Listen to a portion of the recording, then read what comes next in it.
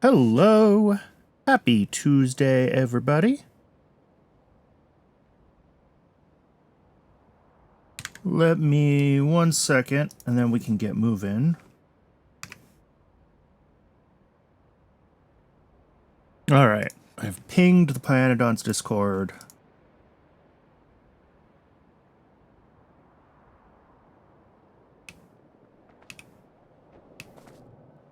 So let's figure out what we're doing today. I want to get blue science going today. That's a thing. That needs to happen. And kind of everything else is working out bottlenecks and figuring out what, what we need to keep cleaning up here.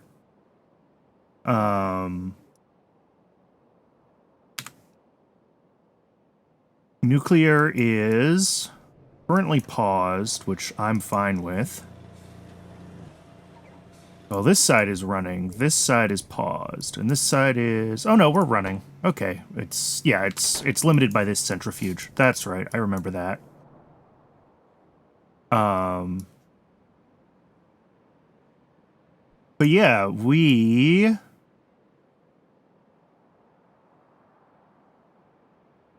If we want to just make blue science happen immediately, like, we could do that. We could build blue science and we could have it start requesting items.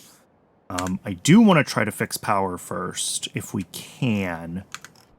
And that is up here. God, everything is blinking so badly. But we gotta have enough of the self-assembly monolayer to get, like, biomass power plants going, steam turbine, and heat exchanger. And if we flip back to YAFC, let me see if we have power. This tab, this is the build, right? So 20 biomass power plants, 5 heat exchangers, and 1 high-pressure steam turbine. And we can bring... I think at this point... Yeah, it's red chips, and it's the self-assembly monolayer. We have a few hundred of the self-assembly monolayer, which might be enough at this point. The question is going to be the red chips. And we do have like 1,000 of those. So it's a big old maybe on whether we've got enough stuff to do the power plant, but I want to try. And I should have gone left instead of right first, but it's too late for that now. We're committed. We're going this way. I'm definitely going to have to sort of manage a little bit the hand feeding that we do to get all of the buildings we need set up for this build, but...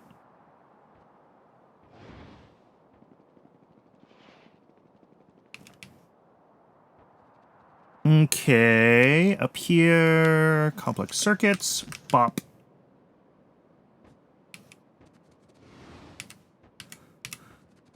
And then around the corner to the left, we will have the self-assembly monolayer material, and hopefully we'll have enough to get... I mean, even if the power plant is only, like, partially assembled, even if we're missing a few buildings, like, we'll definitely be able to...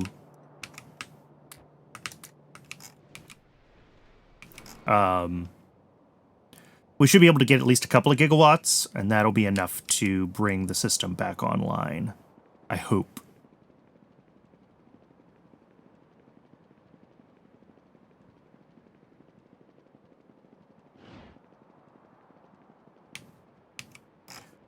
So back up to the mall we go.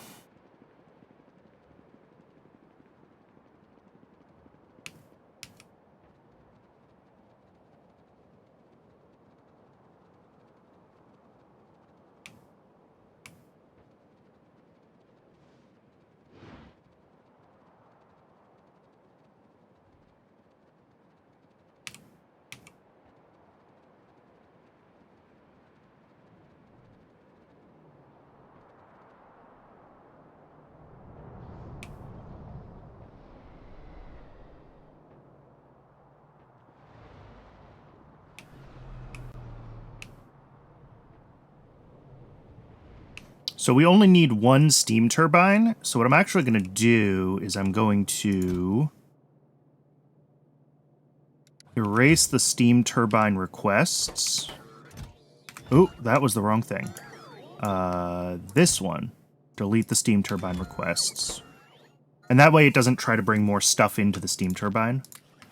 So we will hand feed just one high pressure turbine. And then we'll just take everything out of that.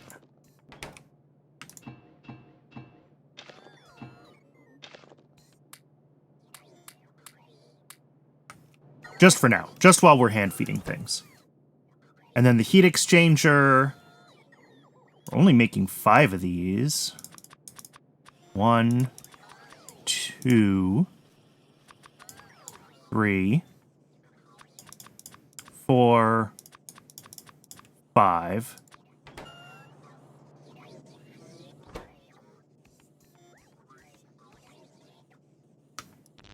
We could drop a stack of complex circuits in there, and I think everything else, this will get automatically fed.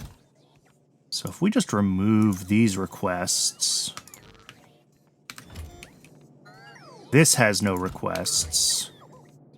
And the only thing that should be requesting any more self-assembly monolayer is going to be this biomass power plant.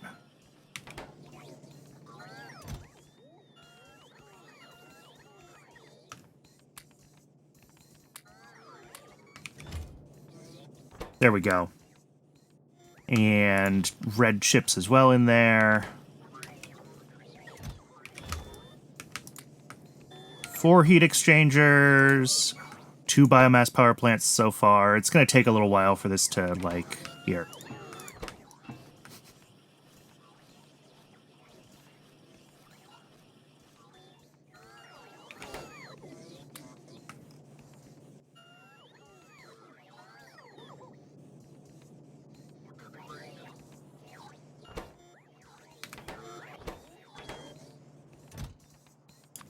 Remove red chips from that one. I'm trying to see what else I have that, like, wants red chips that I want to remove the requests from.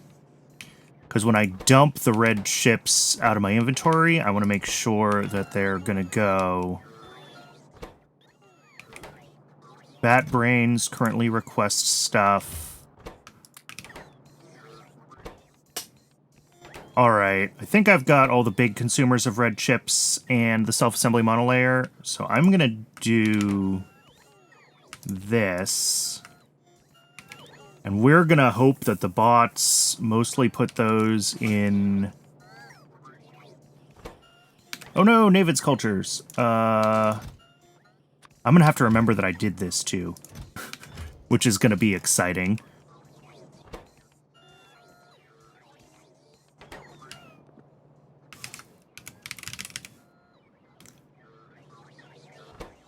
Yeah, and the biomass power plant 1s are just going to get built up and brought over to the biomass power plant 2s. That's fine. So this should be able to make all the rest of these, and I think all of its inputs are... Oh, I'm requesting a mixer. Go away. And I also definitely just accidentally dumped my turbine, which is not ideal. Oh, we got a second one. Never mind.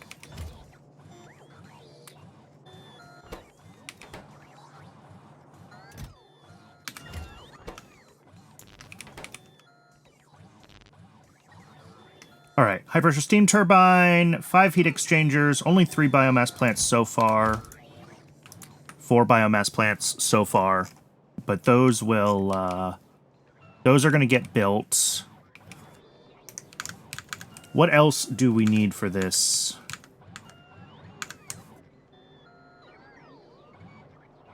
A bunch of wood processing units, a bunch of ball mills. I should just... Oh, and seaweed. Right now we've set it 50 seaweed crop facilities. Yikes.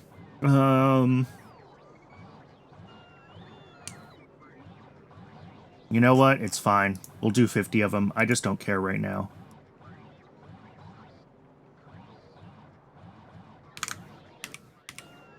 So we'll bring in... Shopping list...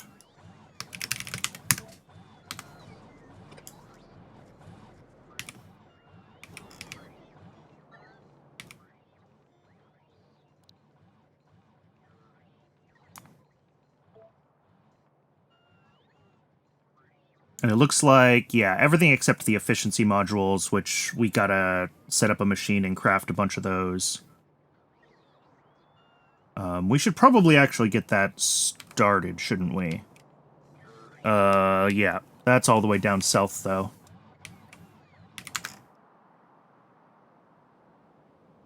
Because we have down here all the, like, bits and pieces to make the modules. Well, no, not brakes. But electronics, control panels, and wherever utility boxes ended up living, utility boxes. So we can just drop an assembler and make a bunch of efficiency modules. All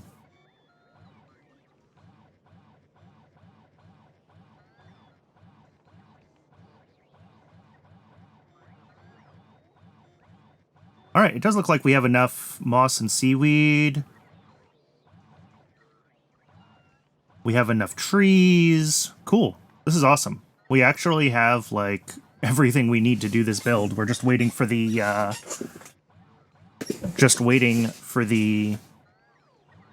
biomass power plants.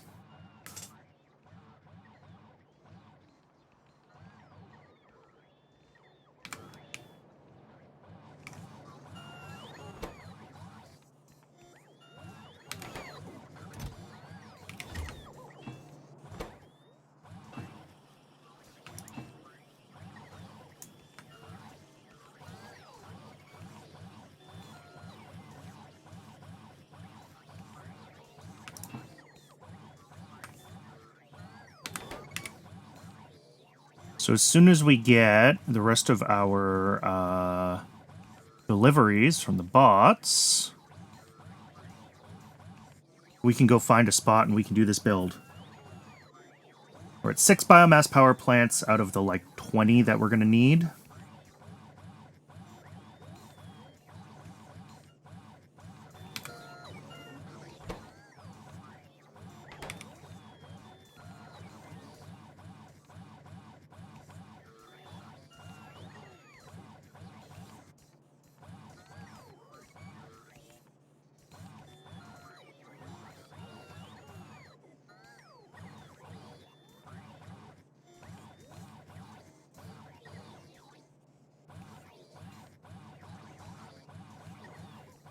There we go. 210 moss.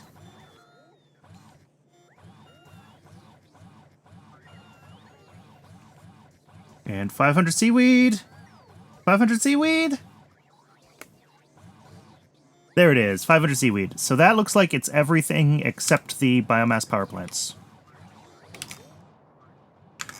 So this is going to end up being a completely, like, different size and shape from the old power plants. We're going to have to kind of redesign it. So I need to pick a spot where this is going to fit and get it built. And I kind of need to decide what spot that's going to be. I'm wondering if I can squeeze it in somewhere.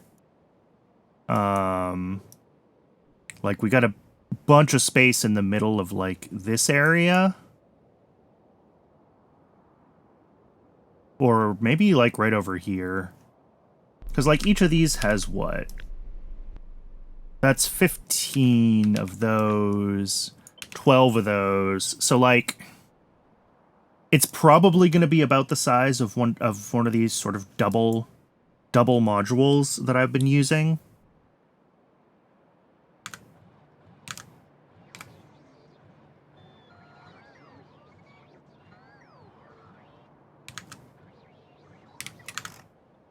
So we might be able to fit it all in, like, right here.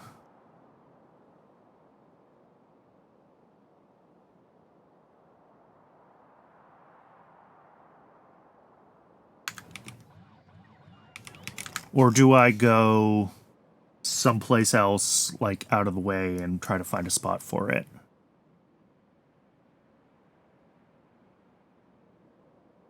You know, like, we've got a corner up here next to this lake that maybe would be a decent spot, because I don't think I'm going to do anything with most of that area. In here, there's a lot of water, so that's less of a good spot.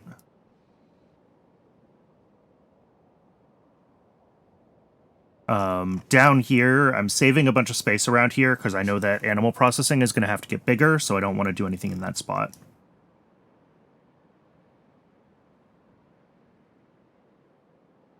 Yeah, in the middle here, maybe.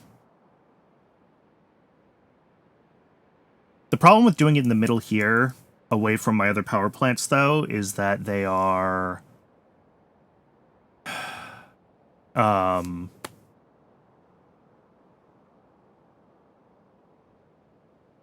It'd be nice to be able to power the power plant off of the same network that I'm powering all my other power off of. Right now, all of the power plants are powered by biomass.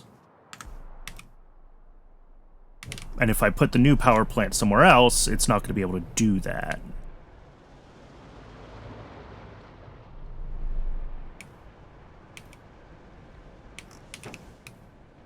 Although I'm also about to run this off of the power plant grid.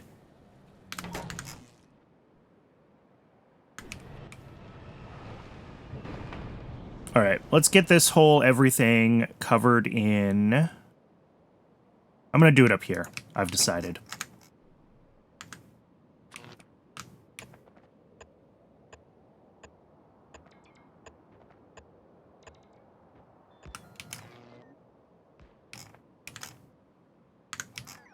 I think we have plenty of space kind of up in this general vicinity. But this is going to be a pretty big build. So keep that in mind.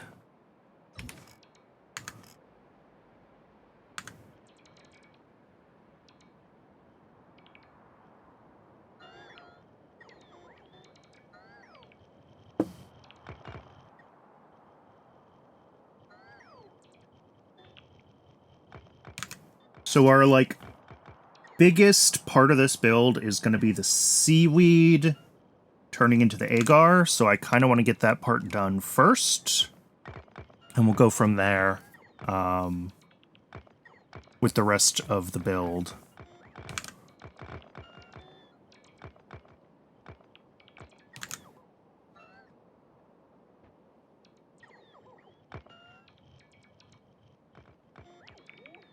Oh, and I need to figure out how much storage I need to convert all of the agar to biocrud, right? So we make 2 a second, and the spoilage time is 300 seconds.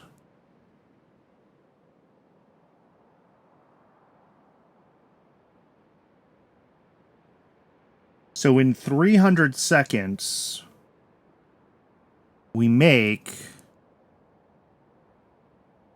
600 of them. Okay, so a single, like, warehouse should be enough. Is if I'm doing my back of the napkin math correctly.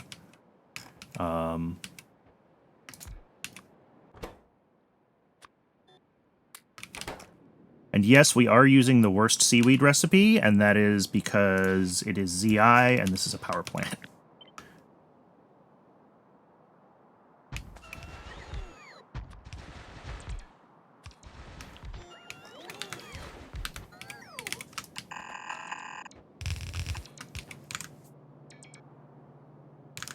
So 5 of those feeds 1 high-pressure furnace.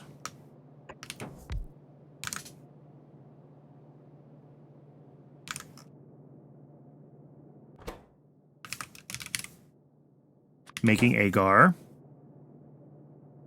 There's 1 a second, and then 0.2 a second out. And then we're going to have, like, 10 of these modules.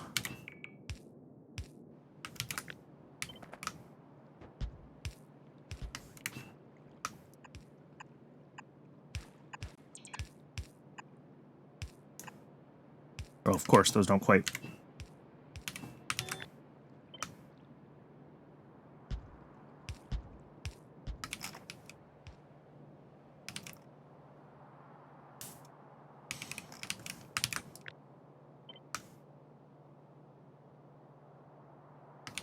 And I should also figure out power.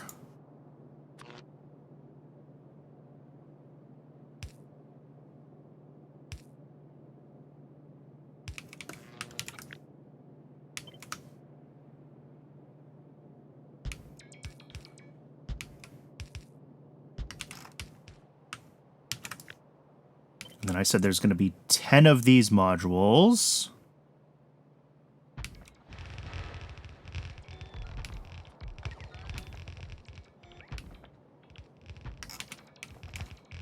And let's actually take this whole thing away. We're going to move it. Wish I could zoom out further. We're going to put this here. And we're going to flip the whole thing horizontally here.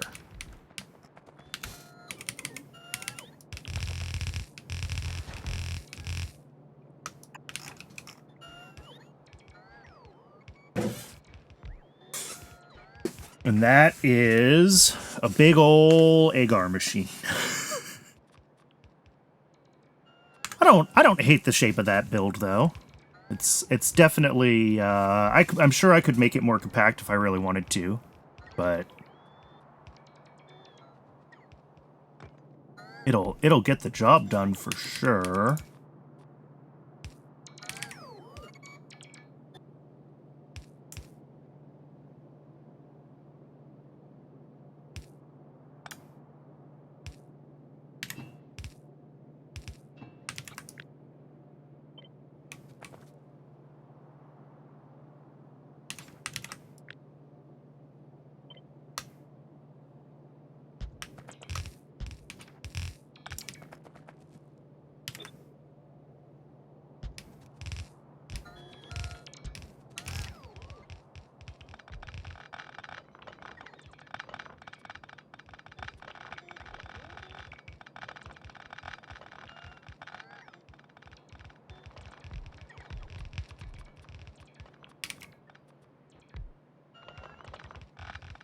We're probably going to have to go back to the mall and grab some more inserters or belts or pipes or something at some point. But for now... How much water does this take, by the way? Only 200 a second for the...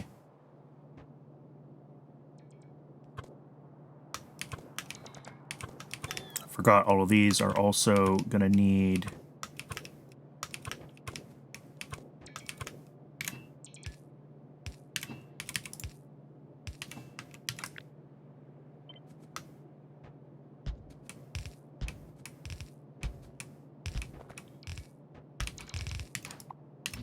And it is 4 boilers for this whole system. Is that the only thing the steam goes to, is the agar? Yes. So 4 boilers. Here,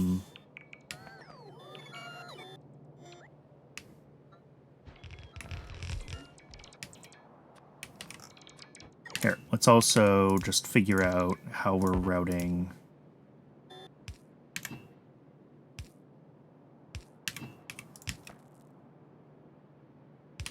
Did I do my math wrong on... I did. What did I do? 1, 2, 3, 4, 5. Oh, I made 6 rows. It should be 5 rows. Goodbye.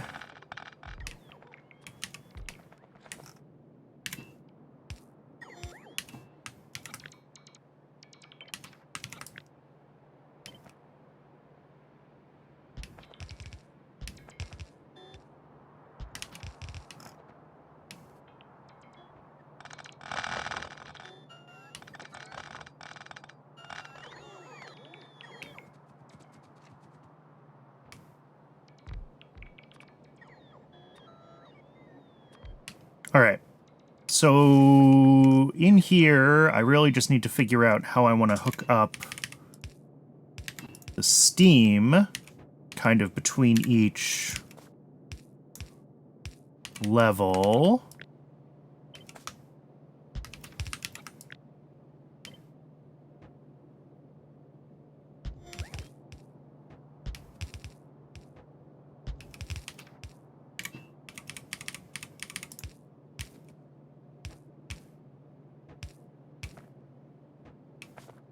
cool. And then we have 4 of those.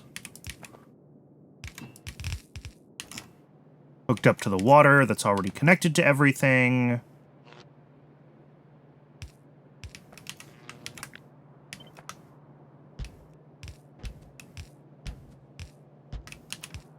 Make sure that everything is going to be on the same power grid as well.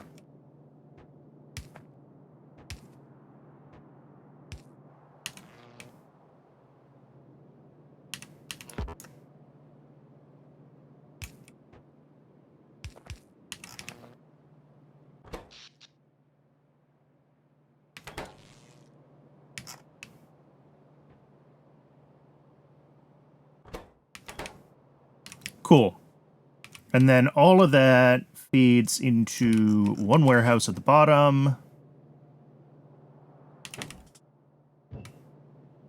Feeds into one deposit at the bottom, because a deposit is an odd size. And that's literally the only reason we're doing that. Because it keeps the symmetry on our one-centered design here. Let's see. Our water, we need actually 2 water pumps. Wow.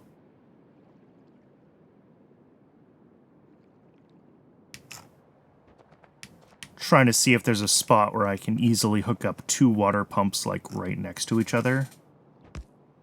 Like here.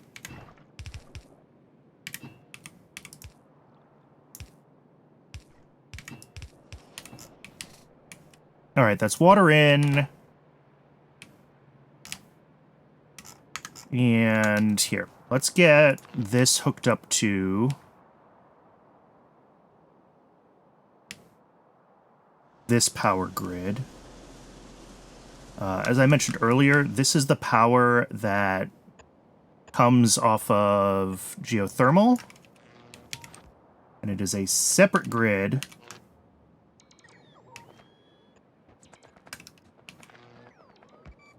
Separate grid, I said. From, nope, that's not hooked up to anything.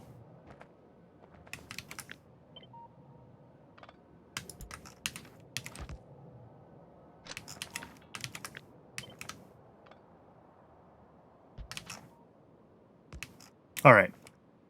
That should be just running, yes, all of our other power plants. That is what we want.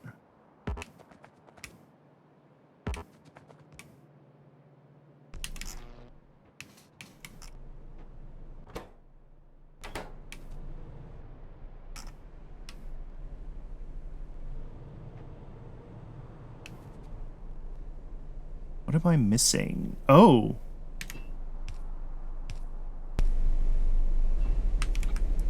That was some sort of copy and paste error. Oh, I probably didn't force build.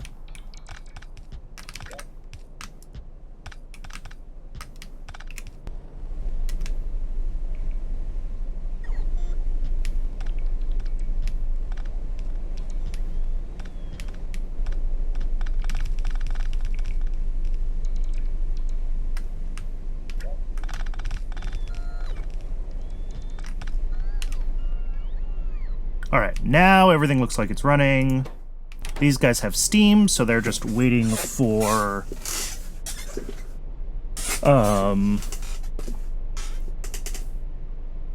waiting for the seaweed to come in. And then that will fill up this deposit. And then the output of that deposit is going to be filtered to biocrud.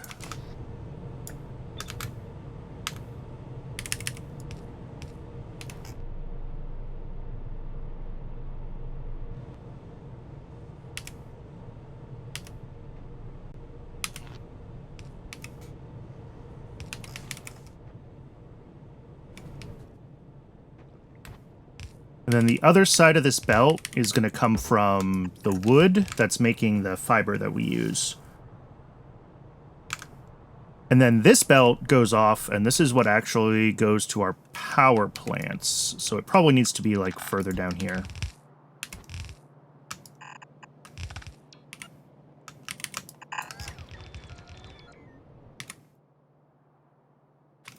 So we're going to have 20 of these guys, which is a lot. Hot molten salt at 2000 C. Yep.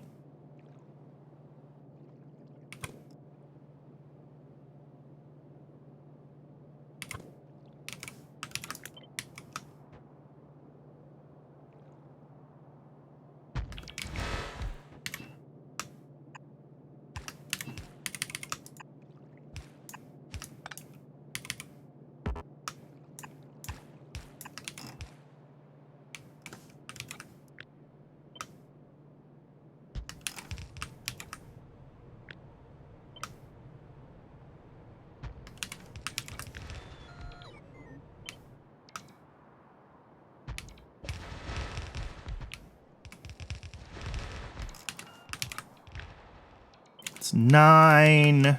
So one more.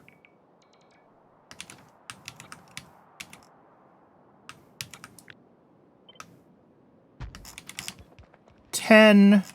And then that whole thing. Oh, let's get input inserters in before I go totally crazy there. 10 of those is pulling a grand total of 6.75 items across all 20 of them. So that's like 0.3 for each one.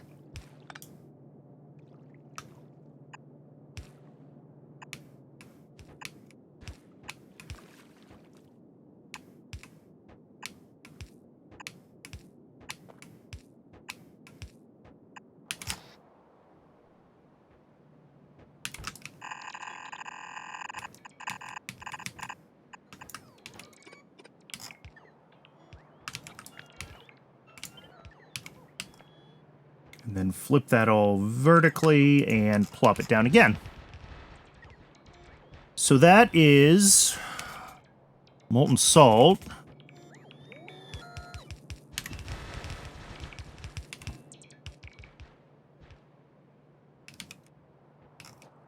Oh, we're out of underground pipes. We're going to have to get more underground pipes. Cool.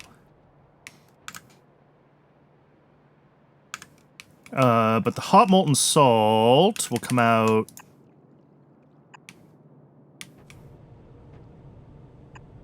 Yeah, it just reaches. Love to see it. Okay.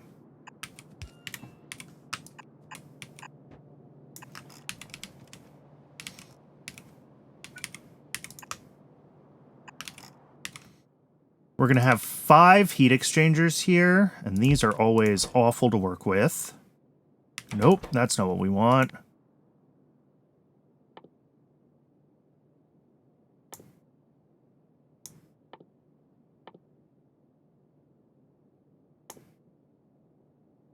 Pressurized water, pressurized steam at 2K from... Yeah, here. So this is going to be hot molten salt.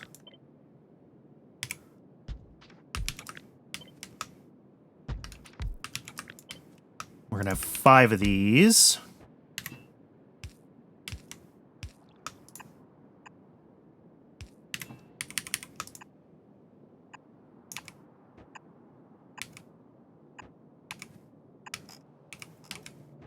The molten salt input will be...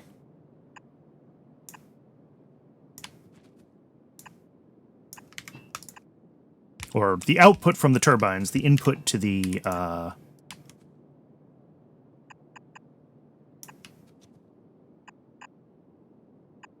to the actual biomass power plants. Why do I only have 4 of those? Bots? Oh, am I out of landfill too? I'm out of landfill too. Okay, we're gonna have to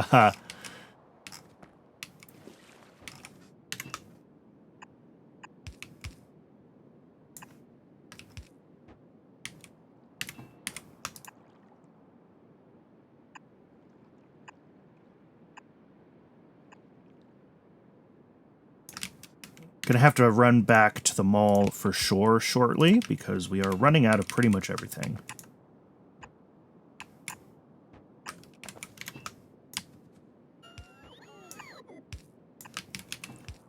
The pressurized water for this is 3 pressure pumps. Wow.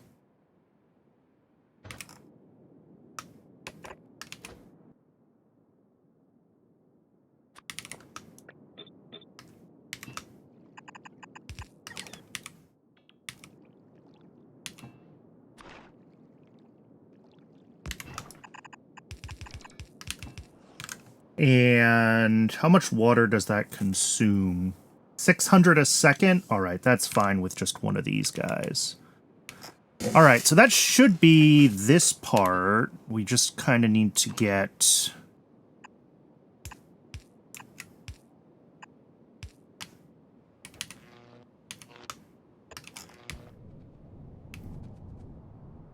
Oh, excellent. We're already starting to get biocrud feeding down here.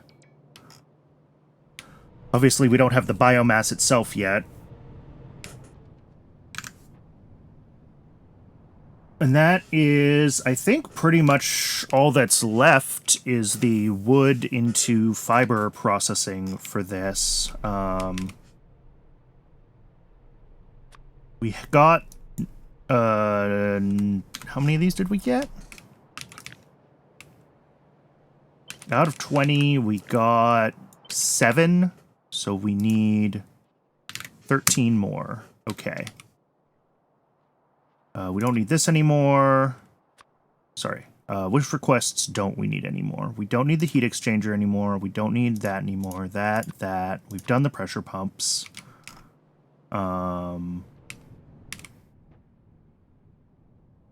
We don't need the seaweed or the seaweed thingies. And I think everything else we have yet to build... oh, we put down some of the high-pressure furnaces. 10 of those. So we want that to be... Well, we have those, so that's fine. Really, I can remove, I think, all of these. I can't remove the moss request, or I think the tree request. And maybe the moondrop. Anything that's in auto trash, I have to keep the request around for. That should be good enough for now. Oop. Some stuff that I...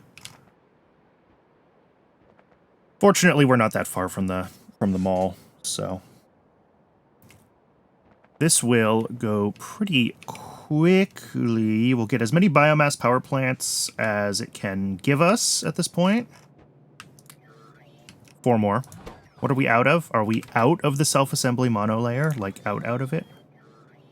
That wouldn't surprise me. If we still need several hundred more of that. Yes, the only place it exists is in its own warehouse at this point. So for us to get another, yeah, 40 each for these, it doesn't last very long. We're also waiting for pipes and landfill.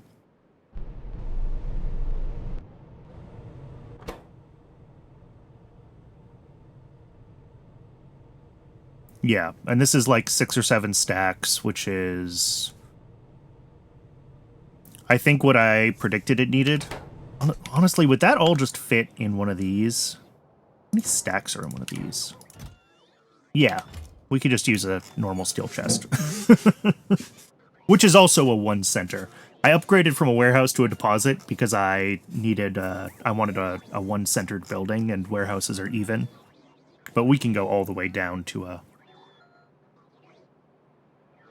just a steel chest, I think. Alright, the big thing we're waiting on is underground belts. Or underground pipes, rather. We're going to need a lot more of those, because we still have trees to do, and we still have moss to do.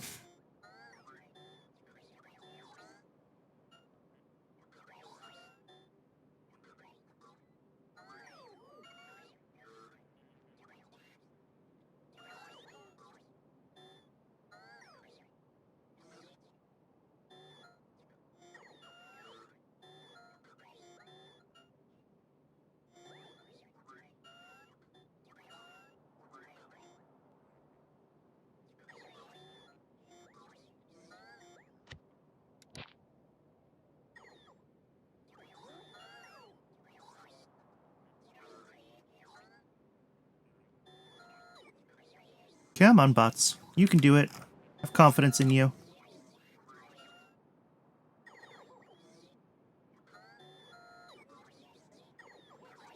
We're at what? 260.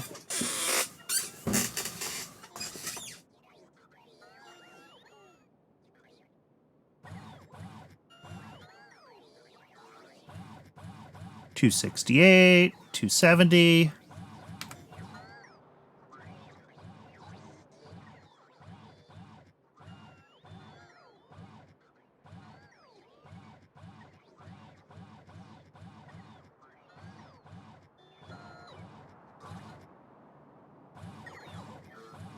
I think the ones that are delivering to me at this point ended up sent to like weird random charging stations and are just taking a while to get back to me. So I might give up on that delivery. We don't get these last 3 in just a couple of seconds. We will move on with our lives. All right. Yep, let's move on with our lives. Let's just get up there and get this build done.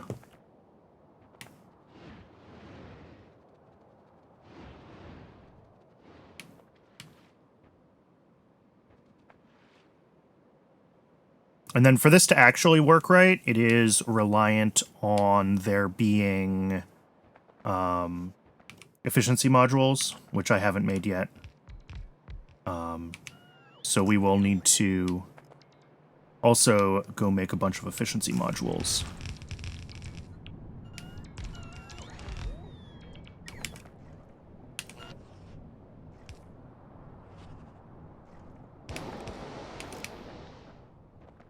All right, the other half of this input here, this is going to be fed fiber.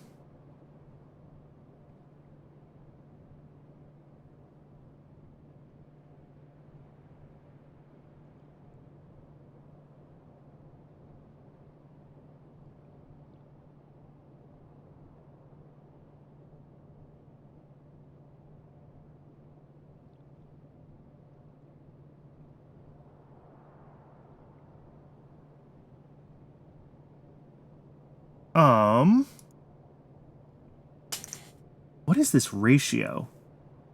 3.34, 4.46.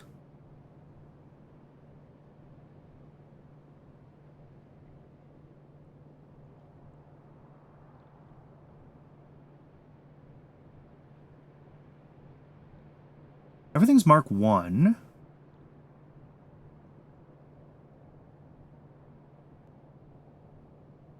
Muddy sludge, ash, CO2. That's the same recipe I'm using here, right?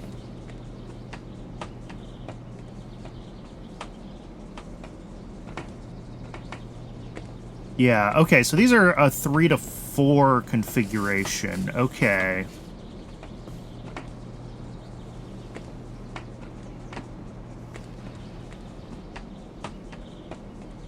And it looks like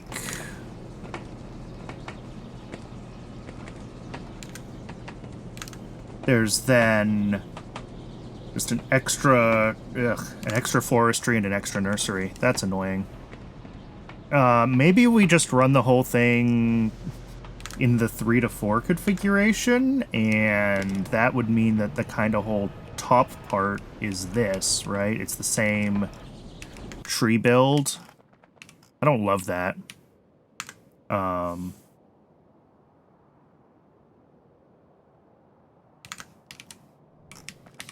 Anyway, let's get our ball mills here.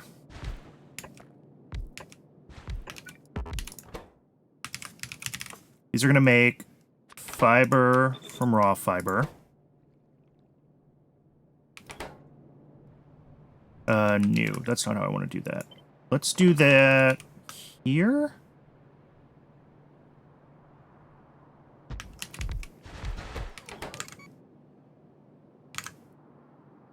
So each of these outputs 2.2 items a second.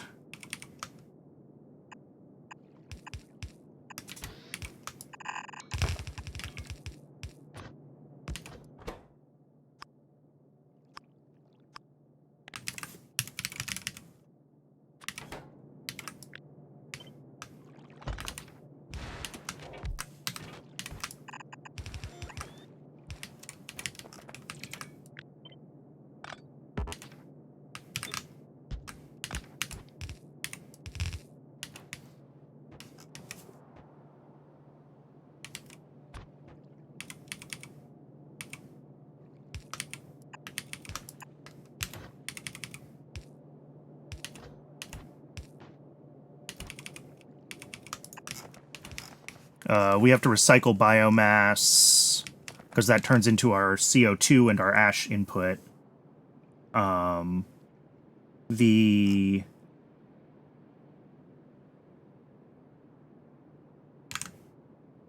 input of this is... These ones can be these guys because we have a stack size now. Output ones I don't trust doing that with because there's two different items in the output, but for input, where it is two of the same item, because these have a hand size, I think we can just use one yellow for 2 items a second now, which is a delight.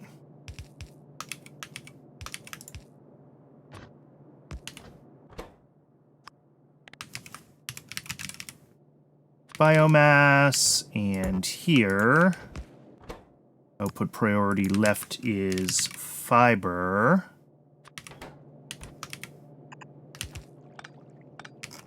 All right, so that's that part. And then before that, we have 18 wood processing units. Yikes.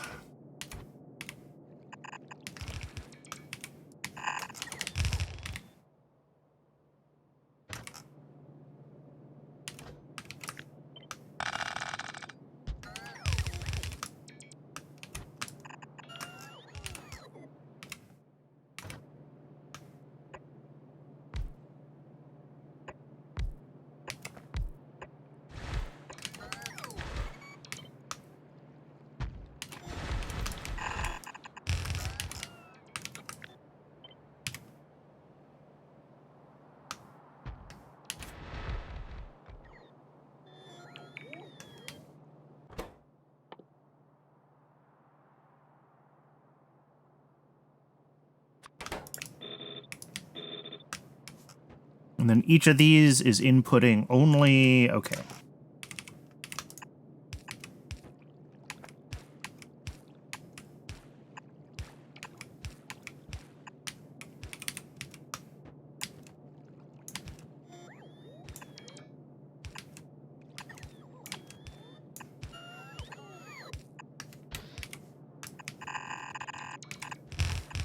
And that belt is backwards. We'll turn it around.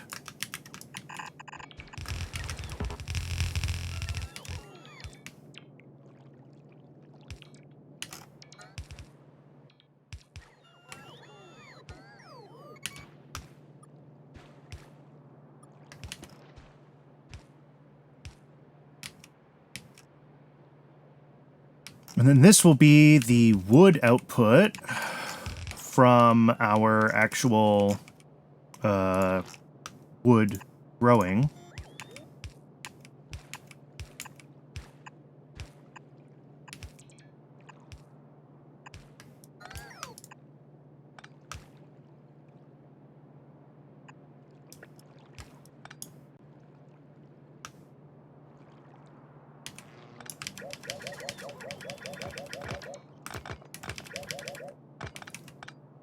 Play around with that a little bit more.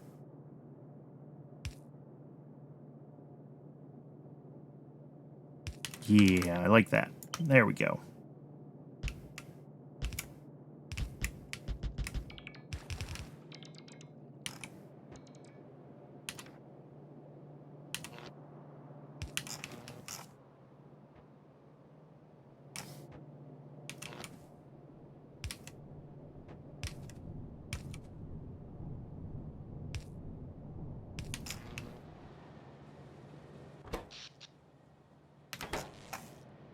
And then we'll want to make sure that we're not overloading our geothermal power when we turn all this on, of course.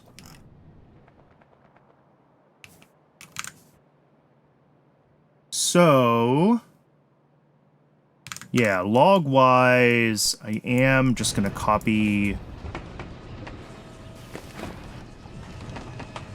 like, this part.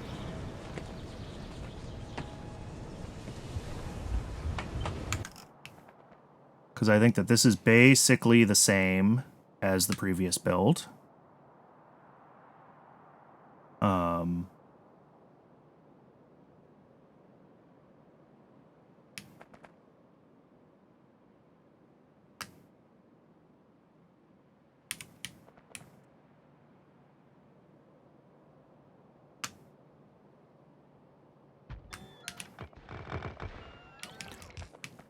And then we will have one more set of these guys.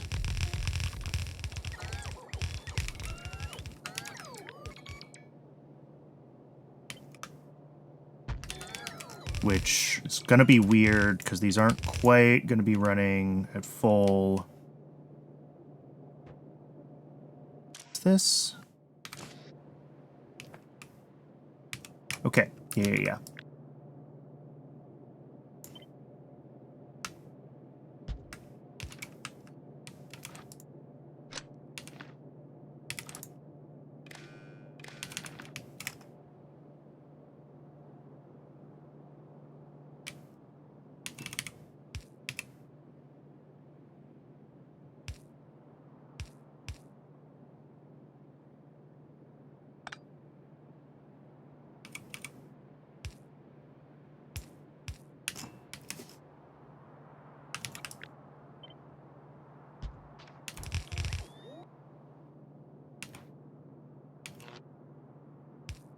All right, I think that's correct. Hopefully this won't cycle too many seeds around, because this is not properly ratioed. Oh, that machine is no longer going to be a... Yeah, I need to... change this out for an automated factory. Which... Yeah, we can put that here. Basically, all of this moves right over, like, here.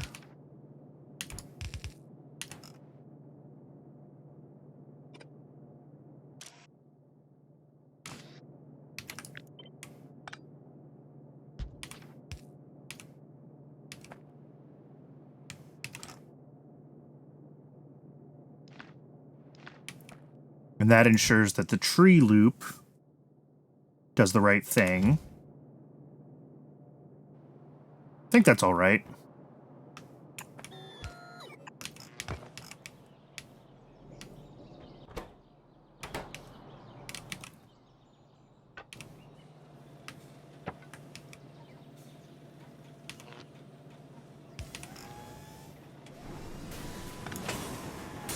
We'll go ahead and we'll let this start to make some seeds.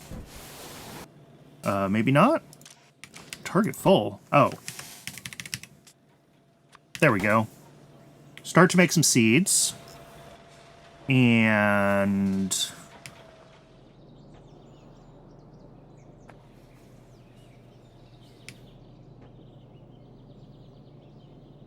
I think I missed part of... Yeah.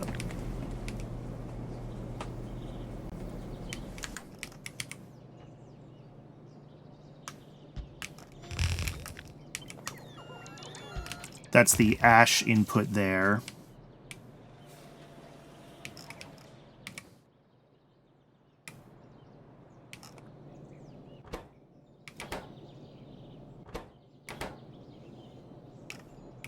So yeah, these guys are all going to start grabbing seeds. That's fine.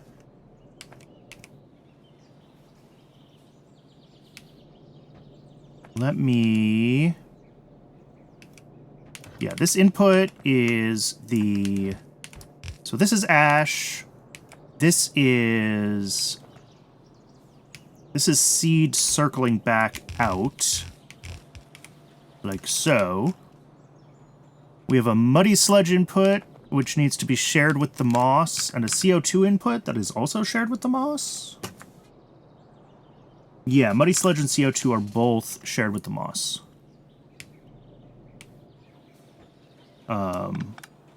So we will need to get them correctly routed.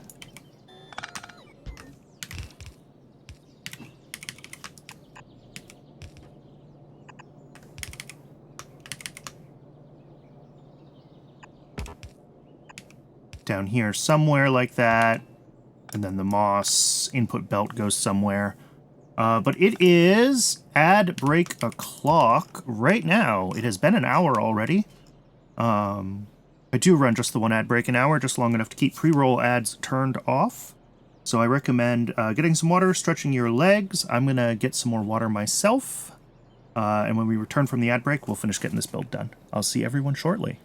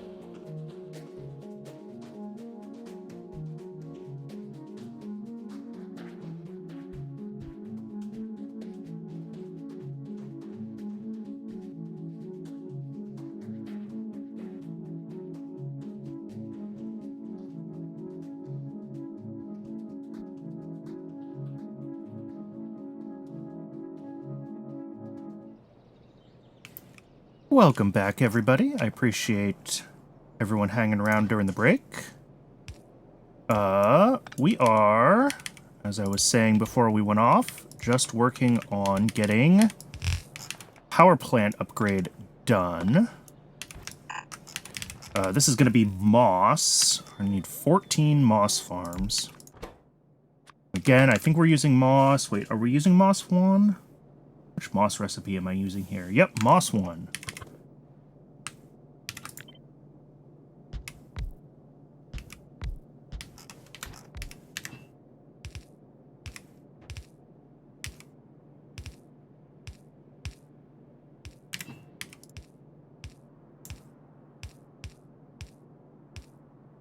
Which of these is CO2 and which is muddy sludge? CO2 is the outer one, alright.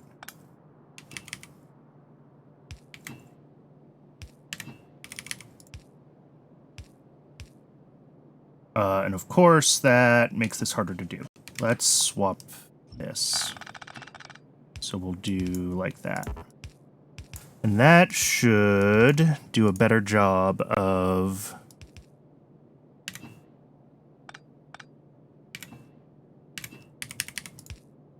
Because then that comes in like that and like that. Yeah.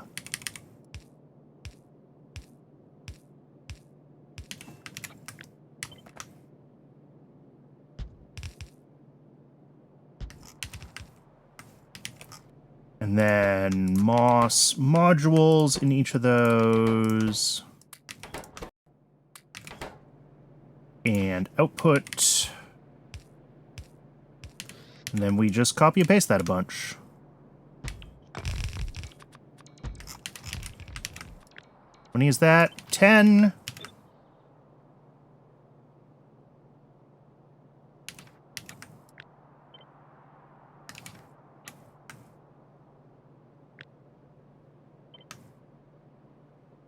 $14.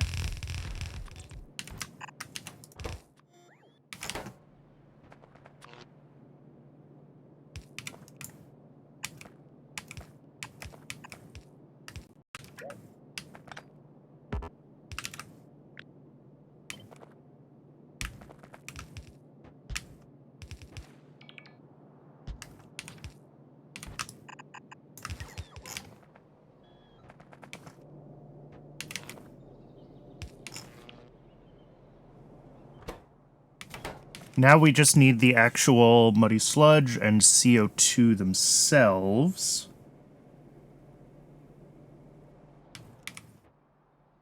So the CO2, let's see, up here somewhere we have a belt that's going to be biomass. Yeah. So we got to loop this biomass belt around.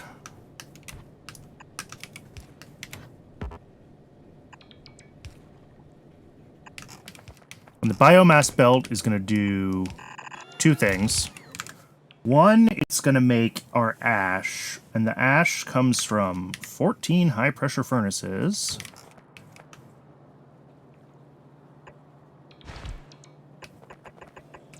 Whoops, that is too close on that side.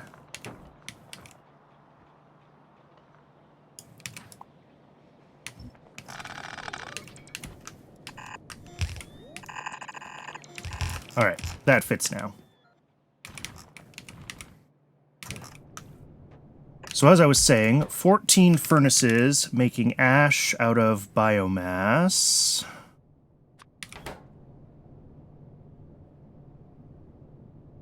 .5 in, 0.5 out. All right. Bop, bop. Electricity.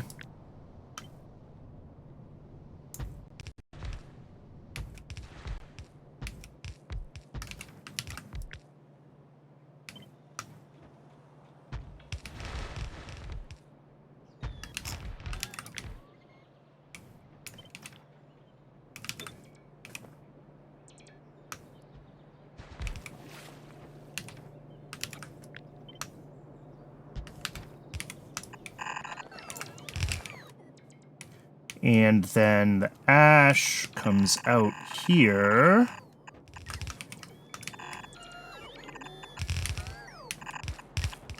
There we go. So that's our ash. And then the other...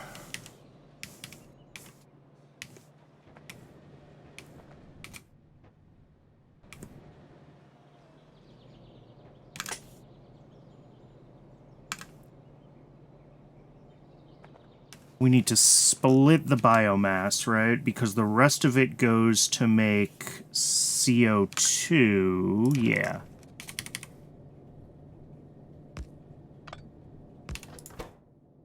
So we prioritize the biomass that comes to these guys. But then we also have a little bit that comes out, and the overflow biomass goes to CO2.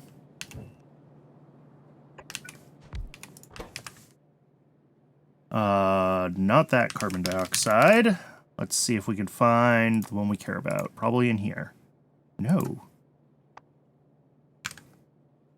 What is that recipe called? Extract CO2. Oh, it is called extract CO2 from organics, not carbon dioxide. That's why I can't find it. Okay.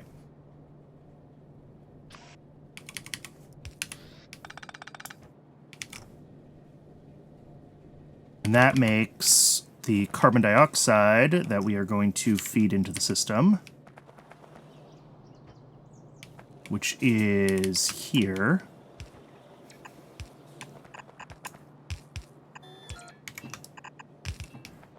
And then we have to top up this carbon dioxide, which is what I have a moondrop thing for.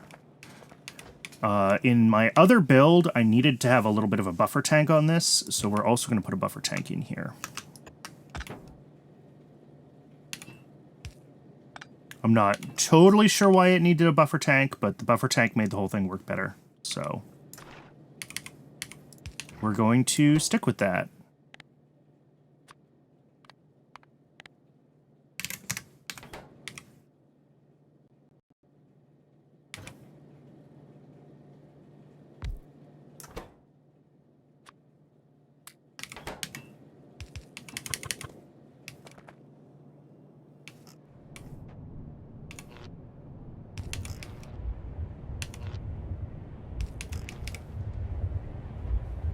Cool.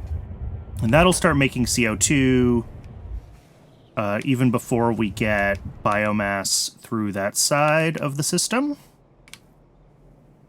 And we should see these guys starting to get their carbon dioxide. Yes. So that just leaves the muddy sludge. And for muddy sludge, we have, what? 6 washers and 7 soil extractors. What an awful ratio. All right. And these just have to be anywhere, yeah.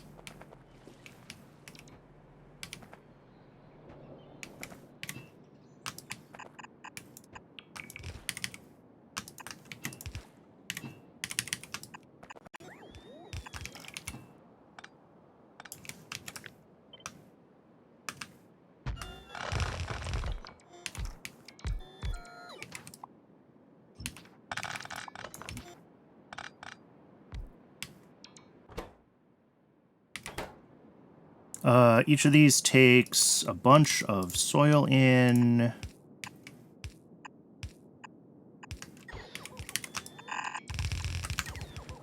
Wait, how much is that? Okay, it's only 12.5 soil a second. So we are not overloading a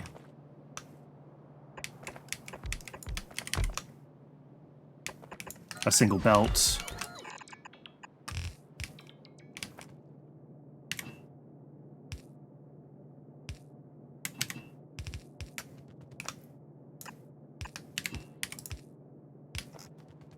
All right, and all of this uses like 700 water a second, so that's fine. That's just one pump.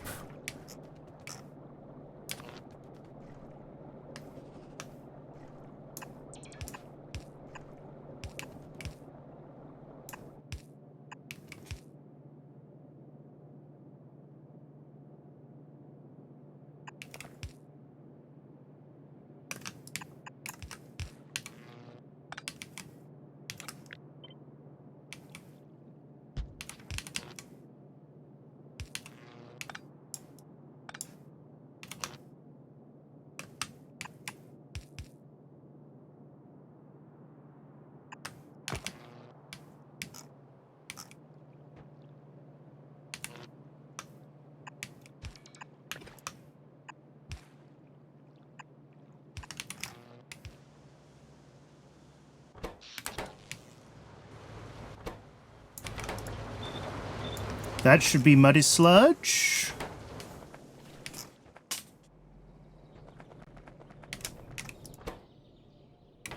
So I think then... these guys didn't get hooked up to water yet. Let me figure that out.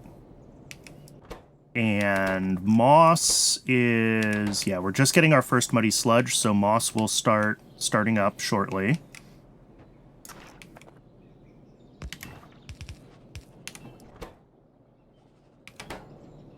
And then I think the only thing we're really waiting for at this point is...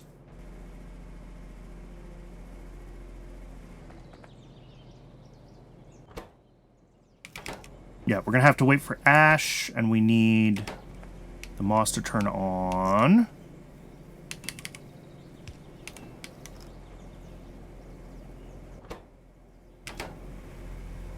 Cool. Moss is turning on, and for ash, I'm going to do this. We're going to bootstrap this whole thing by grabbing a bunch of logs. And we can do something like...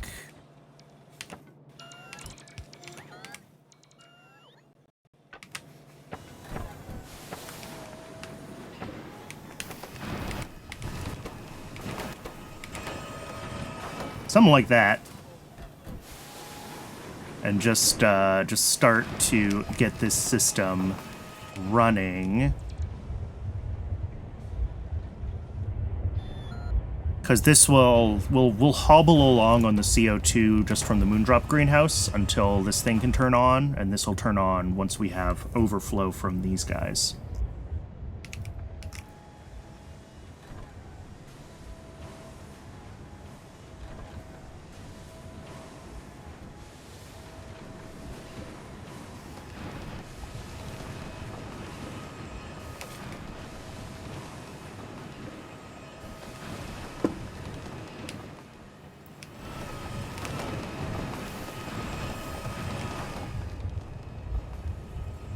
And then I do see our first fiber coming through.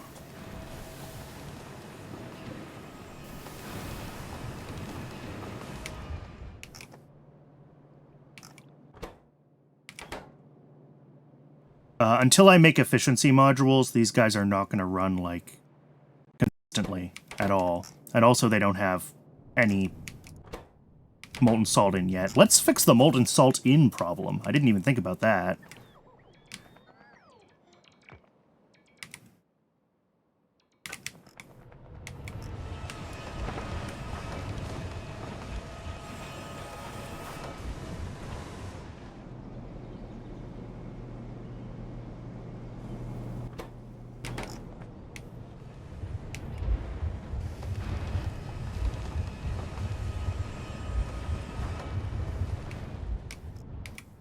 I'm probably going to need more undergrounds.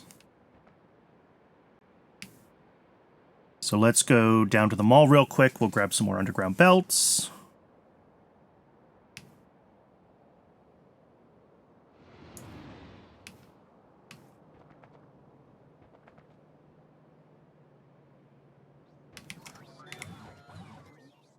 But we don't need those, we don't need those, we don't need those, we don't need anything anymore, actually.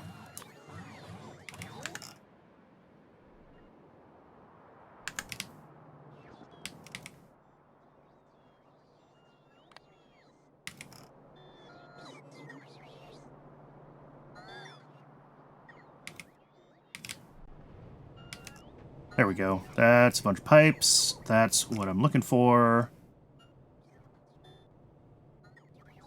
Alright, that's a couple hundred pipes. Hopefully that's enough. Because we just have to shove molten salt over into that system.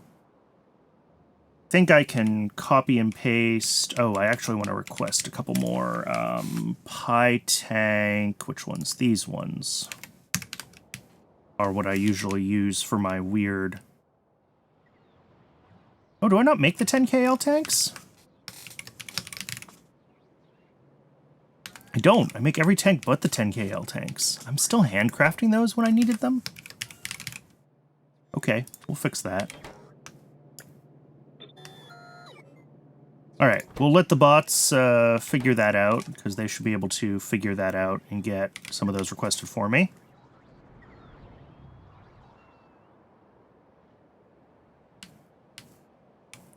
But if we head up here, you can see what I'm going to need those for, which is, let me see if I can find a version of this. I guess it's all copied and pasted, so it's going to be identical everywhere, huh? Yeah, it is. Okay. But we've got 90% top up, 95% overflow, 95% overflow, 90%. Okay, these are the same. And then this pump is not hooked up. Do I have one of these that still has the combinator? Yeah, that's the combinator. That's what I care about. Okay, let's copy, like... You know what? We'll copy all this and we'll clean it up. And then I need to just run the molten salt over to this system. Which... yeah, here-ish.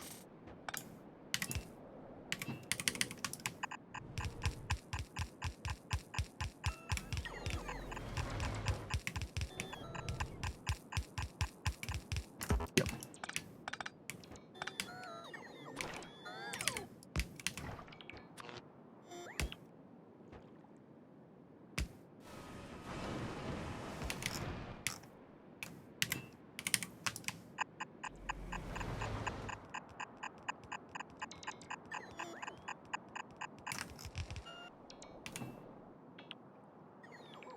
Pipeline extent 298 out of 320.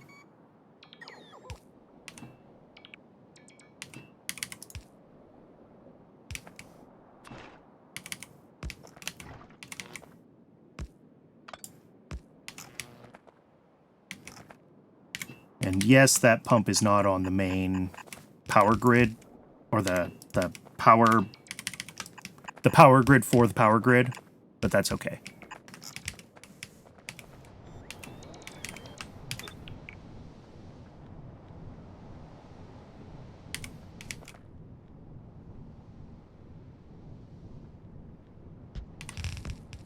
So what we have here, or what we need to have, is one tank that's on the...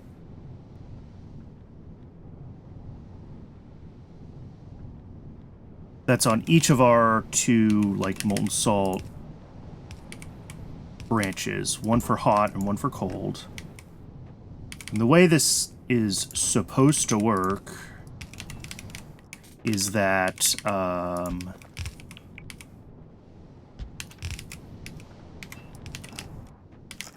we want... yeah, if either of them is... I like that it actually managed to connect that far for that. That's impressive. We output a check if either of them is below... no, if both of them are below a certain threshold.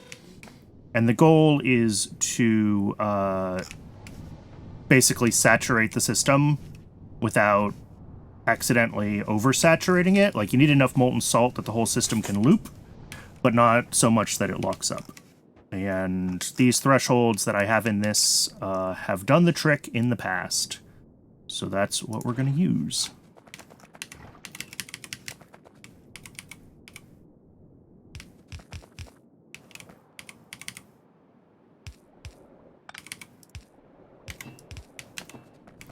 And a pump.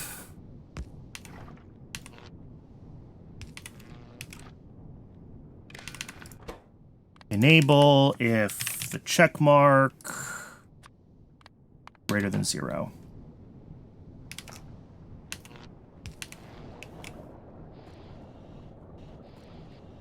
Except this is just going to constantly run right now.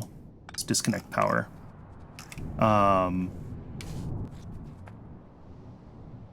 This is going to constantly run because these tanks don't exist, so it can't actually, like, stop them from running. Yeah, these guys don't have enough ash yet. So we're going to do, like, more of this.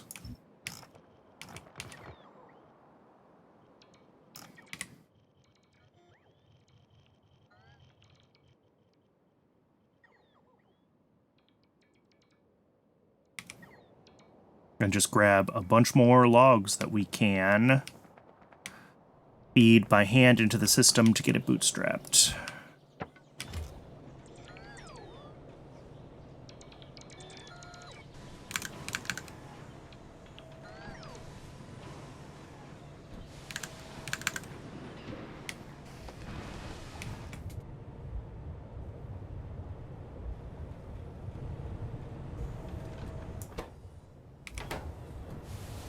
Oh, there's plenty of biomass here. Why is this stopped? Oh, I never made the... Oops. I need a outfall.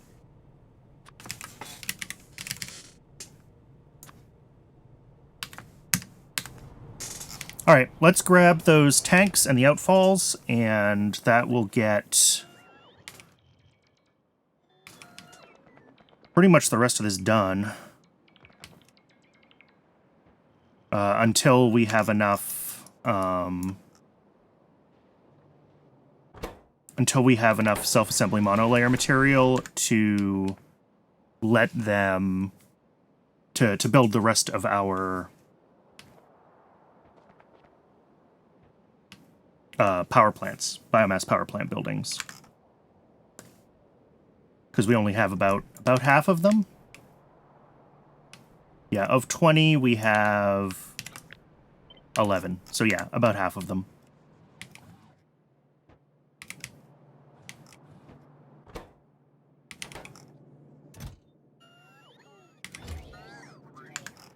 That's interesting that that's not getting pipes delivered. Oh, there's just no iron.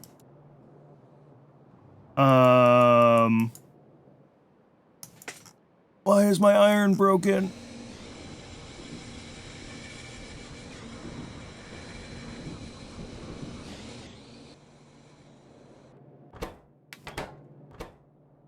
Oh. Yeah, okay. That's unfortunate. I think we saw this last week, that our hot air was not doing fantastically. And it turns out our hot air is not doing fantastically.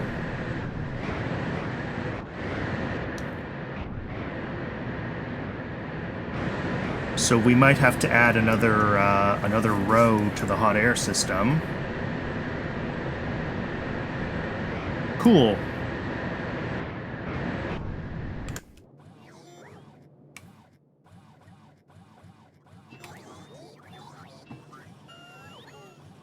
One of my hot air consumers is much larger than the others, is it?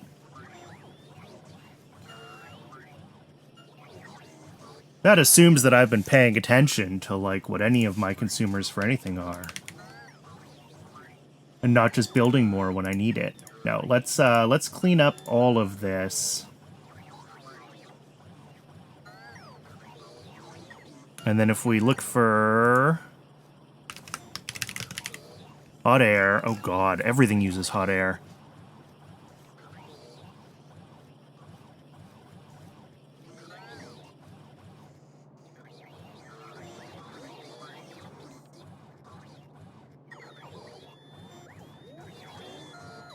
So far, not the big one. So far, not the big one.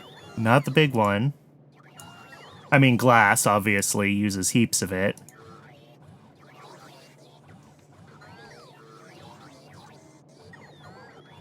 That's production, iron, lead.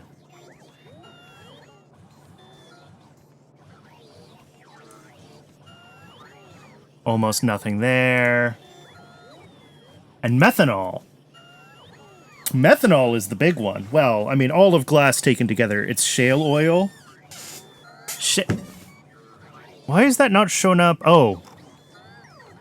Oh my goodness, yes. Why did I decide on this recipe for subcritical water? Was this just laziness? I was like, oh, I'll just throw hot air at it instead of biomass and move on with my life.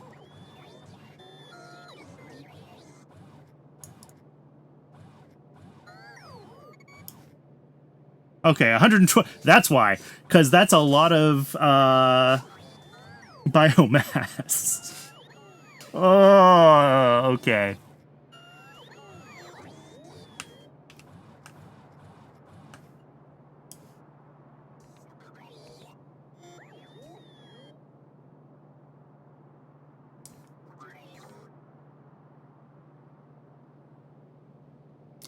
Yeah.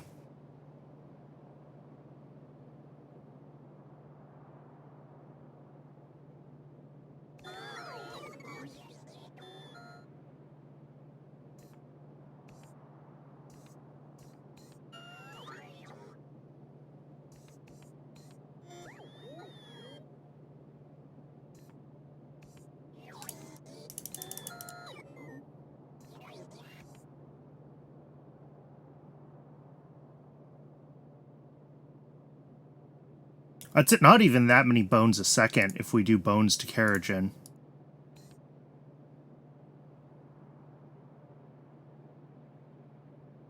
I think I saw that recipe and I just, like, dismissed it out of hand.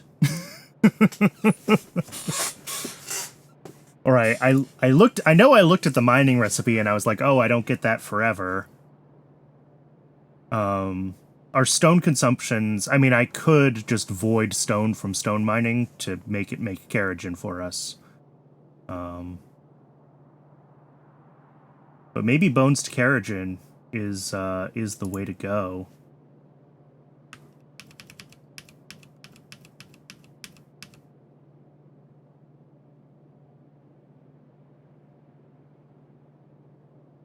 Because we do still have... I made the Keragen to shale oil build, right? It just doesn't get used because it never gets Keragen.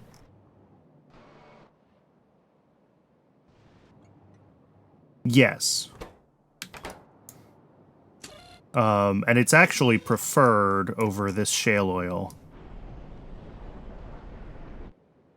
So if I did set up bones to Keragen, that would... that should at least temporarily solve the hot air problem. Okay.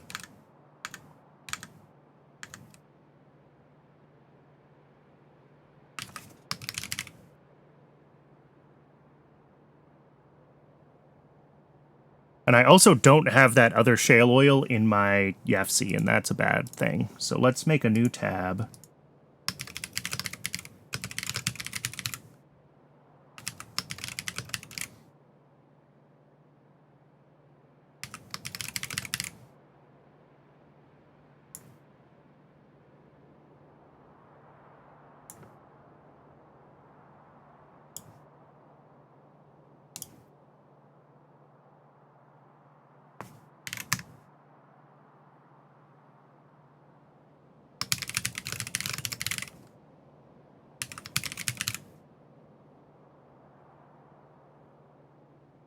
I'm not sure why I dismissed this out of hand, because it's not like I'm using bones for anything, like, critical, right?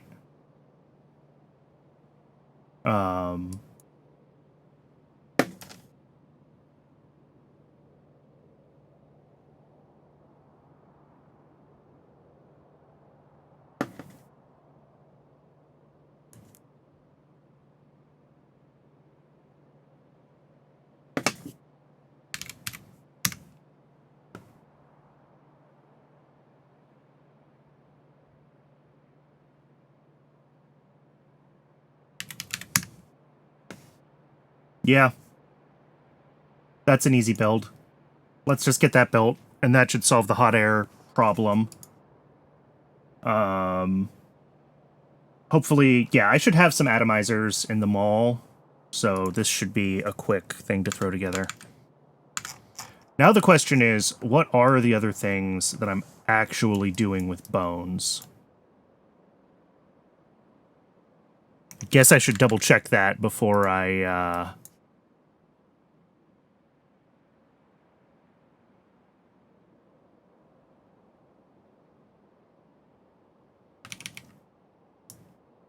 I wish Control W worked in YAFC and I could just close my tabs with keyboard shortcut.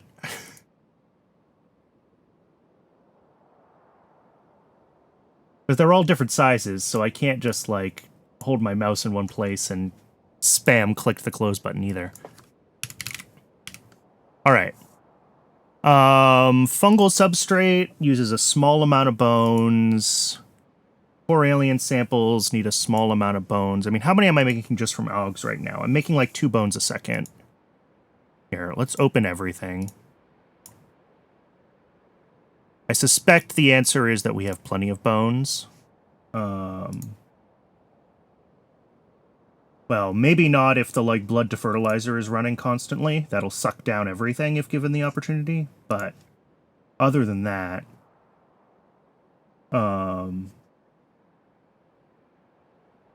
yeah, like 3 point something bones a second.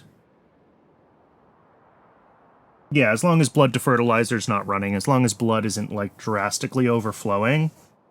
And blood to fertilizer only runs if, like, blood to urea and then urea to ammonia is also, like, completely backed up. So that should rarely run, which means we should have plenty of bones.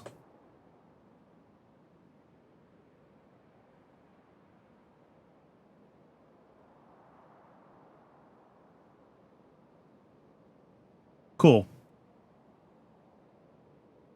So let's grab these atomizers and let's get that set up.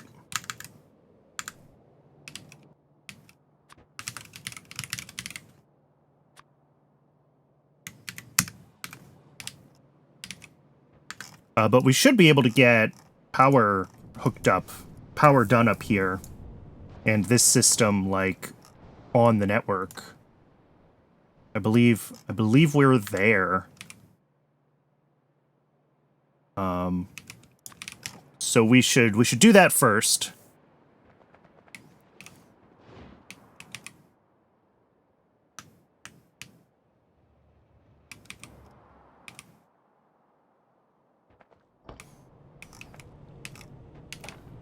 Oh, I didn't hook up the output pipes for these at all. I'm just that awesome.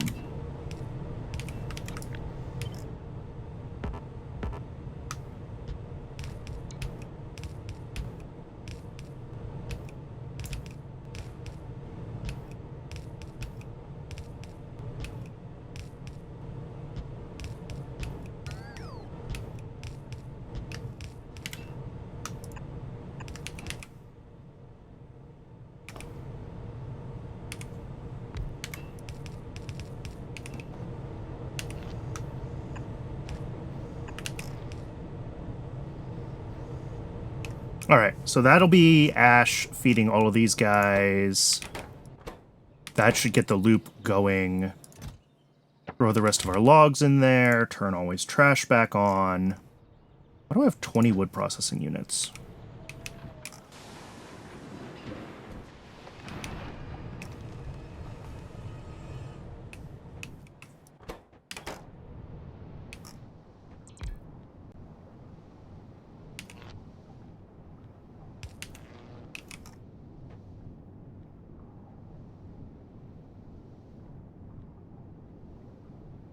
Yeah, okay. So the hot molten salt is fully backed up right now because I didn't ever hook up the steam output.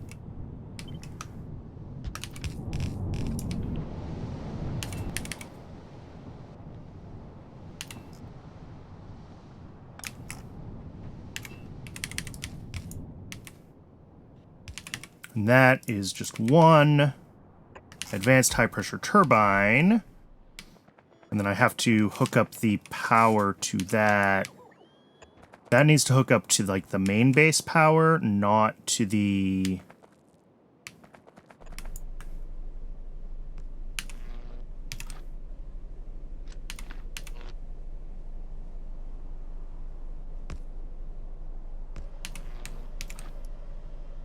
Not there. Not there. Not there. Okay. There we go! 20 gigawatts. And if I double check, make sure the power grids aren't crossed. They're not. Pulling a few hundred megawatts there. Awesome.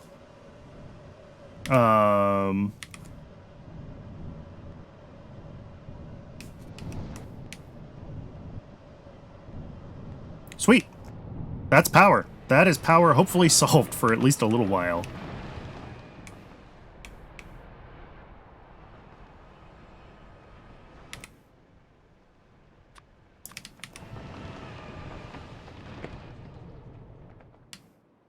Did I ever actually put that in here? No. And we probably don't actually need more hot air if we're going to fix our shale oil source.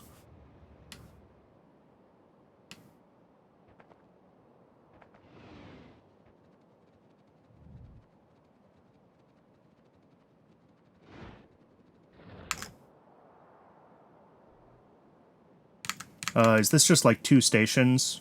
Yes.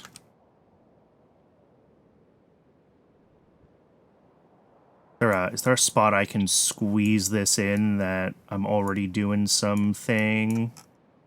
We got some space down here, near like skin to lead and iron plate, iron oxide. Yeah, that'll work.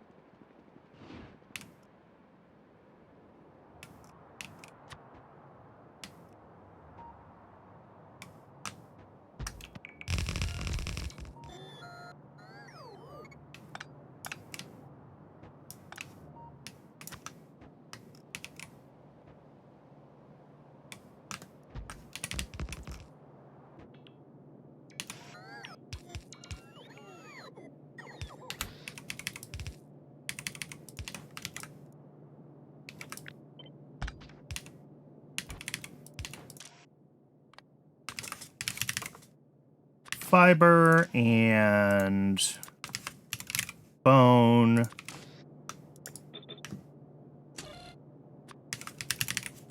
Fiber and bone.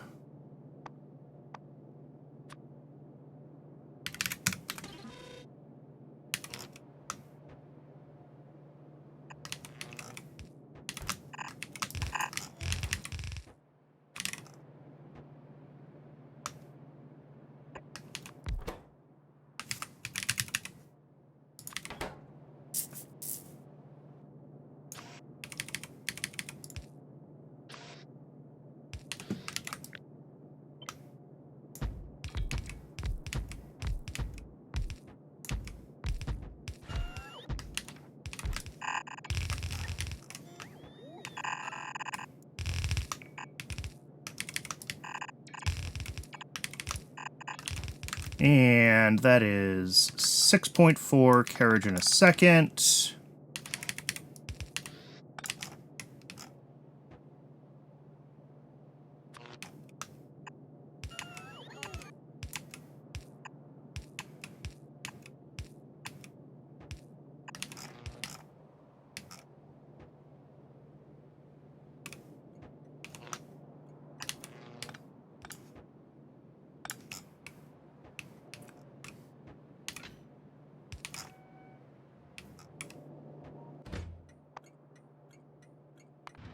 Sweet.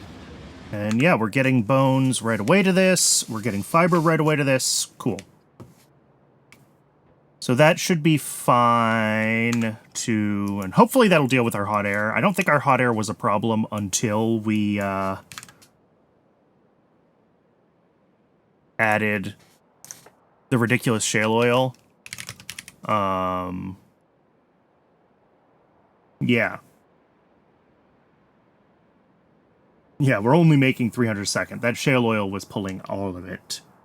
So until we end up needing more shale oil, then we can produce this way.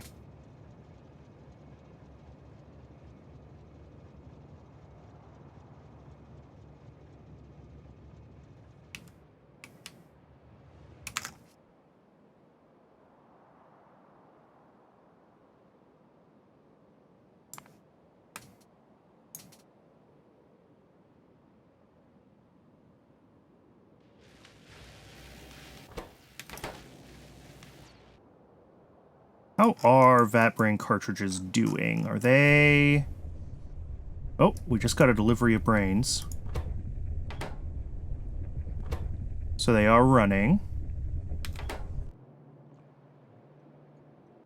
Oh, we're really close to our first delivery of those up to science. Cool! We're about to start getting prod on science. That is excellent.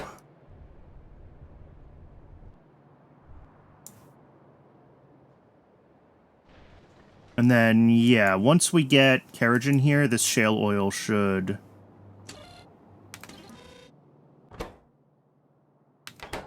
Oh, this got some shale oil. This is back. This is fully saturated.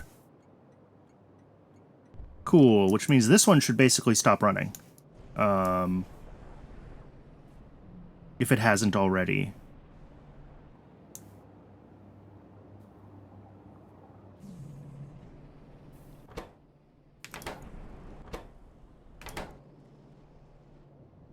It's going to take a little while for this to...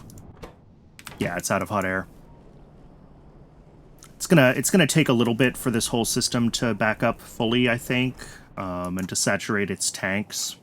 But since we do have shale oil over here, it'll balance out. I'm not gonna mess with things. I will leave it to back up on its own, and then for hot air to like figure itself out.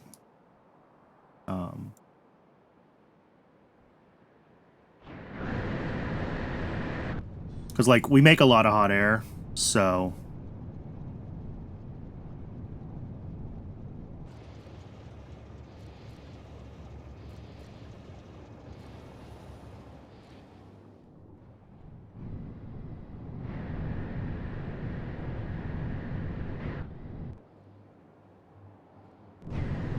It'll figure itself out.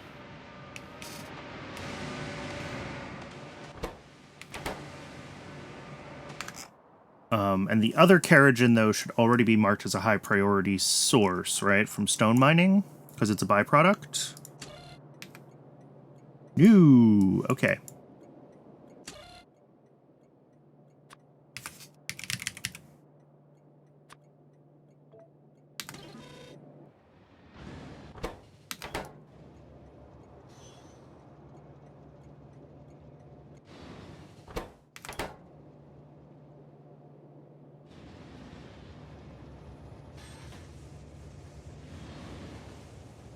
Probably because our metals are halting due to the due to the hot air being limited right now. We're mining a lot more stone, which means we're pushing through more Carrigan as well. So in some ways, it's self-balancing. It's just self-balancing in the worst possible, like, in the worst possible way.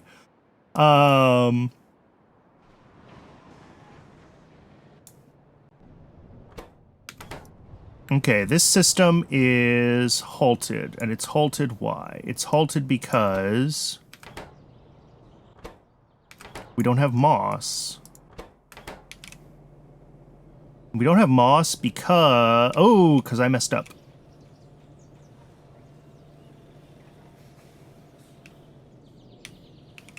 I'm not sure how I achieved messing that up, but somehow I flipped one side of one of the belts when I was doing something in there.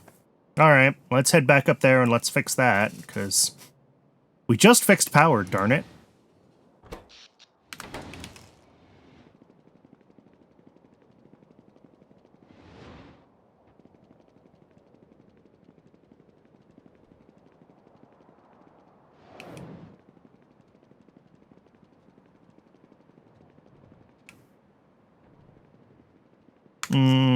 Where am I going? This way.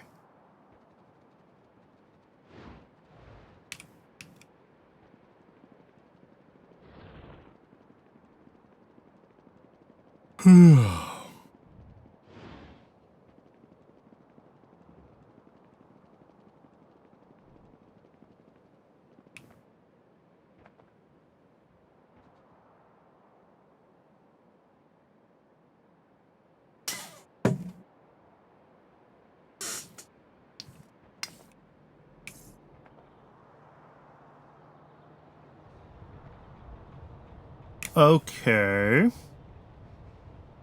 What did I say was broken? Oh, the seed routing. Yes.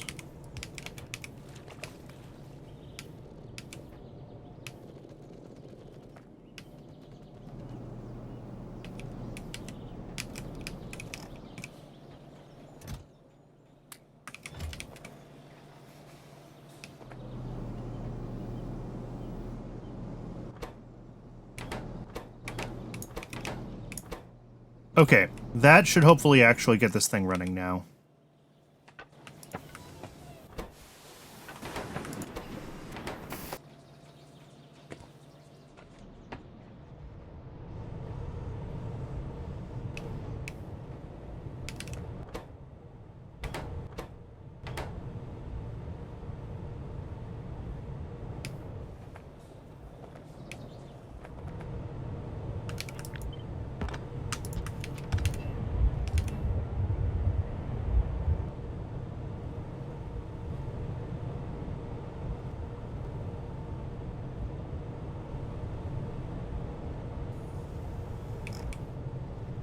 All right.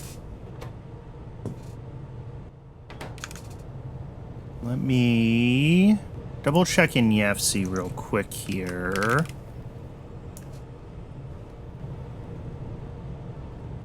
Oh, that's like 3 biomass a second into the CO2 from organics. Okay, that should not be a gray inserter. That's what I was double checking. How about a blue inserter?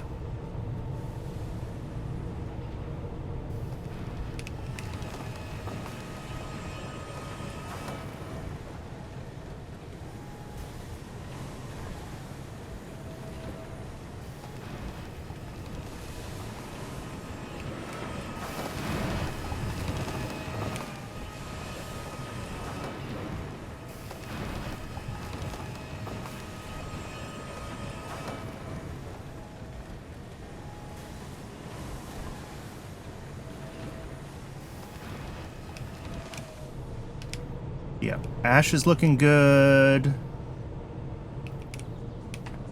We should see that basically this is not going to run because this is going to run as frequently as it can until we finally catch up on the biomass, and then the moon drops will start topping up when we don't have quite enough biomass coming through. But it's gonna take a minute for all the CO2 demand to work its way through the system.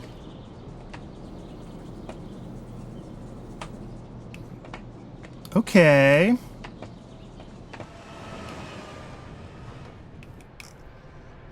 Alright, the other thing I need to do for this is get efficiency modules, because this is running basically only because half of the things are missing. So we do need efficiency modules for that build. And efficiency modules, I can just grab an automated factory, and we're going to head to where we make the mechanical parts too, because all the efficiency module components are down there.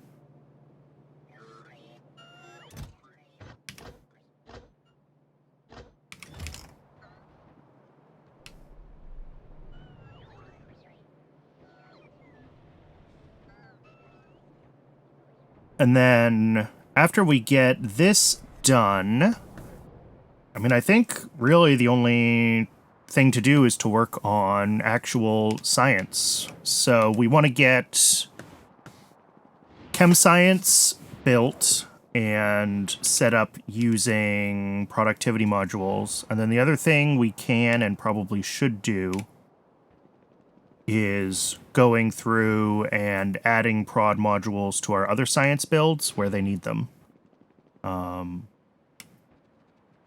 But that's going to involve adding more factories in a bunch of places, and it's going to be some refactors, which is why I haven't done it yet.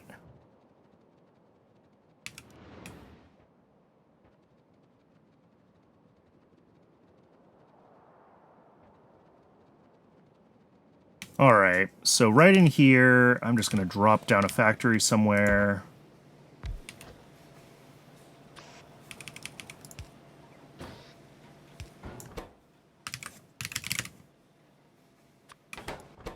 What do I need? Utility boxes.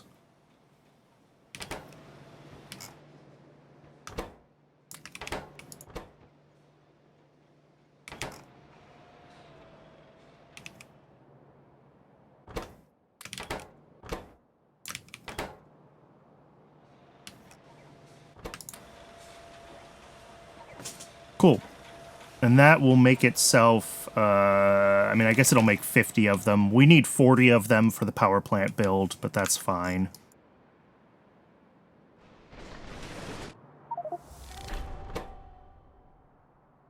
And then that's 240. That's 6 more of the power plants that we need. We need 9 of them in total, I think. Yeah, 40 each. And we need 1, 2, 3, 4, 5, 6, 7, 9 of them, yeah. So that would be 360 self-assembly monolayer material, and we have, yeah, 240. So we need another 120 of that.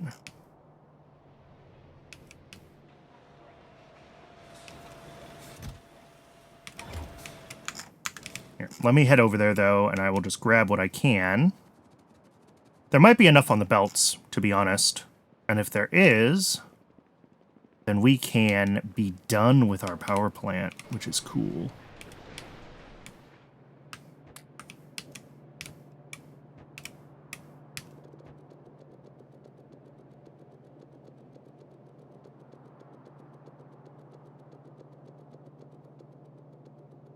We might have a few more that we can grab. 100, 200, 300, almost 400. Yeah, that's enough.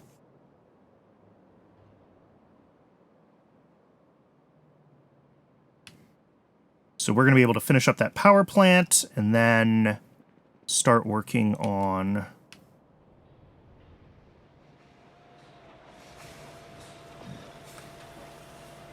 eight efficiency modules of the 40 that we need.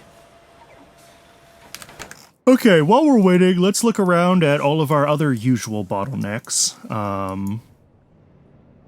This is running, and this should all be running better now because it's not running out of power constantly. We do have almost a stack of nuclear samples in here, which I'm happy to see. We took a bunch of red chips away for the... yeah. Those are running currently, though.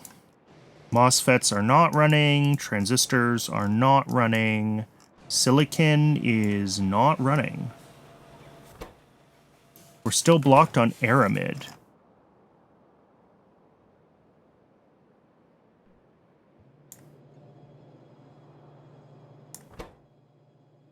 Molybdenum, okay. We might have to work on molybdenum if that is now one of our blockers.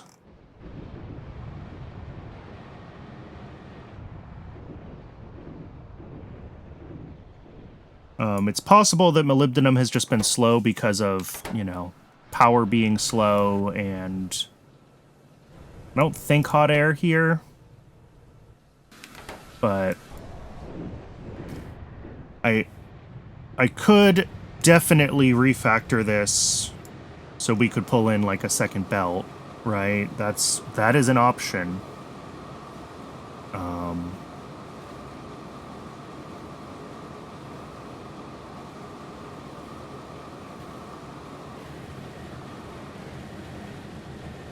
But this looks like it's maybe not processing correctly.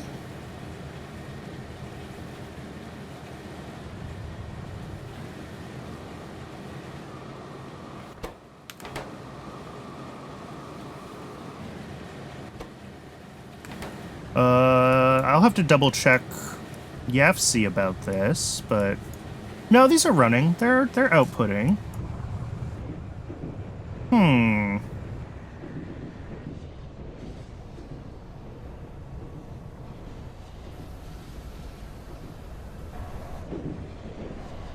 Alright, well, it's been another hour. Twitch wants to run another ad break. I'll leave the game running so we hopefully can get the rest of these efficiency modules during the ad break, and then we can go drop off the self-assembly monolayer, get the rest of the power plant buildings, and then we'll go bottleneck hunting. It might be molybdenum. We can check what else is limiting us as we go. But yeah, we want to get the chem science build done, and then tracking down bottlenecks, and we'll see how far that takes us today. I'll see everyone in just a few minutes.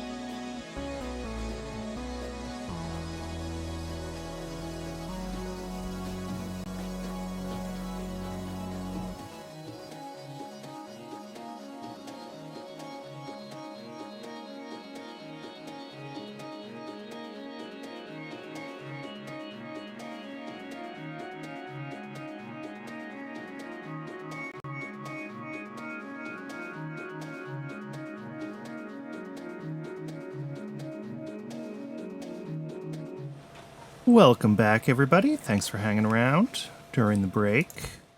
We still need another 15 of those modules, so while we're waiting for those, let's flip back to YAFC for a bit. Gonna clean up a bunch of these random inputs.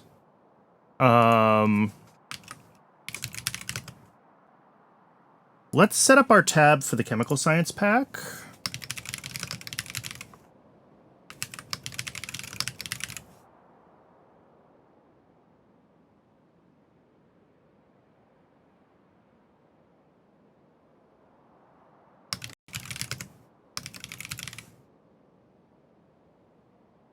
We're going to need 0.1 of those a second. We definitely want to be using prod modules here. Okay. So that's going to be three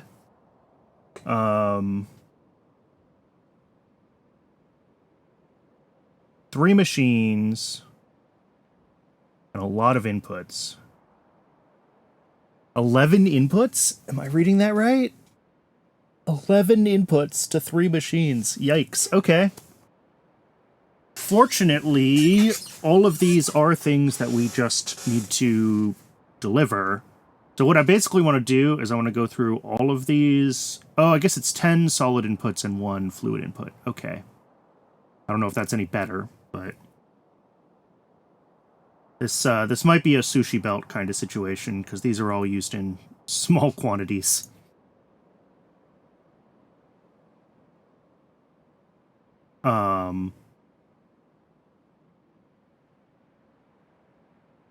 At any rate, let's try to figure out our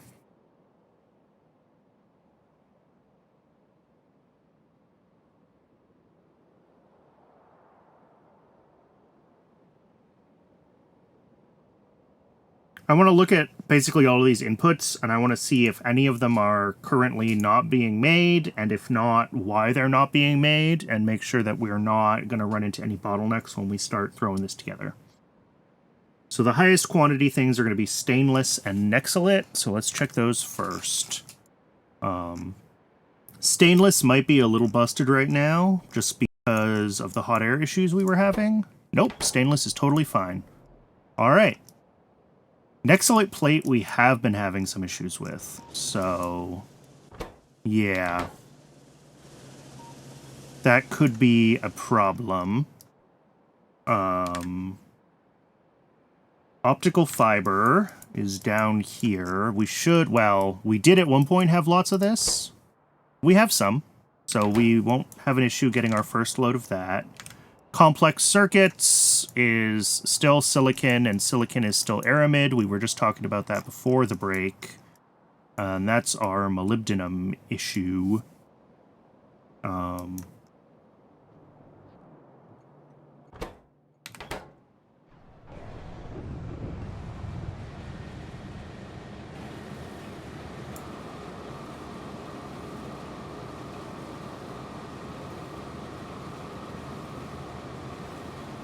I'm still not sure if this is... I mean, everything seems to be staying green, so...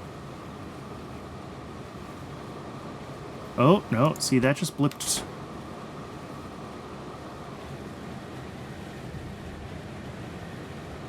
I need to double check this in YAFC and make sure that I'm doing it right.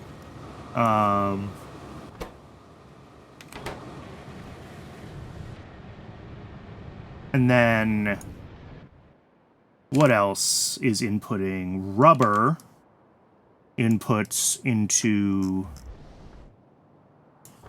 We have lots of rubber, fine. Advanced small parts. How are those doing?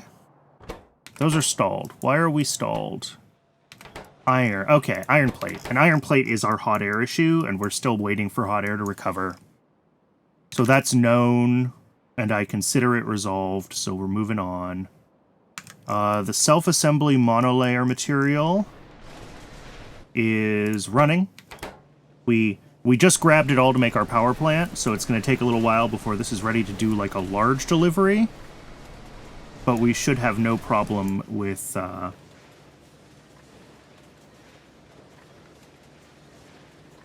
hand feeding a little bit of it. The muckmocks, I'm hoping those are just like backed up completely. They're not, and they're stopped. On Phawagy.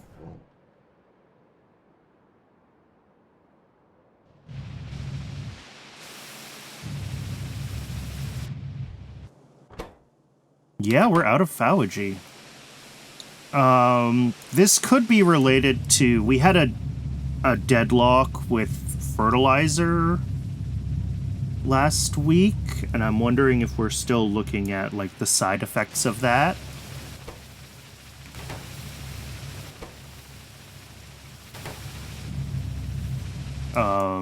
So Phawagy might recover still, is what I'm saying, as long as it's getting the fertilizer that it needs, although right now I don't see fertilizer in here. Oh no, this doesn't request fertilizer.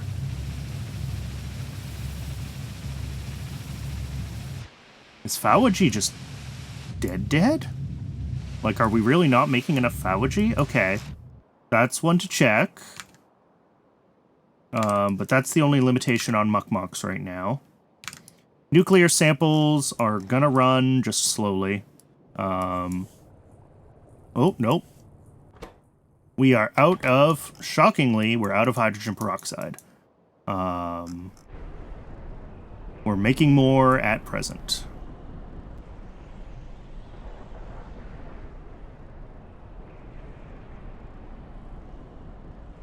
Once we have chemical science, though, we get a new anthraquinone recipe.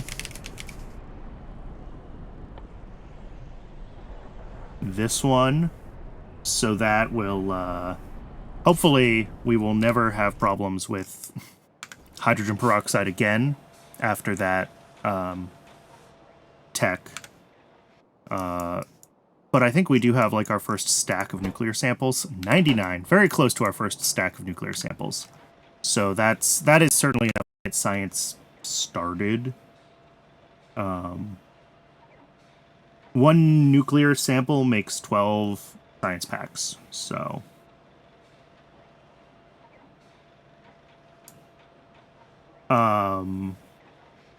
Mechanical parts 1, I believe, are saturated.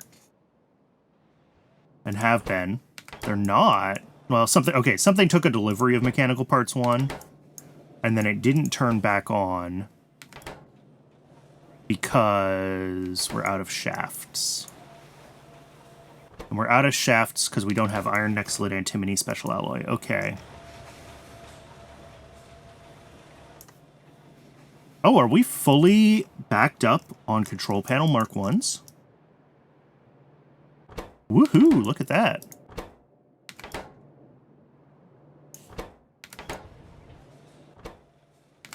So yeah, iron nextlet antimony special alloy. Oh, is running right now. That's good to see, at least.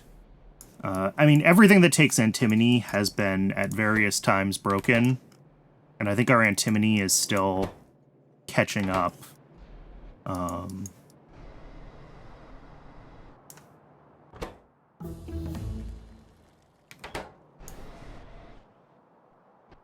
As long as antimony is running, like, the buffers for various things that use antimony have slowly been filling up. So I'm reasonably comfortable not worrying about it too much. I think especially once the intermetallics buffer up, then the vitraloy and the iron nextlet antimony special alloy should go pretty much entirely just to mechanical parts. So that'll help those run considerably faster.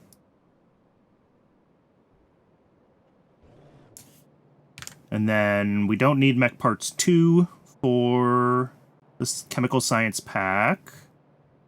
The last thing is organic acid anhydride, which is also an ingredient, I believe, in the self-assembly monolayer material? Yes. We make that over here. Yeah, and that's currently stalled on fatty acids.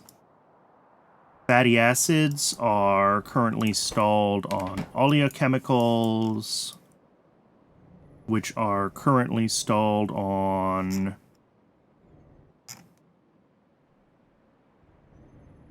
lard. And we did expand our hog slaughter last time.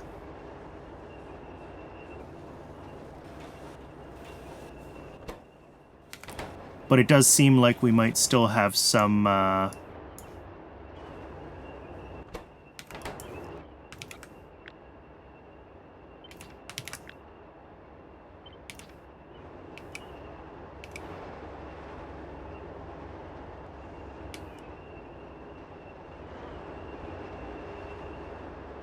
we may still have not enough lard, which doesn't really surprise me, but is also frustrating.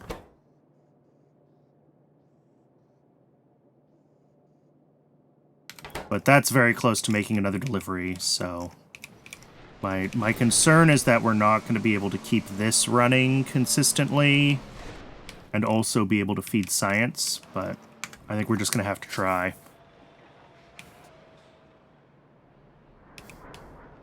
Alright. Hopefully I spent enough time looking at stuff that our modules are done. Yes.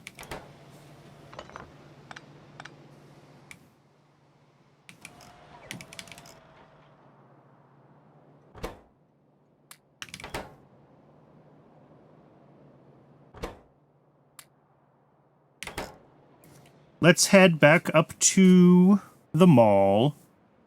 Let's grab what we need for finishing the power plant, and then we can also grab what we're going to need to make the actual chemical science pack. We'll get that build ready to go as well.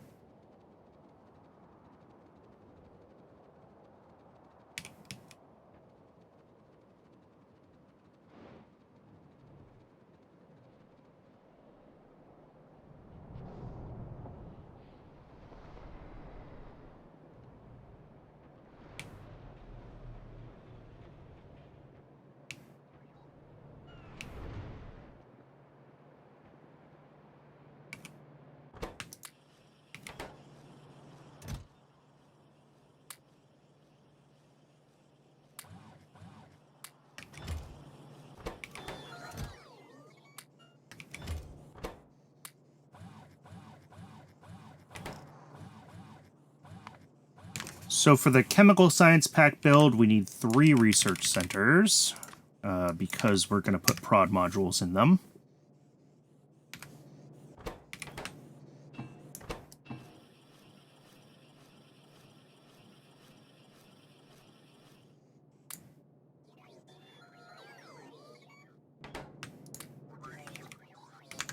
And that's 3 biomass power plants out of... How many did I say I needed? 9?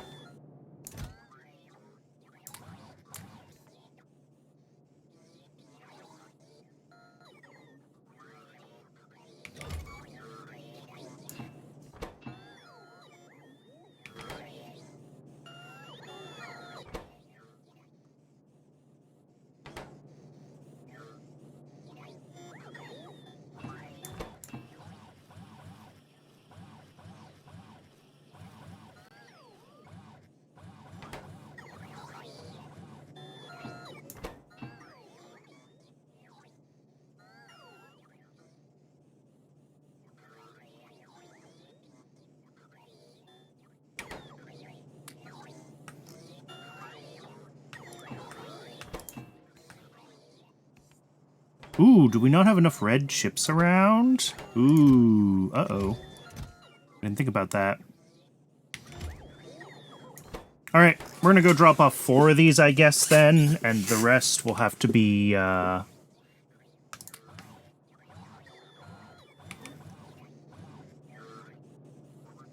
another time.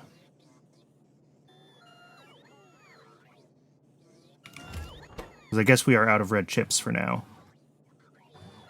But still, 4 of these is more of the power plant running. And we have plenty of headroom now, to be honest. Like, I don't think this has to run anywhere close to full capacity.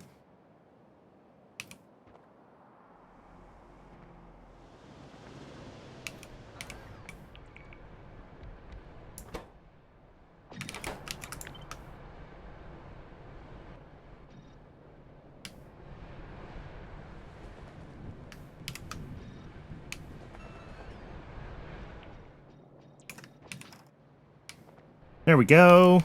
Lots of speed modules. We still have some spares. But these guys should be pulling a lot less power now. Yeah, minus 60%. That's the only reason that I can get away with such a small wood build for a power plant this big. But these should all be running much more consistently now.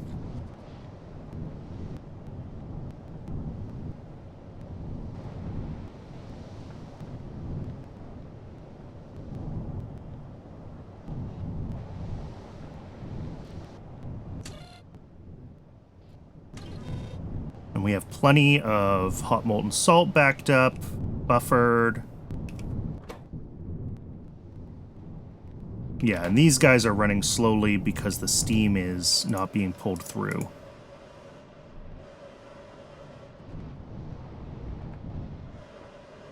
I could make another one of these turbines, I guess, and put a steam battery on everything.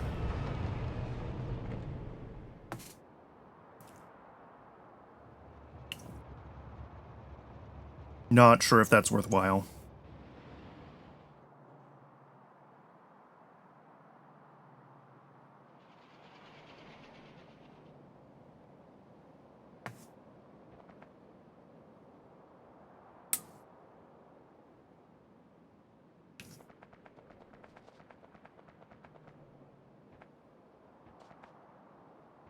Okay, what are we doing? I'm just walking in a random direction here.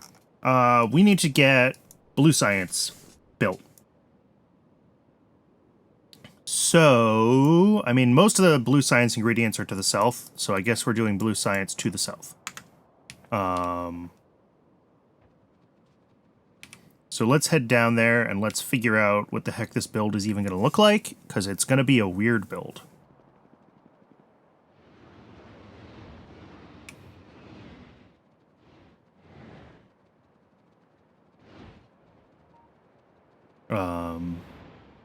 Just because we have so many ingredients that need to come in.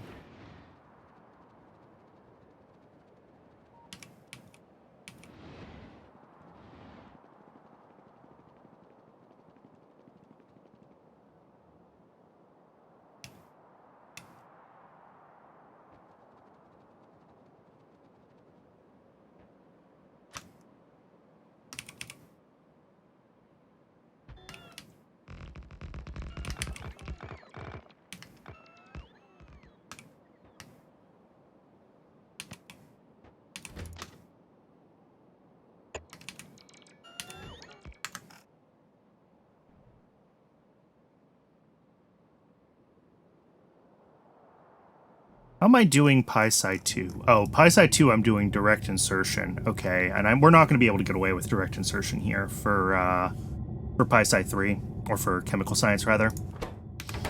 So I think we're going to have to...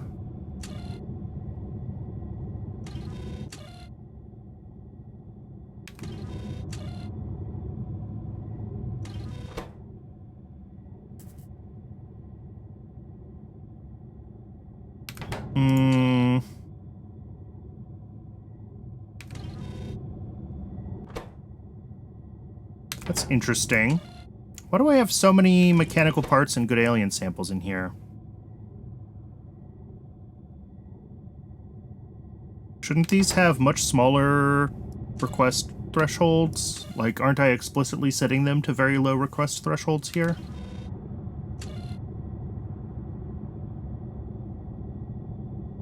Oh, but I'm requesting large amounts of them. So why do I have these tiny request threshold? That doesn't make sense. I think that's left over from when making those things was expensive or something.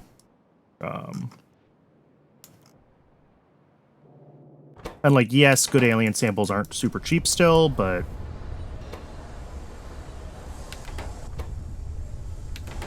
although we can prod them, so we should go through a lot of those older systems and decide what's worth putting prod modules on, because while we don't have unlimited prod modules, we do have, you know, lots of prod modules.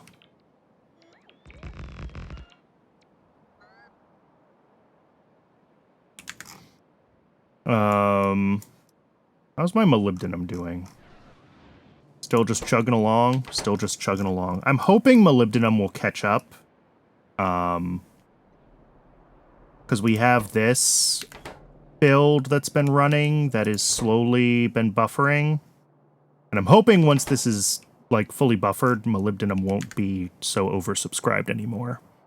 And that would mean that I won't have to do anything about molybdenum, which would be nice.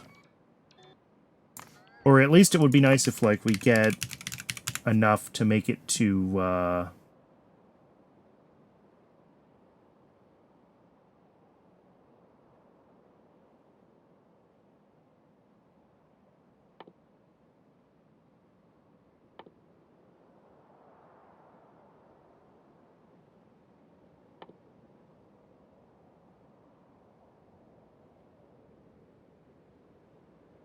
I was going to say to make it to, like, molybdenum processing 2, but, like, we don't really have a molybdenum processing 2, do we?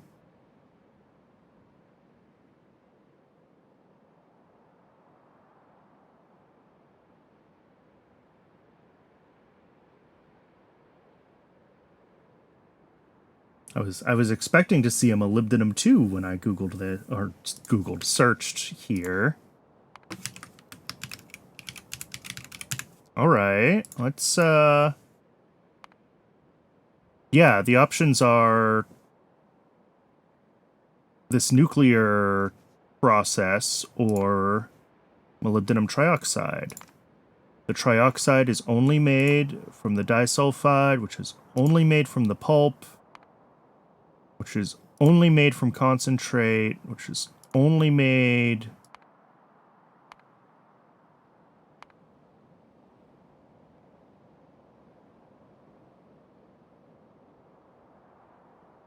Oh!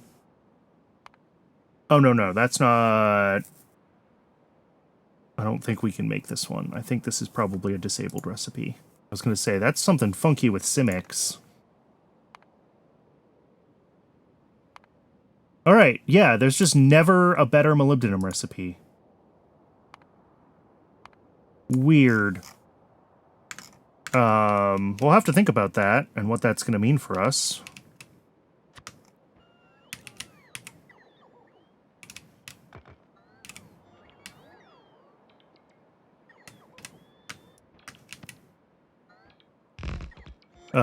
But it might just mean that we have to expand our molybdenum build. Like, that might just be the situation. What is this? Organic acid anhydride.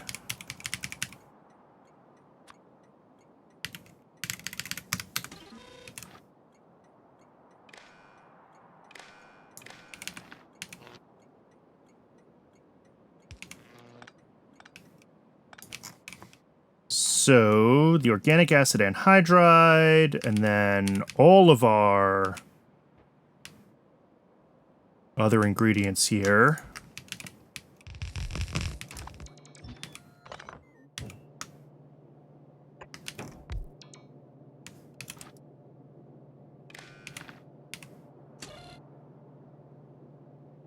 And we're going to set our request threshold to 1 stack, and we're only going to request like 2 stacks of everything to start with, and then there's a couple of things that we'll probably want to request more of. But for now,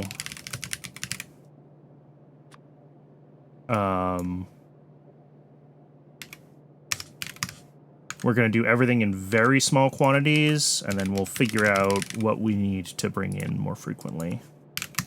I think stainless and Nexlit plate are likely to be the ones that need it.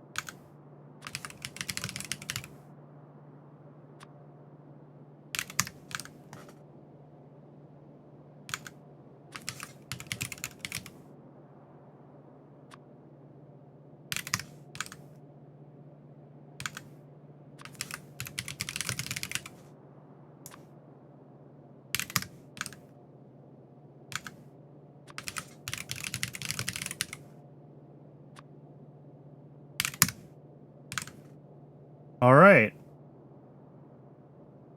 I think that's all 10 of our items.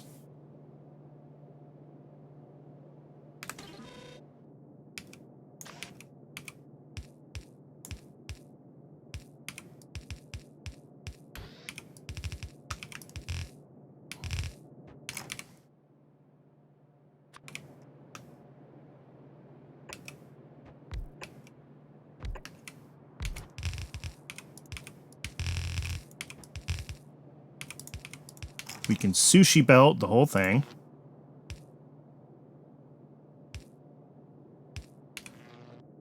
And each of these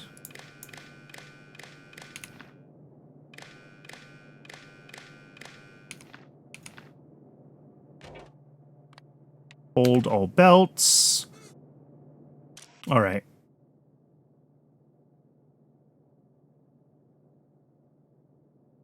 Actually, you know what? Let's do this in a smarter way.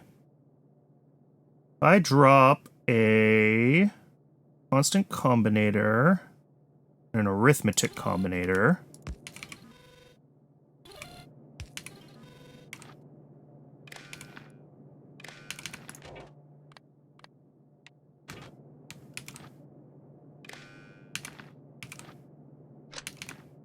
and then I can do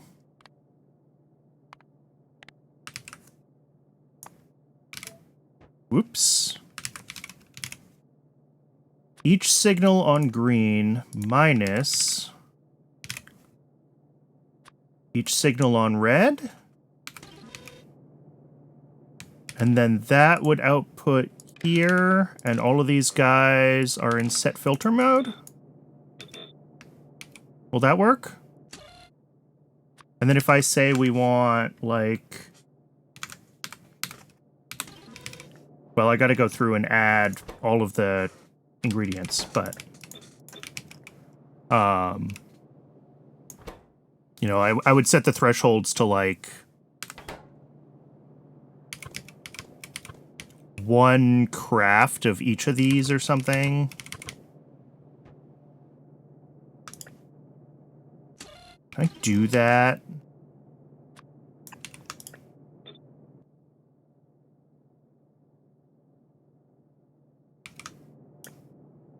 No, I'm trying to... I can't copy and paste to the constant combinator. I wanted to get the recipe data into the constant combinator.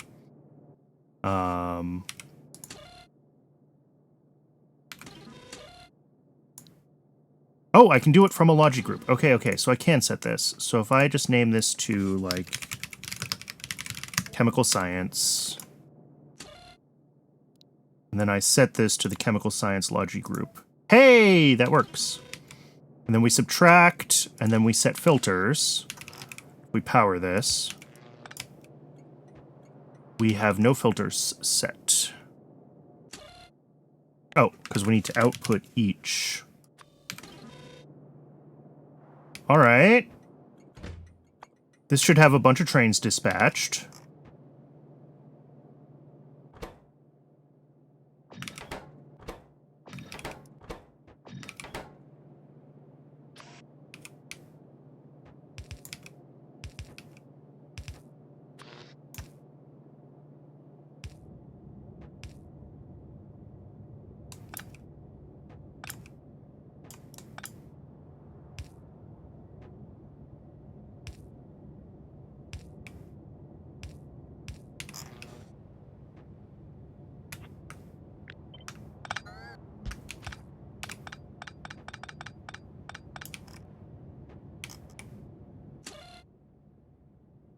And if I need to, like, multiply these, I can do that.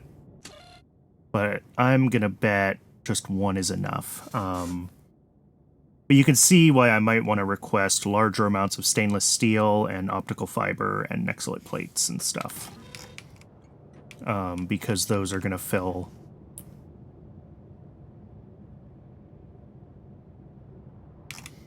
You know what? I think I want to set this to, like, triple.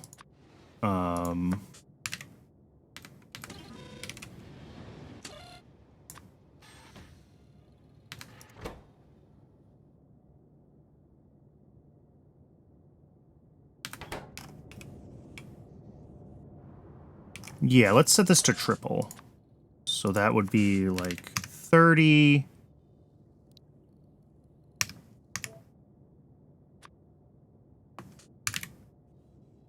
60, 3, 3, 6, 6, 6, 30, 9, 60. Okay.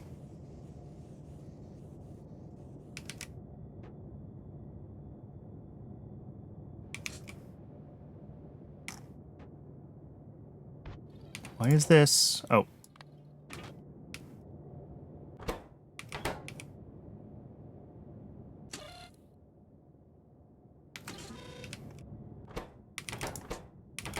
And these are all pulling in just a couple of them each. Now the question is, do I need to use both sides of this belt? Is this belt too small? Especially when we're bringing in, like, 60 stainless steel and 60 Nexolite and whatever else. Let's find out. How many belt segments do we have? 67. And each of them holds 4 items.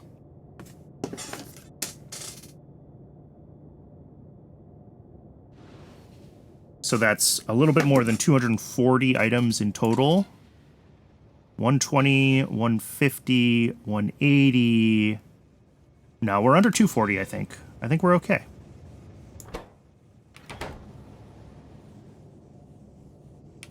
These guys should be getting the filter for... Oh, they are. There's just other stuff that's ahead of them in the queue.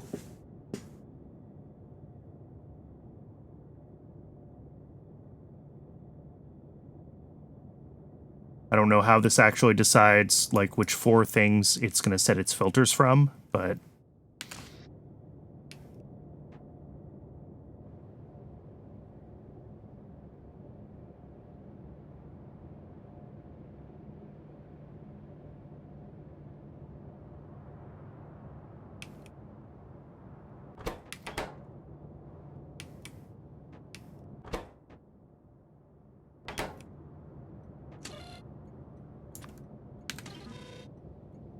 I do think that I want to set a station control combinator here. And we're gonna do...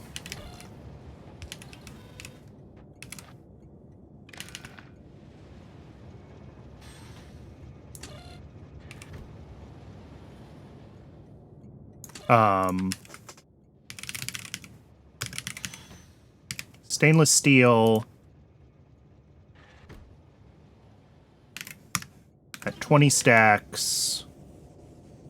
What are the other big ones? Nexolite, stainless, rubber, and optical fiber.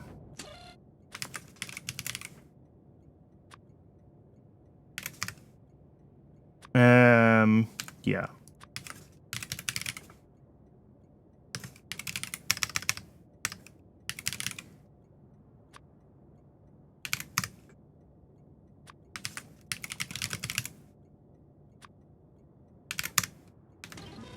And then those will get set to the standard, like, 30 stack request.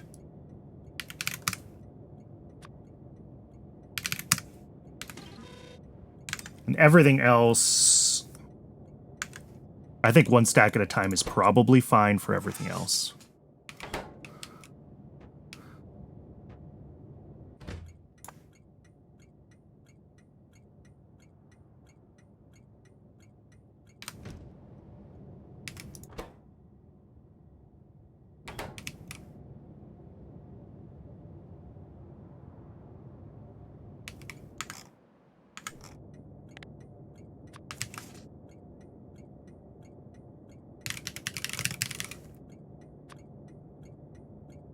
All right, so that is not the right station. That is the right station.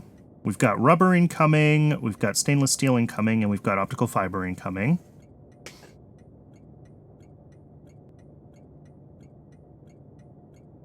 So that leaves red chips, Nexolite, and self-assembly monolayer material that all needs to get delivered. Yeah, there was a small rubber delivery, and now we're going to get a bigger full-size rubber delivery.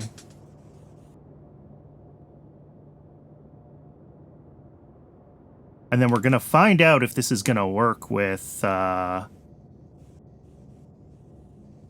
everything trying to go on one side of the belt or not, or if I'm going to need to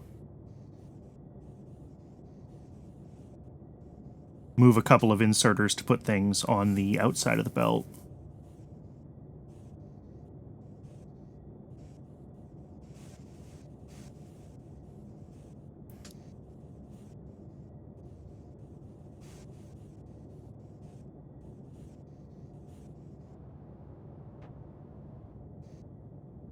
It's going to be close, is what it seems like the answer is, which is fine.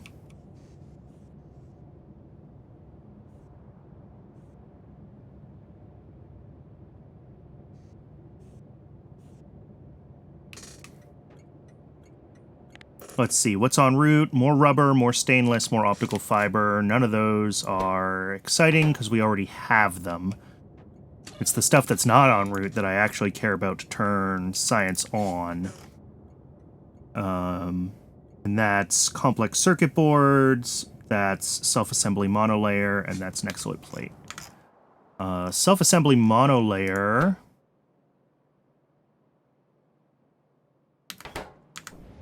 should actually be getting a delivery.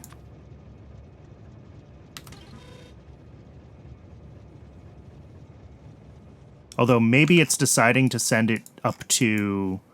If it's holding until it gets enough to do a delivery to the mall, we're going to be sad. So I might manually just hand deliver the self-assembly monolayer material if that delivery doesn't get dispatched shortly. And same with red chips. Yeah, because it should be allowed to do both of those deliveries, and I think this is...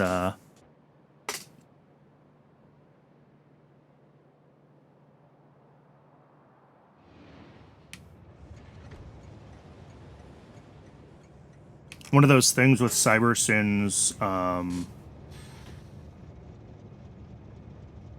CyberSyn round robins stations, but I'm quite sure that it has a, like, global round robin counter for each station, not, like, a per product one, which means because this station just got a bunch of other deliveries, it's now not going to be prioritized for getting the first deliveries of self-assembly monolayer and red chips. So I'm going to do that by hand. We will just hand deliver those.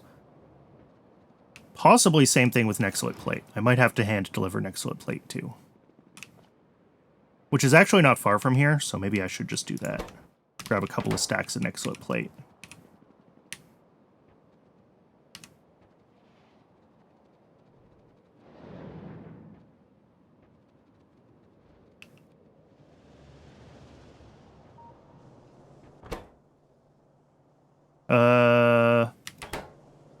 Let's see if, when this fills up, if it dispatches to that station or if it dispatches somewhere else.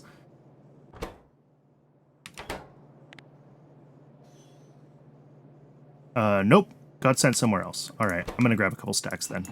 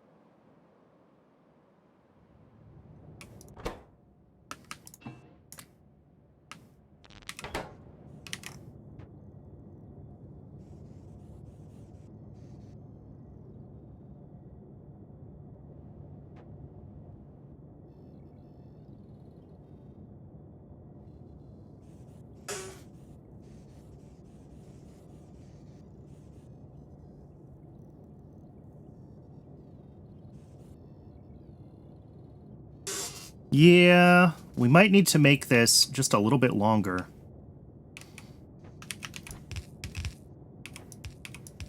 Just give ourselves a little bit more space to squeeze in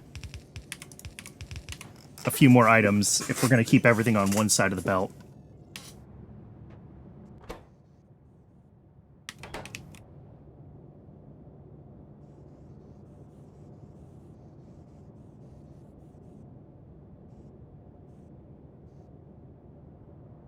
Because, yeah, we end up with a few extras of a lot of things, just because we run so many inserters.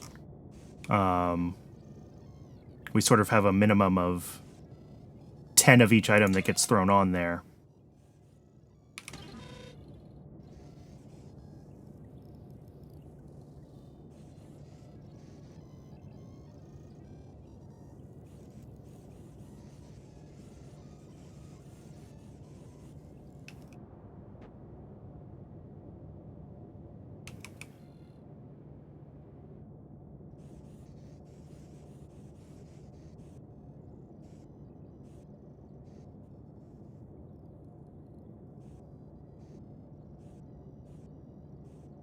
Alright, I think that's probably okay.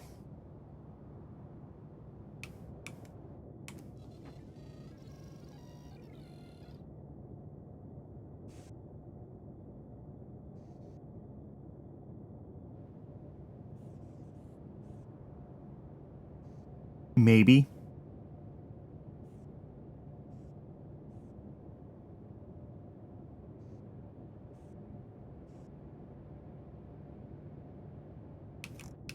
Honestly, we probably just should do like this and run half as many inserters.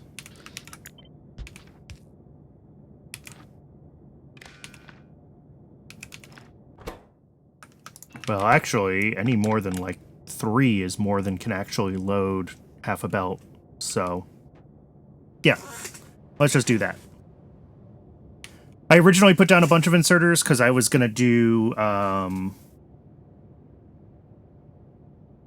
each of them like filtered individually, but this was easier, so that's what I did. The last thing we need for chem science.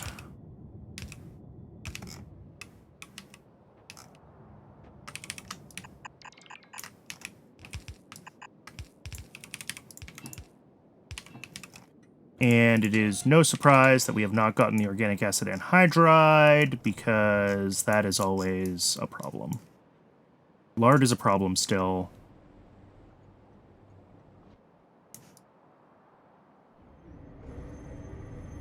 This is running at least.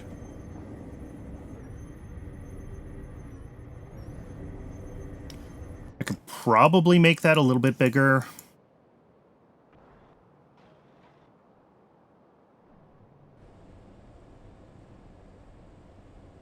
But... oh, this has... wait. No, this is running right now. Cool. I think it, like, just got a delivery, probably.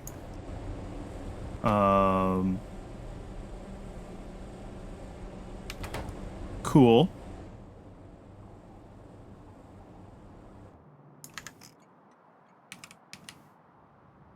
So that is... I'm reasonably happy with that. This should be our chemical science. I need to hook up the actual, like, output, but... cool, it got a delivery of the self-assembly monolayer. Awesome.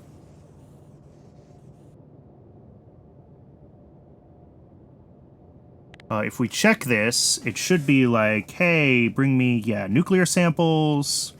It wants more Nexolite plates, of course. And it wants complex circuit boards. So... hopefully those will get delivered over time.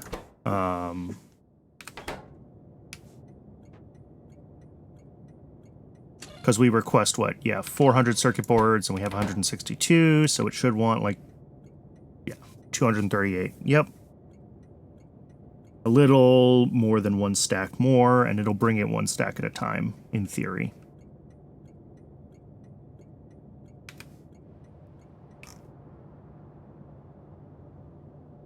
Cool.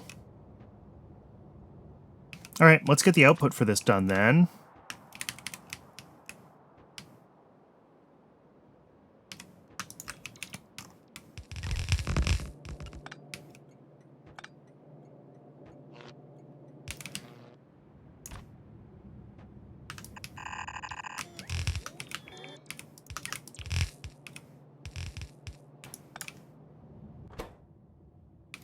And these each make fairly small quantities of everything, so...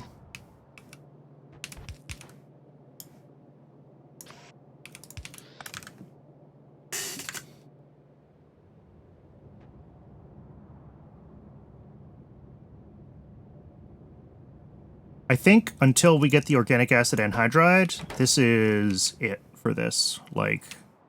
this build is as done as it is going to get. Oh,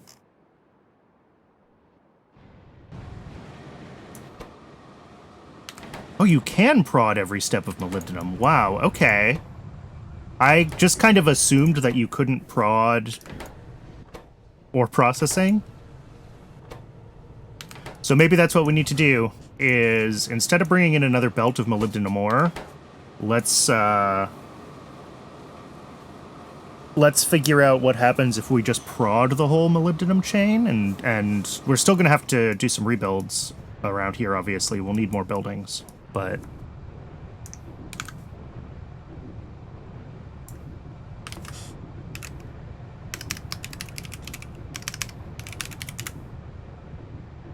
yeah, so we're bringing in 15 a second, so prod, prod, prod, prod, prod.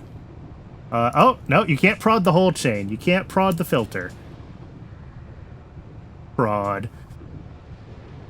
And prod. All right. Yeah, that gets us up to almost 1 plate a second, compared to, where were we before? Half a plate a second. Okay. So yeah, we nearly double.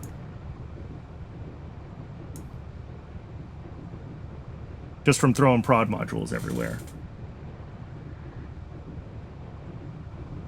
And like, yeah, that's a lot of prod modules. 33 prod modules.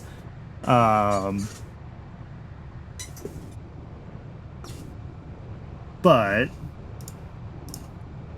if we skip the last 2 stages, We're at 0.8, and I don't have to change that build. Okay. Do I have enough prod modules on me right now? I have 38, so the answer is yes.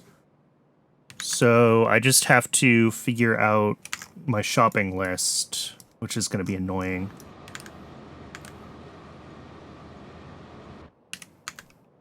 All right, let's head up to molybdenum. It'll be easier if I work there. That's a fun chain to add a one wide area beacon and fit the whole build in it. Yeah. That does seem like it's worth beaconing. Do I even have beacons yet? When do I get beacons? Soon. I need chem to run first, though.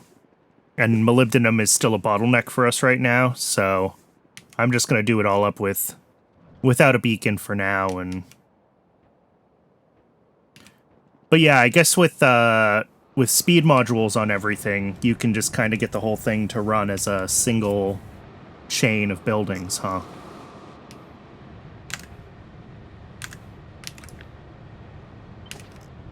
All right. Yeah, I need to redo this so that it... I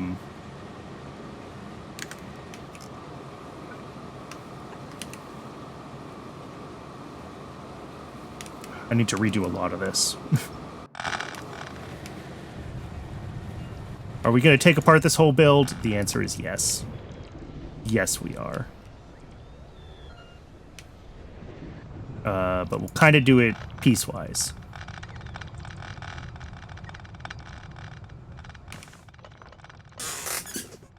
And we're taking apart the whole build because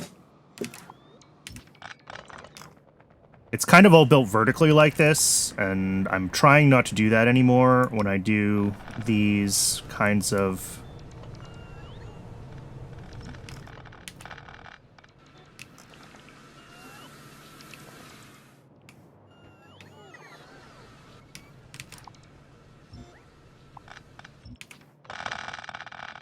I want to have everything in horizontal stripes, right? Just like I did for nuclear last week. Although it's harder to see with this one, but like... Or yellow cake, right? We run everything in horizontal stripes, and then if I need to make it bigger, it's really easy to add things to it. And like, this build was just done before I started doing that. So... We're not... It wasn't done that way, so it's all going to get a rebuild. Plus, if I have everything in my inventory, I can grab the shopping list blueprint.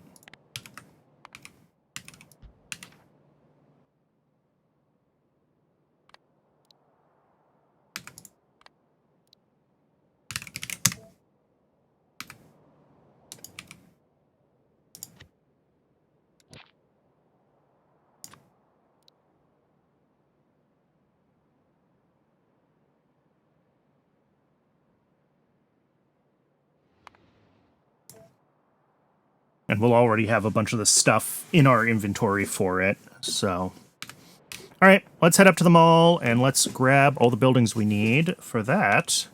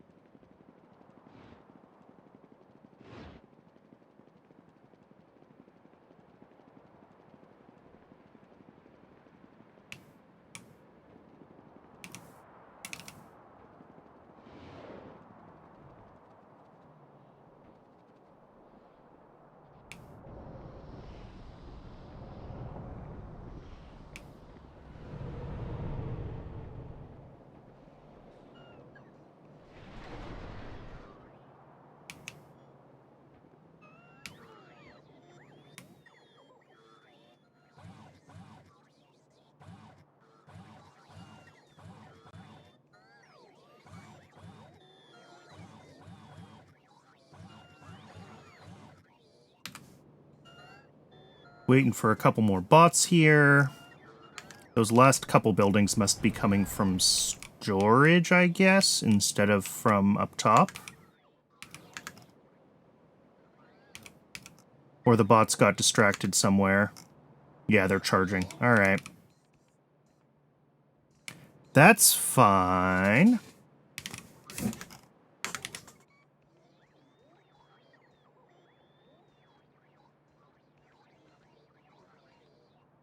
Oh. The bots took my extra prod modules. Oops. Oh well. I'll have to find those in storage and reclaim them. When you, I forgot that this caps the number of the thing, and I don't have a request for prod modules anywhere else. So the bots were just like, oh, you don't want more than 33? Okay, I'll take those. Let's see. They should be in storage somewhere down here, though.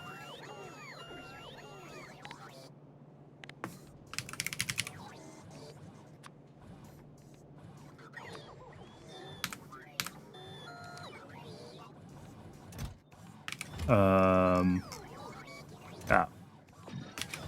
That's not helpful, arrow. That arrow is in the wrong place. All right, it is ad break o'clock. I do run just one ad break an hour, just long enough to keep pre-roll ads turned off, because I don't like pre-roll ads. I'm going to let that run, and when we come back, we'll go rebuild molybdenum with prod. I recommend everyone get some water, stretch your legs, take care of yourselves as human beings, and I'll see you all shortly.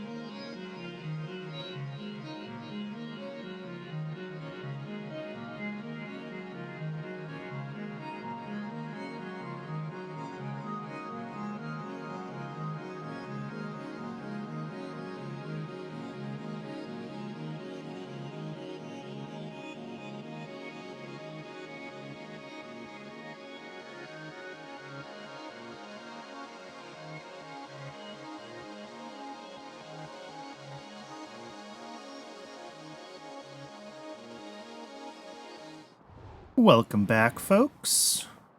Thanks for sticking around through the ad break. I really appreciate it. I know ads are no fun. We're going to go ahead and get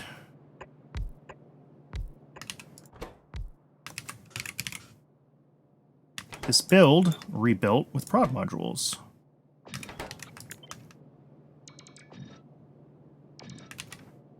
All right, 3.75 in.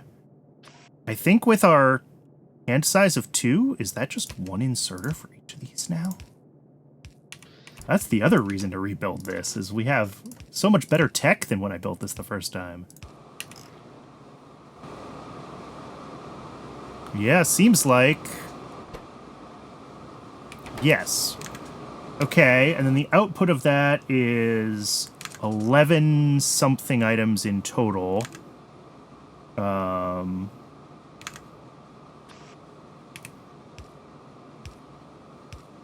So it is going to have to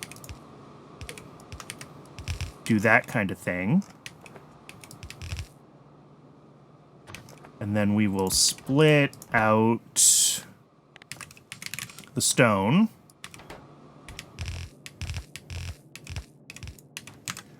And we have a total of 3.3 stone a second. 2 yellows is enough for that.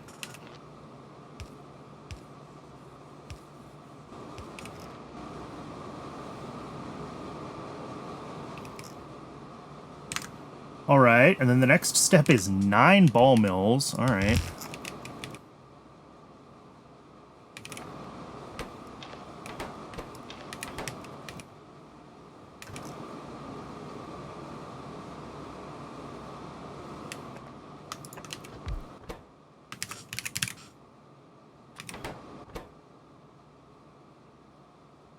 Where are my modules? There we go.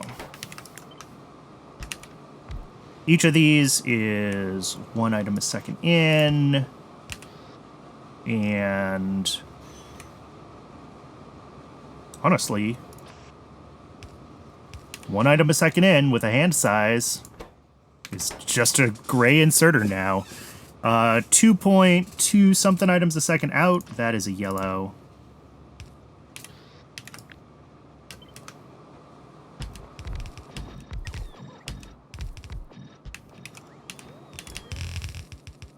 Does this need to be... Ooh, yeah, this is... And here we have a problem. Which is that this is 19 items a second. Like 20 items a second on this belt. Okay.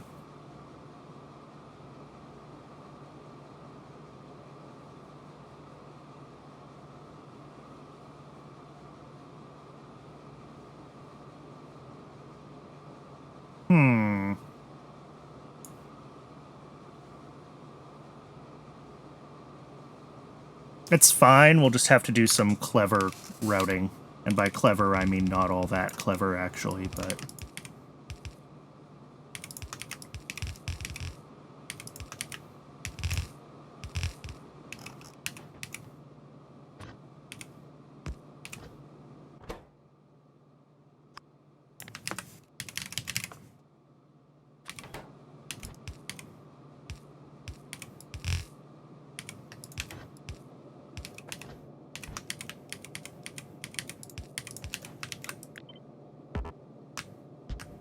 Oh, that's also wrong.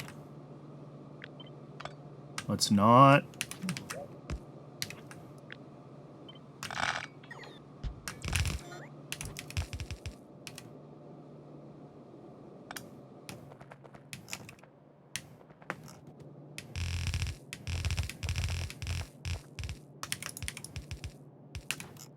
how much gravel does this make? 2 a second. Okay, that's just 1 yellow.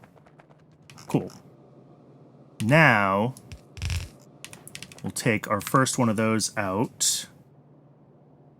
We have 7 agitators. All right. These ratios are going to get weird.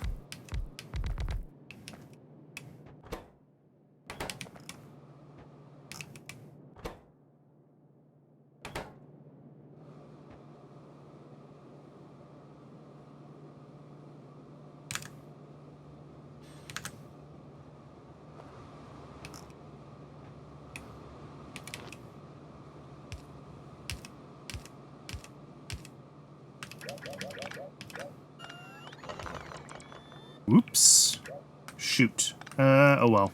I just have to put the agitators back. Not the end of the world. I'm used to it catching me when I control Z too far, but I guess I was, not quite there that time.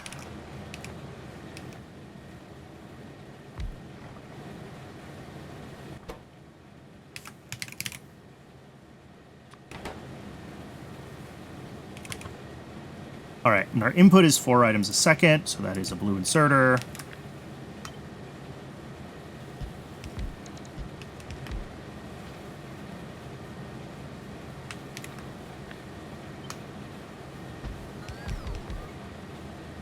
We need 7 of these. So the question is going to be, like, where do we merge the 2 belts?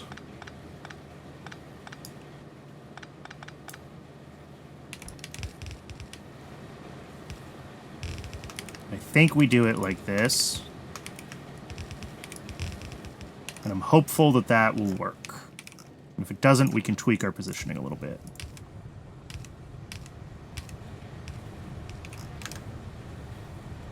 Because really we only need like 6 and change of these, so...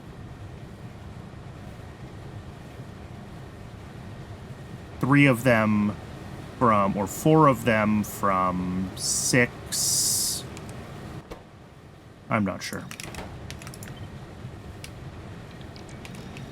Hopefully these will run sufficiently frequently that it works right. That's all that matters.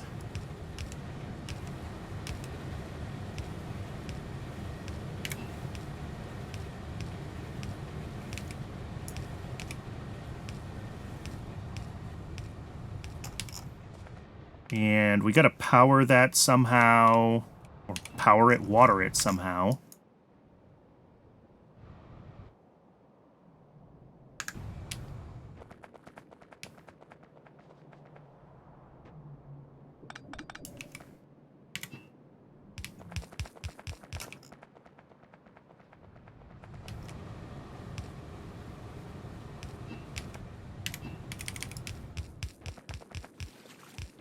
Oh, I had a water right here.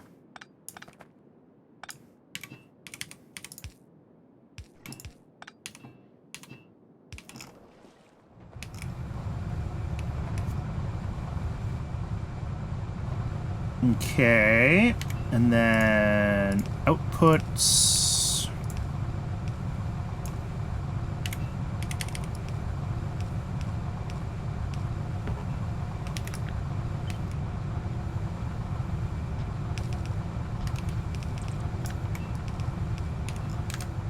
And then that goes into 4 thickeners, all right.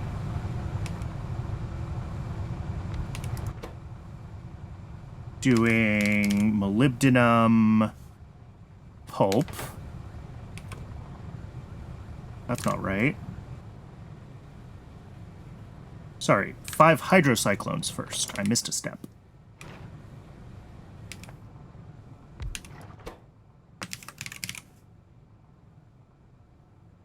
Making molybdenum concentrate. There we go.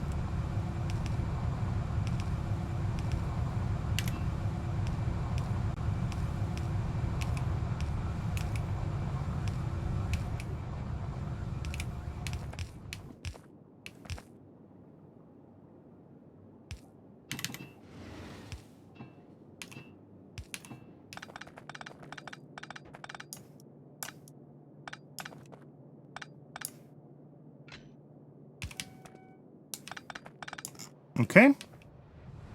So that is that part, and then we have to get out our muddy, or whatever this is, muddy sludge or tailings. I can't tell just by looking at it.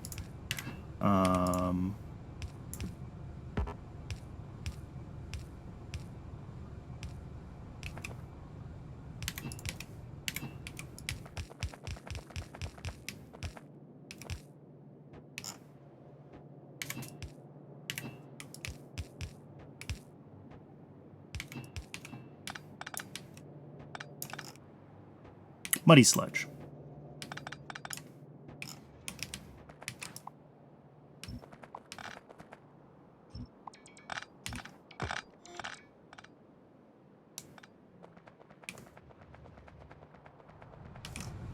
And these also output 1.6 items per second each. Okay.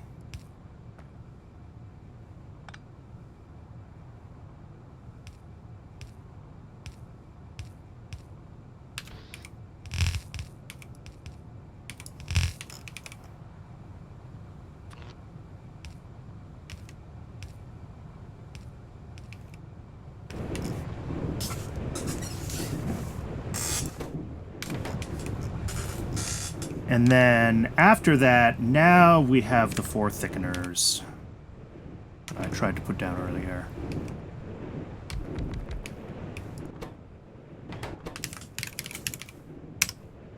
Doing... Ooh, that's an awful kind of recipe, isn't it?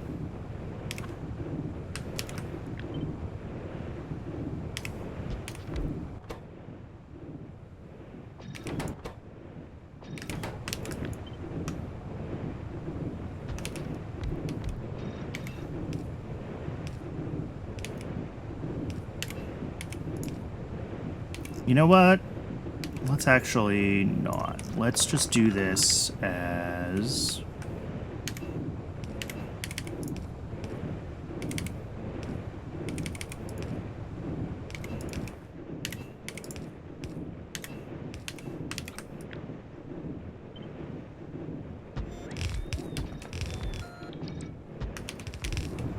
Each of these pulls in 2 1/4, which is again just 1 yellow inserter.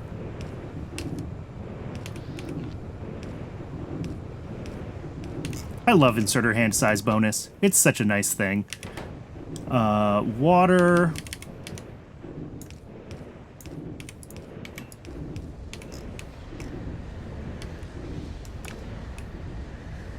And the muddy sludge goes to the same output. And then this is the molybdenum pulp. Yes. All right, and that goes into 1 filter, which is still just 1 filter.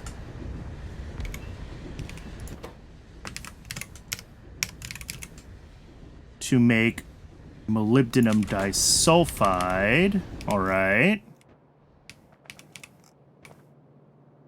We bring filters through here.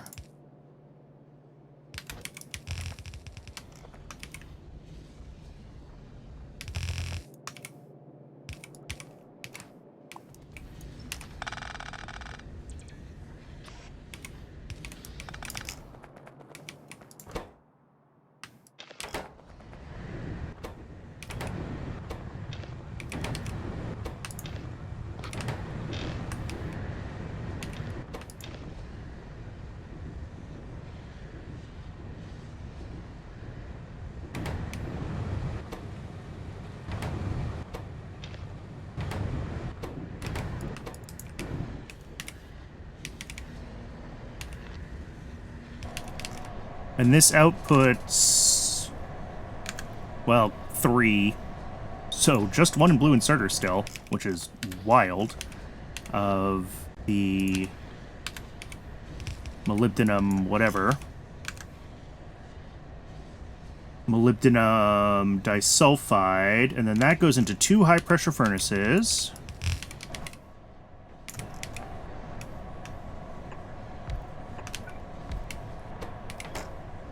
And the filter step is the only step that doesn't take prod, yeah. So molybdenum oxide takes prod.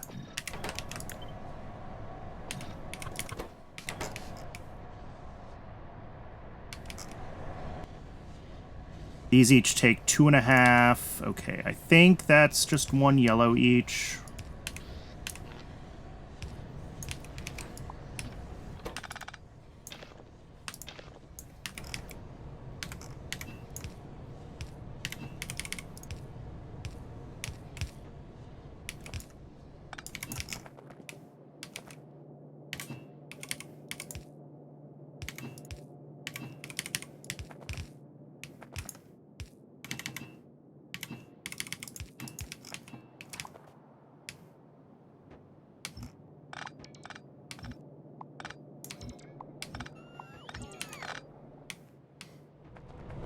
So that is now making molybdenum oxide.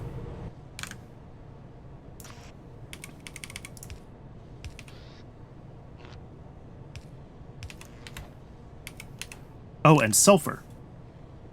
Okay.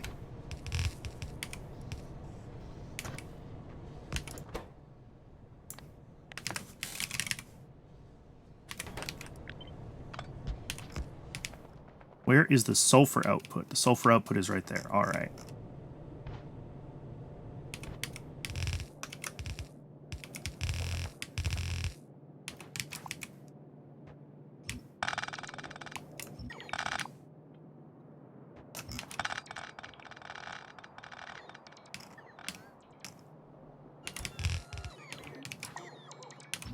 We're outputting 0.3 sulfur a second. That's fine. And all of this goes into 2 electrolyzers.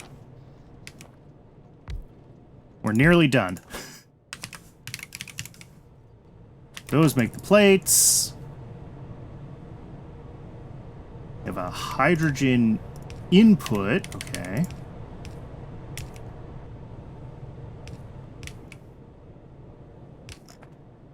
And a water output, which, yes, I knew.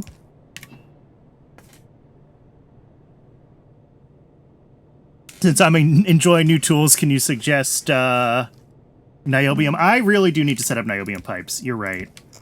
Niobium is not that expensive anymore.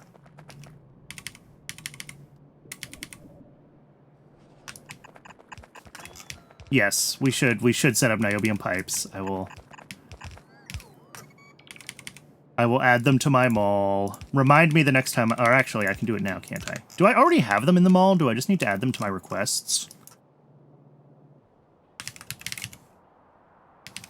I have regular niobium pipes, but not niobium undergrounds. Okay.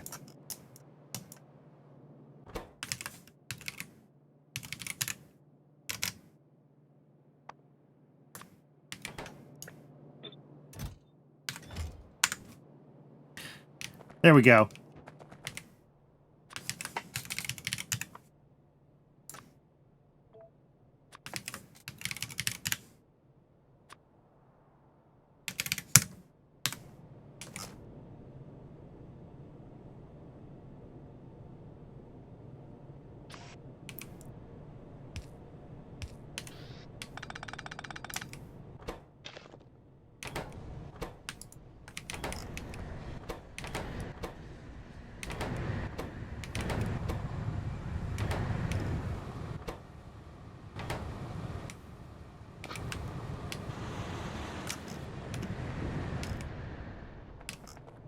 And what's the output of this? 1 plate from each. Okay. And it's actually going to be a little bit less than 1 plate from each because there's not actually enough molybdenum to run 2 of those.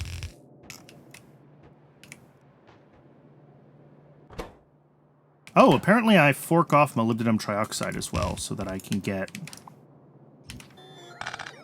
a little extra. So I will need to... I didn't realize that was also used as a product on its own.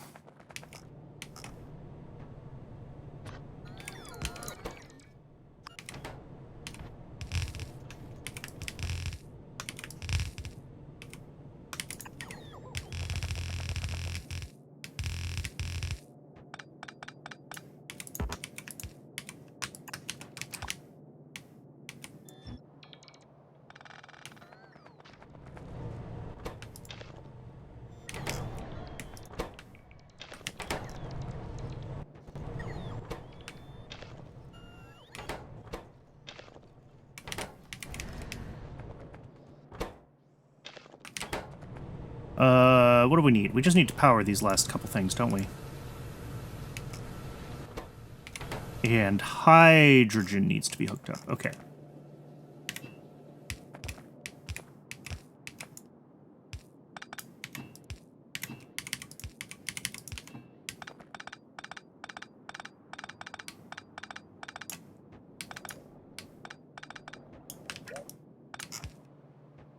All right, I think that's it.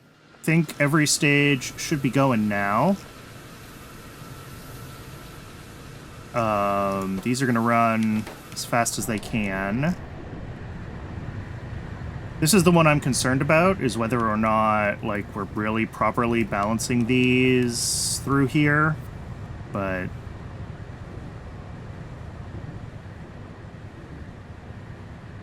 all the rest of this has to catch up on its backlog before we can...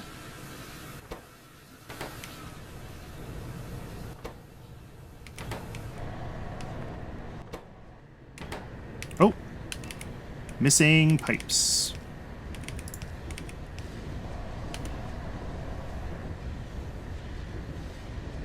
Now we should see this all running better.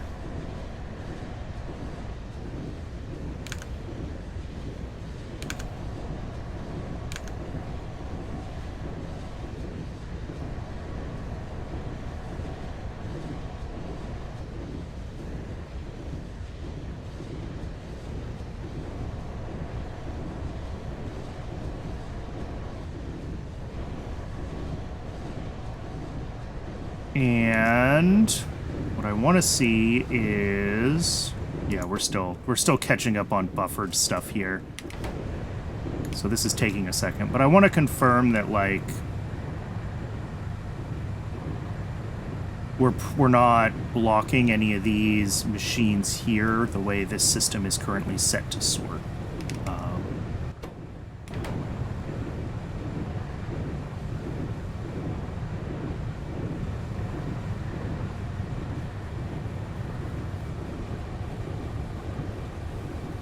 I think it'll be fine. We're just kind of still catching up on what's been buffered in the belts and everything.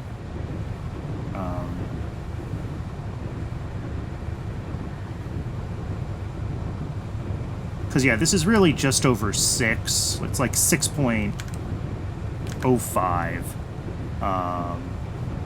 And then I've got 3 of 9 of these feeding to just over 2 of these, plus the overflow from the other 4, which gets the other 6. This should be right.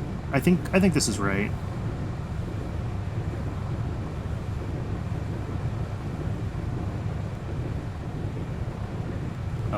I think, like, this machine and this machine are both going to run part-time. We're not going to have, like,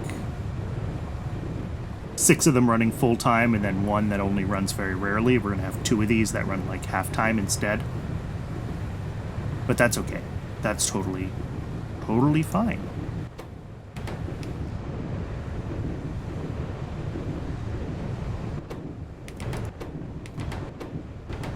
Oh, yeah, these still have, like...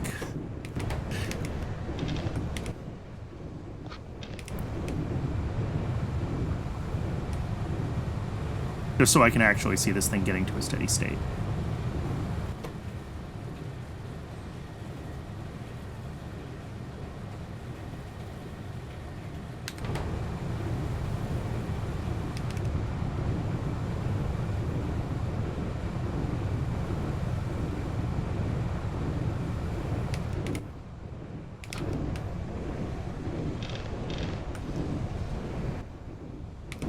Yeah, I think it's right.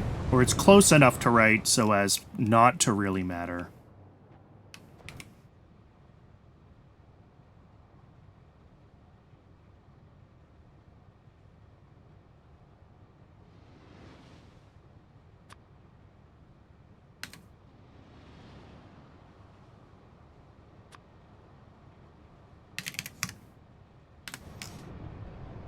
All right. I think we're good. See molybdenum plates coming out again.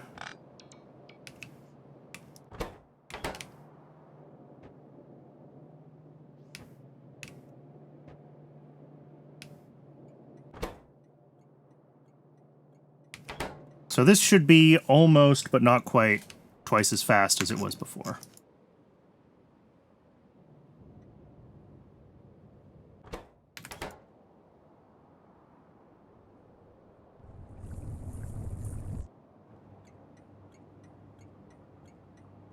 Organic acid anhydride is finally running again.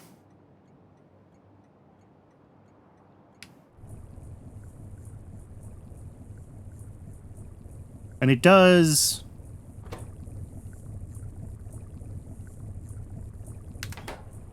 Oh yeah, because we've got prod on this as well. So this will, every delivery of fatty acids is definitely also a delivery out of organic acid anhydride. And then some, which is fantastic. Looked at biocranes yet? No, I have not. I need to remember that I need to go into the settings and mess with it.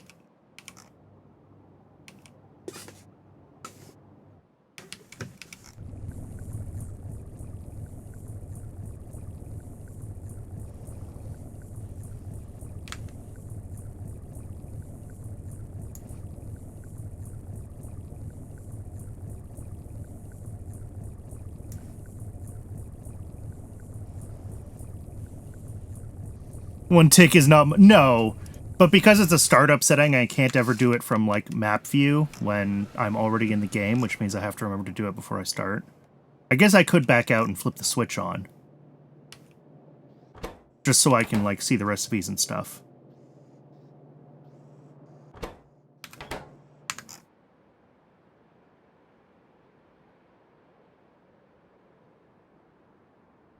Oh, I need to label that.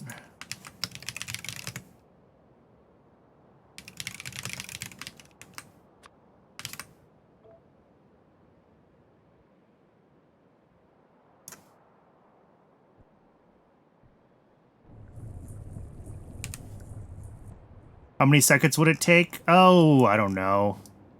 Less than a minute. It's a... This save doesn't take that long to save and load.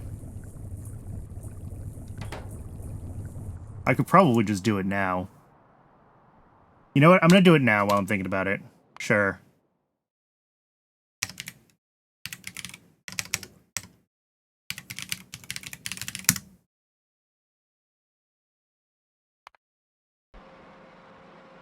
So it should be under startup settings for Pi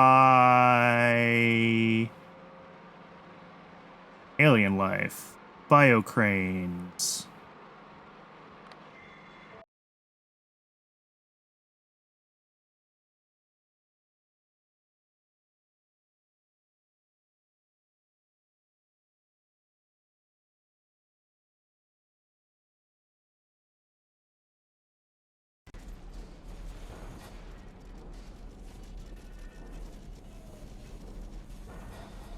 OBS crashed, so that was cool.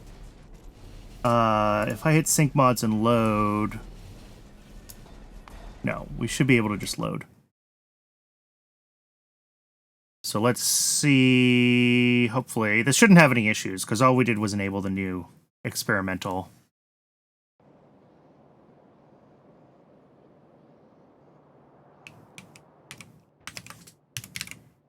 Hey, there we go. Biocrane Mark 1, Biocrane Mark 2. That is a lot of weird random ingredients.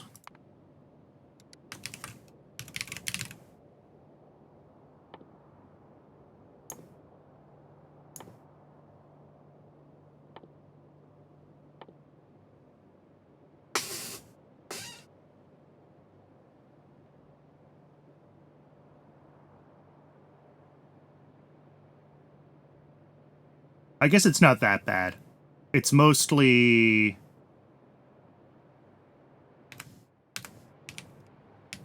the, mechanical parts, bits and pieces. Lots of bio stuff, as the name implies. Yeah. Yeah. I mean, brains spoil. I would not be thrilled to be trying to keep brains in my mall, right? And meat spoils. The biosamples and the moss genes are fine, but I would definitely be...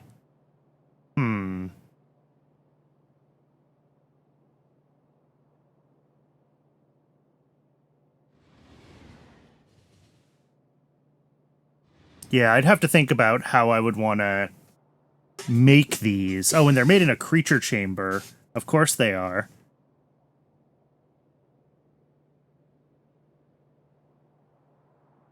Yeah, both spoiled a jerky, which is fine. It's just a matter of making sure that we're not,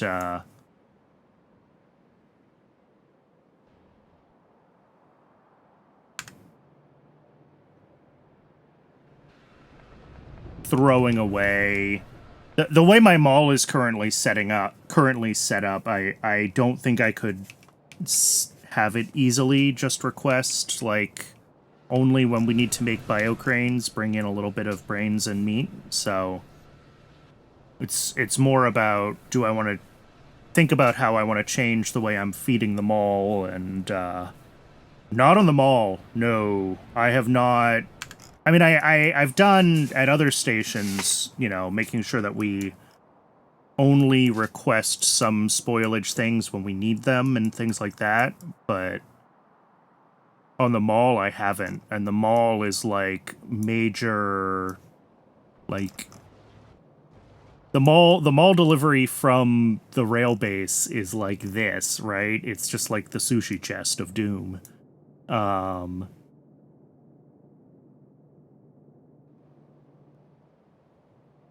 So getting...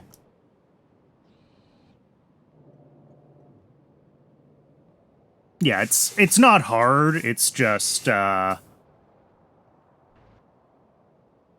need some additional stations near the mall, and I'll need to think about how I'm feeding the brains and the meat. And obviously, I can't just paste them into the grid of assemblers. So I just have to decide I want to do it. And that is not my priority at the moment. My priority at the moment is getting this running. Which, I mean, maybe just is a matter of time until we get enough organic acid anhydride for a delivery. Which would be cool. Molybdenum is running. Yes, yes.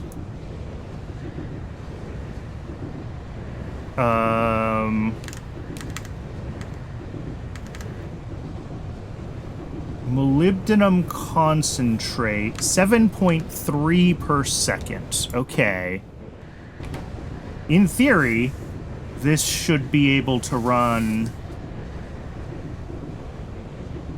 on half a bell.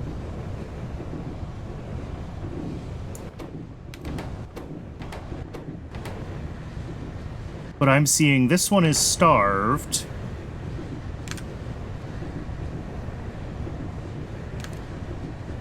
Oh, but we're only running 3 1/4 of these, so the last one is going to be starved a lot. So that's okay. And with these guys, yeah, 4.4 of them, so one of them not running continuously is okay as well.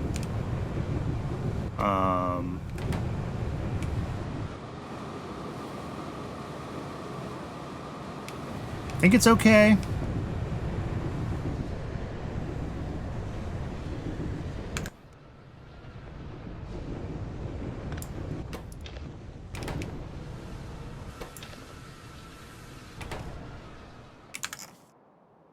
Let me check aramid fiber. Is that currently still blocked on molybdenum? It is. Yes. Which means silicon has also been blocked this whole time. Oof. Oh no, silicon got a delivery. We got a delivery of aramid fiber already for silicon once. Okay. That's good. That at least keeps these running a little bit.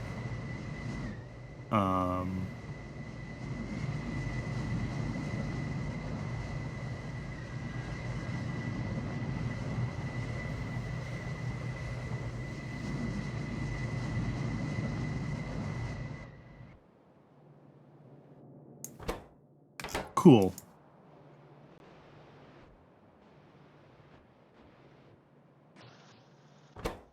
Because, yeah, I think silicon is definitely going to remain, and I've talked about this many times, but we get a better Silicon recipe.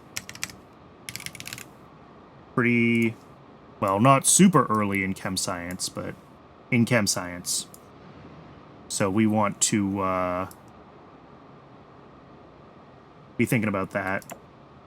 I also should be thinking about what I want my first tech to be that's going to use the chem science. That's we have so many options.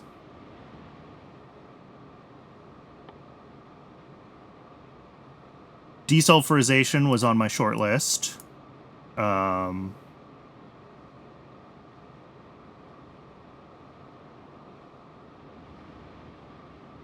There's a new tier of... Not that one. Here we go. Coal processing 3, anthraquinone. That's what we're doing first.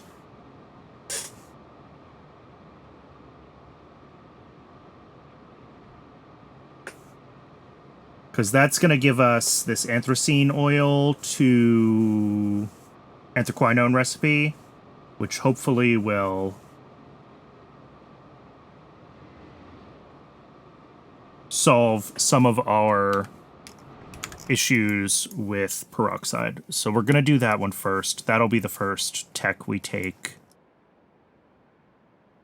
And then after that, we'll figure out, I think desulfurization is good because lubricant has been an issue for us. Yeah.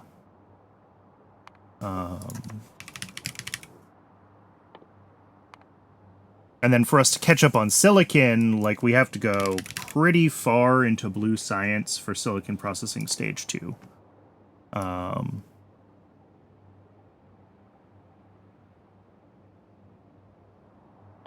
So we can just start queuing the things that we're going to need for that.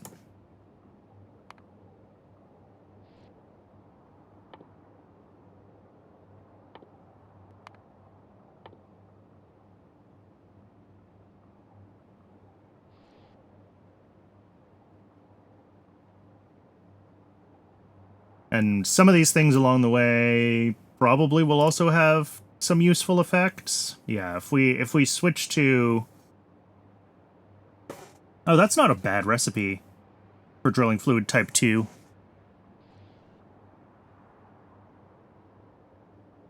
We'll want to use drilling fluid 2 from now on when we make new petroleum mines, because that gives better yields if you mine with the drilling fluid 2. Excavation...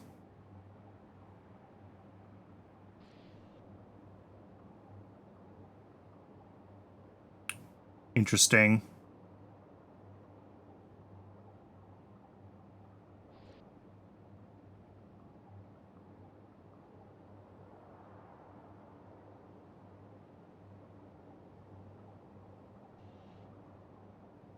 Drill head, coal gas. Yeah, is this worth it? Maybe. I'm not sure. None of these are, like, super rare ores, so I'm not sure why I would want to do this. Like, iron is free on the map everywhere.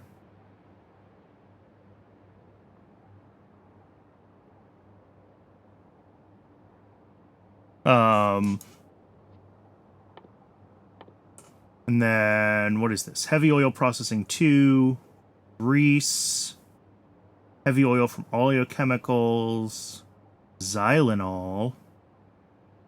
Oh, and a new kerosene recipe. Interesting. None of that...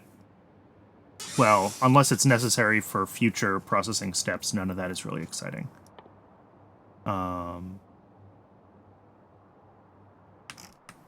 Oh, there should also be, like, a casting stage 2 relatively soon? After Nexolite stage 2, okay. Because, yeah, this is the one that gives me, like, the casting recipes for everything. Yeah. And this is, like, game-changing. So we'll have to, we want to get to this relatively quickly as well. Maybe that's a before silicon thing. Because we're also short on Nexalit, so we should do Nexalit processing sooner than later before we dive down into silicon. And then we could just do casting too. And then figure out silicon after that.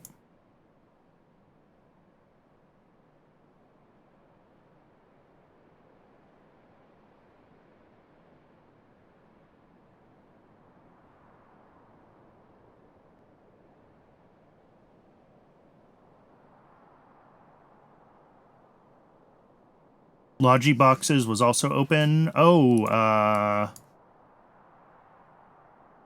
oh yeah, Logi warehousing. That is... I mean, I'm really only using Logi for the bot mall, so it's not urgent, honestly.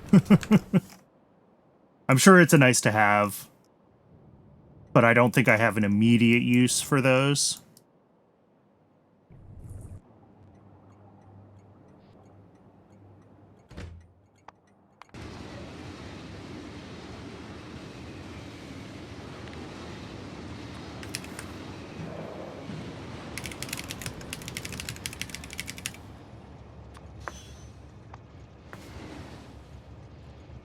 Ooh, that delivery looks like it is gonna go to where we want it to go. We're gonna get our first chem science packs.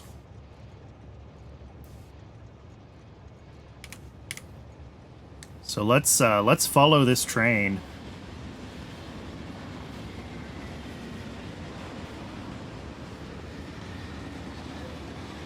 This is the most important train in the whole base right now.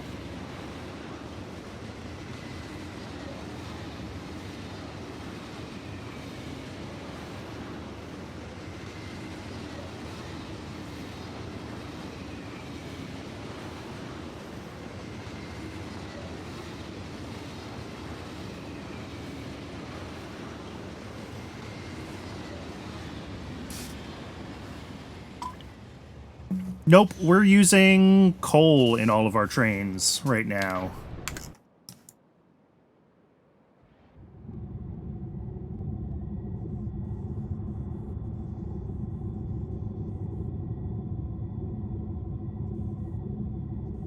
Because it is basically free.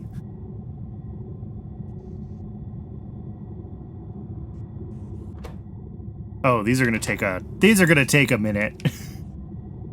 It's a slow recipe to begin with, and we have prod on.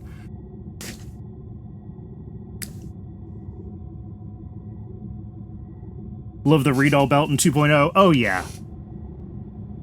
Sushi is so much easier than it used to be.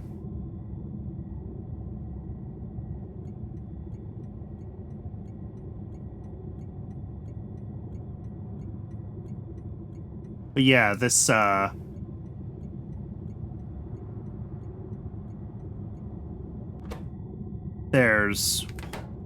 this recipe is so long that this sushi belt has plenty of time to cycle for these guys to fill themselves up in between each.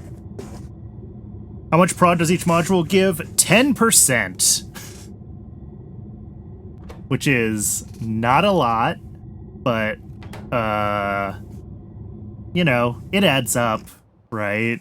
The molybdenum that we just did was over the course of prodding every step.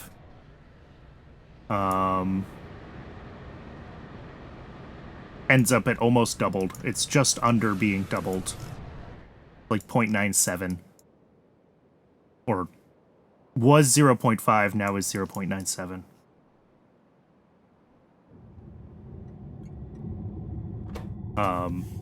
And you know, for some of these steps, we're prodding like way, way, way down the chain, right? So our inputs are fairly low. Wherever I can manage. We do need to do a pass on all of the other science packs and prodding whatever can be prodded there.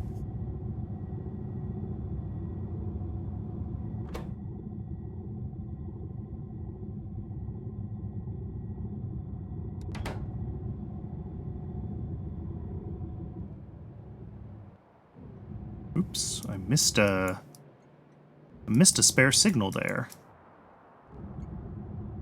And then it's going to take several crafts of these before we get our first... Oh, actually, I'm going to go change that. I was going to say, it's going to take several crafts of that before we get our first train load of it. It should only be requesting like 1 or 2 stacks of it at a time into the science station. Double check what that's doing. But I do want to...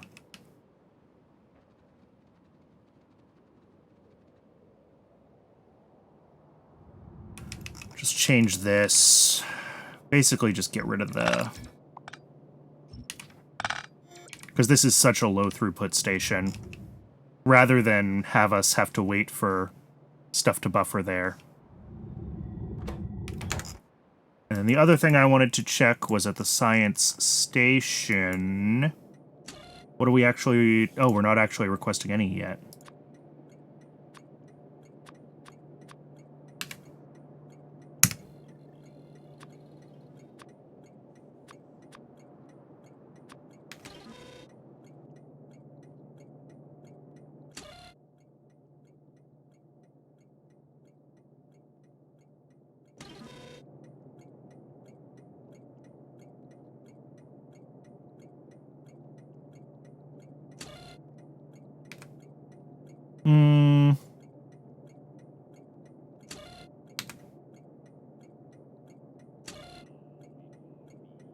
Oh, I turned off stack thresholds. Okay.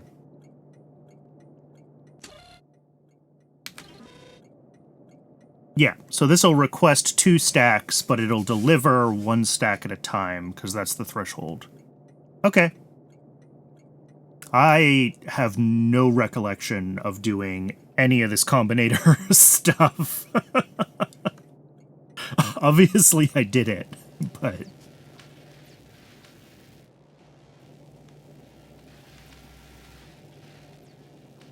and then Logi Science is, not touching it if it works, yeah. Logi Science is halted because lard, shockingly, lard remains our problem.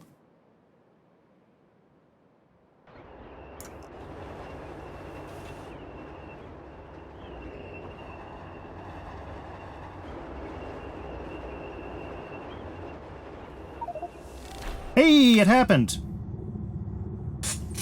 Woohoo!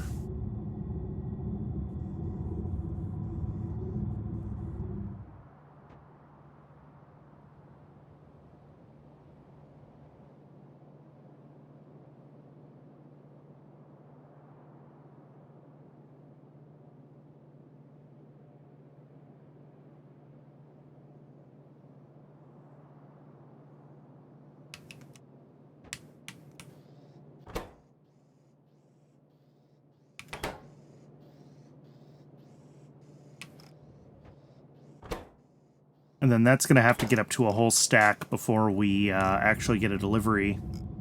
But I'm happy with that.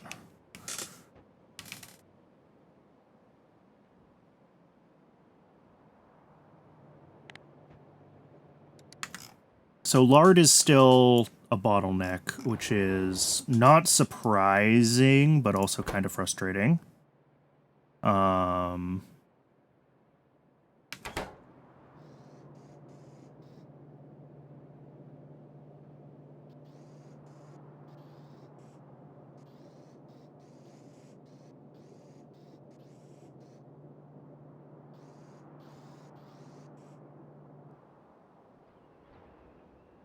Otherwise, how are we doing? Optical fiber is waiting for trits.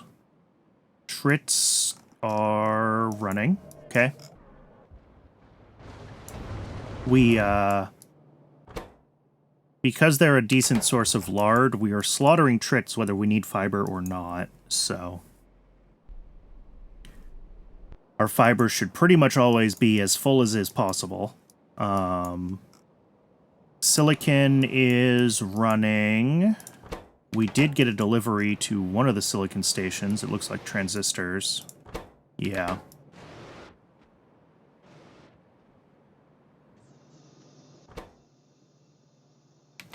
So transistors are going to have to run, and then MOSFETs will be able to run.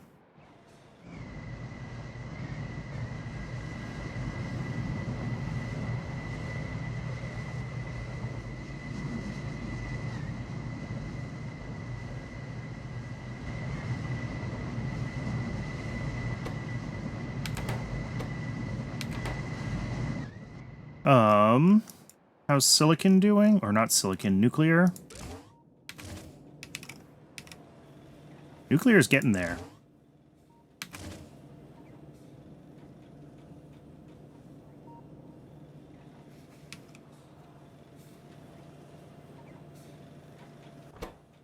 Oh, we have no U-238.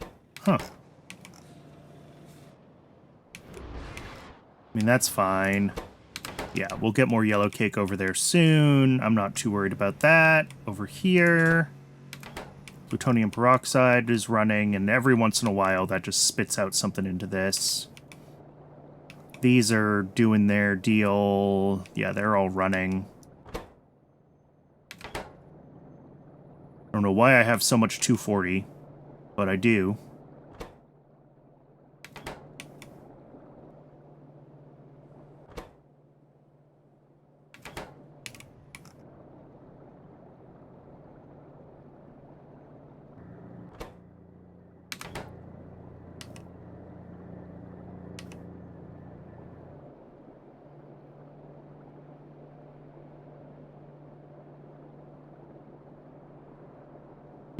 In theory, this should all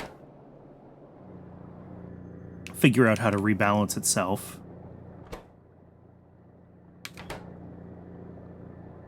YAFC at least claims that it's balanced, so...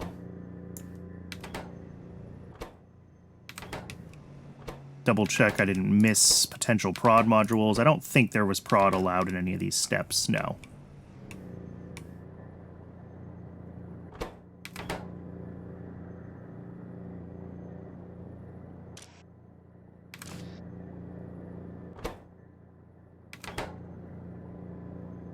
I mean, I guess to some extent it's probabilistic, right? So we're just gonna, like...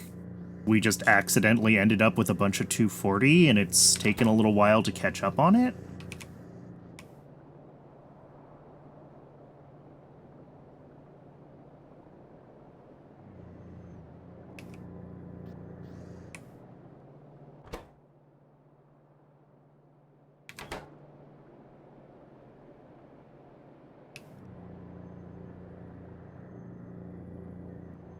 I guess. I guess that is the situation.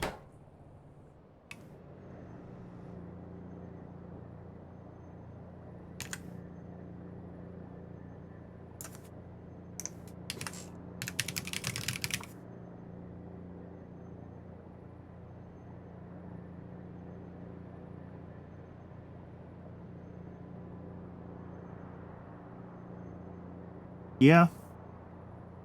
I mean, 240 is supposed to be balanced with 239.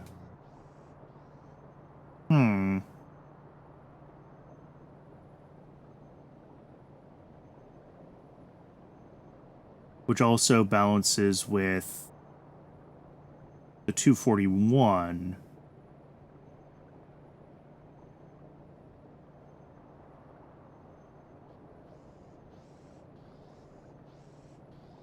Ah, I wonder if we had too many runs of, like, this 239 and 241 loop versus them going other places, and it turned a bunch of 240. But then where would the 242 have gone?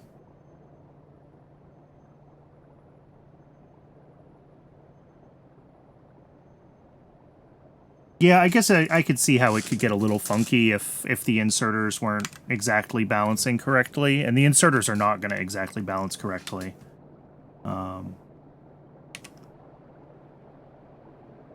Oh, but one of these is just not getting enough plutonium peroxide to run. Interesting. Maybe that's our problem, and maybe what we need to do is prioritize the plutonium peroxide to the rebalancing. Well, I'm going to go mess with that after the ad break. It is ad break time again. We will be back in just a few minutes. Recommend getting some water, stretch your legs, take care of yourselves as human beings, and when we come back, we'll mess around with the nuclear a little bit. I'll see everyone in just a few minutes.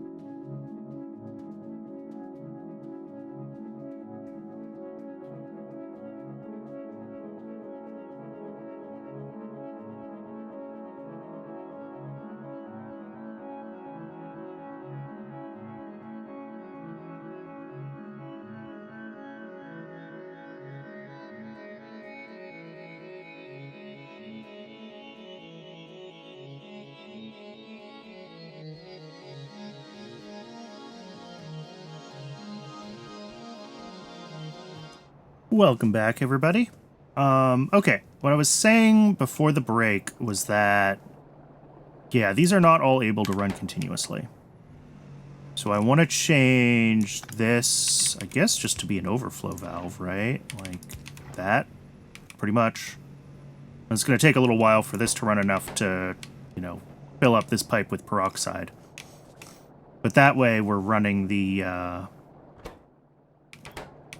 neutron capture cycle at full speed, and that should help with some of the weirdness that I was seeing about things being off balance. I hope. Yeah. Other thing that I was just thinking about was I was double checking our large situation. We're still awaiting a delivery of large to logistics science, so our science may stall. It's only running at half speed right now. Where's science? Science. Yeah, we only have half of it running right now. Unlike there are some Logi Science packs in here, but...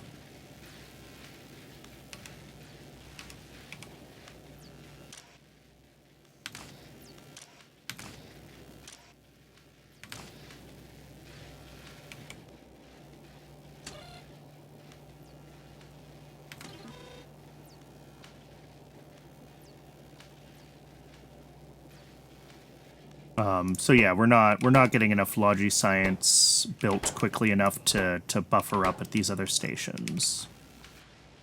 Which is fine, because I'm going to bet Blue Science will start stalling the system pretty soon, and then Logi will have a chance to catch up.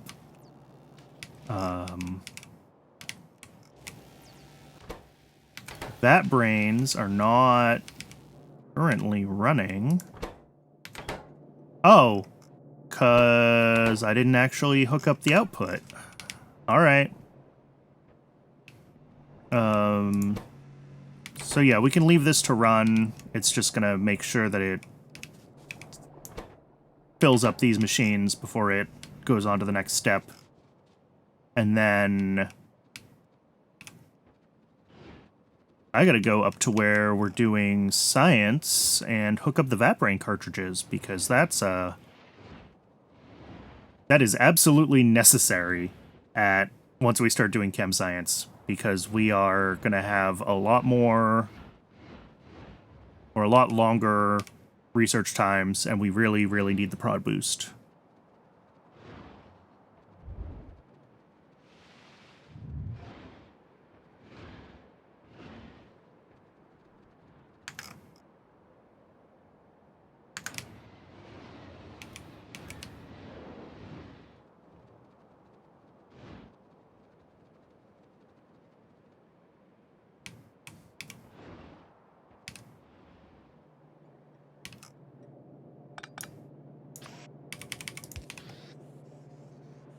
Alright, there we go. Vatbrain cartridges coming in. Ready to feed the Vatbrain. I could do this.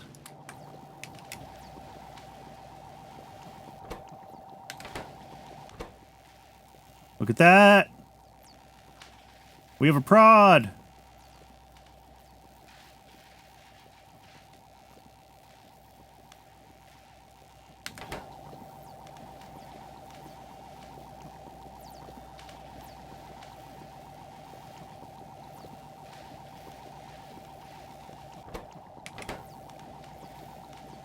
Too bad we really can't see the Vatbrain well behind all the other machines.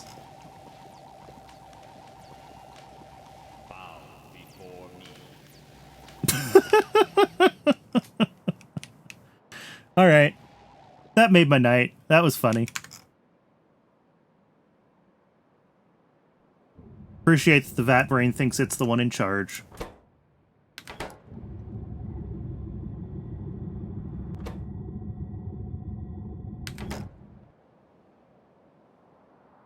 So, what is blocking all of our science ingredients? This is currently stopped, and this is stopped on, of course, the organic acid anhydride. Organic acid anhydride is still stopped on, yeah, so it's lard. Lard remains our freaking problem.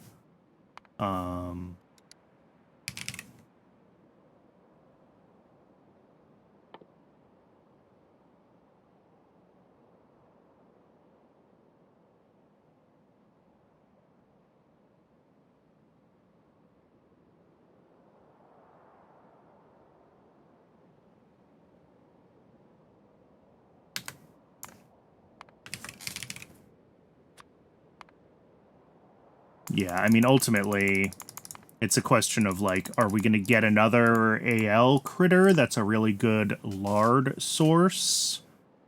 Do we go into organ printing and try to figure it out? Can we do that? No, stage 2 for organ printing is way the heck out there. Oh, we can do it with stage 1, though. Okay. But, like, it's not exactly cheap, is it? Hey, it's a Kellen. How's it going?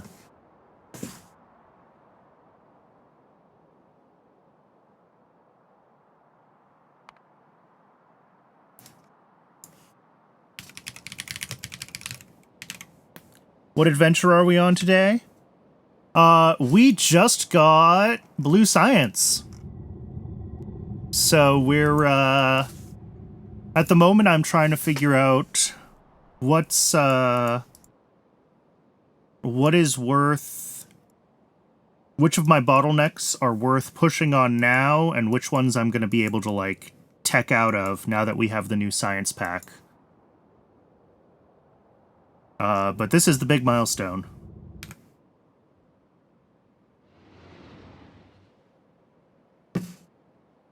Yeah, my first big mod pack for Factorio was C-Block, and the C-Block pack includes FNEI and Hellmod, so I learned those. And they're what I still know. How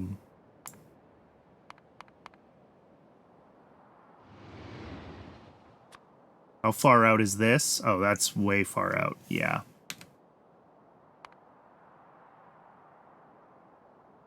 So, like, yes, there's slaughterhouse upgrades that we could potentially look into. But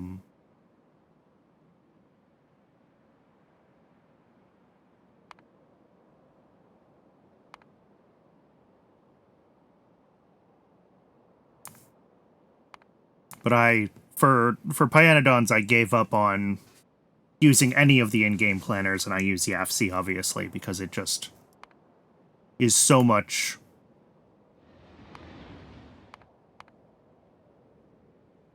more robust to all the weird looping things and whatever else. Yeah, I mean, it seems like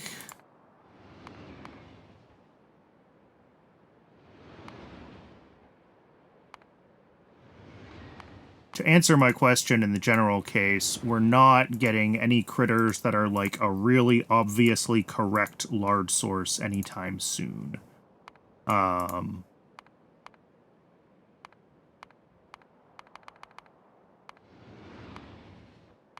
So, as far as being able to make more lard now, our options are pretty much what they were before. It's more augs, either literally more or upgrading them because we're still on AUG 1. Or it's Muckmocks, which are not a super expensive critter in the grand scheme of things. Like, our inputs are... Yeah, they have a food, but if I'm going to expand AUGs, I'm going to do AUG food anyway. So, like, Muckmock's food is straightforward enough. Or Trits. Trits do have a lot of lard. They're slow, though. And they're a little more expensive, right? How many critters have I gotten here? I have a lot of critters.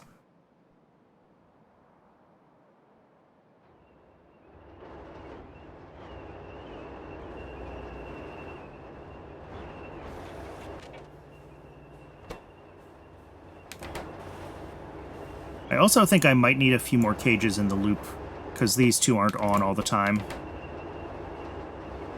Alien life do be full of all kinds of fancy animals, indeed.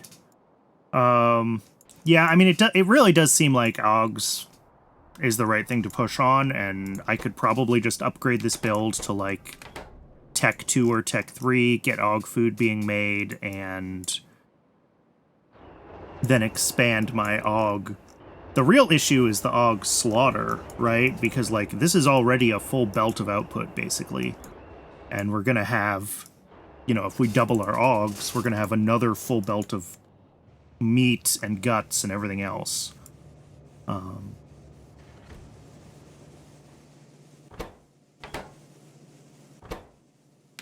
So that is the concern there.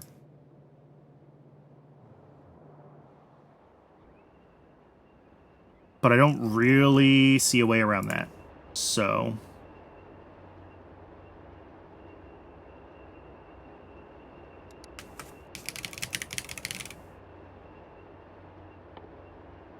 Alright, we can get Slaughterhouse Mark IIs at least. And honestly, I mean... We could get Logistics 2 and use red belts. That is definitely an option as well.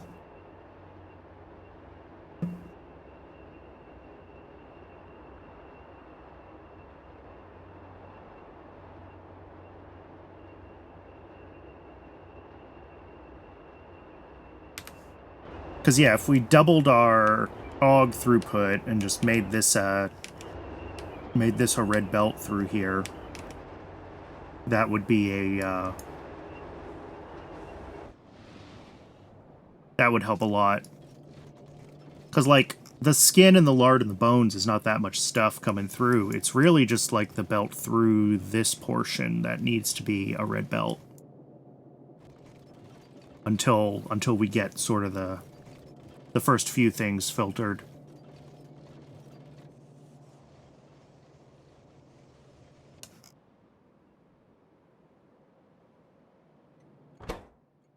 $180, okay, so our next, the next time these finish their craft, we should get a train dispatched to bring the first batch of chem science up to the research facility.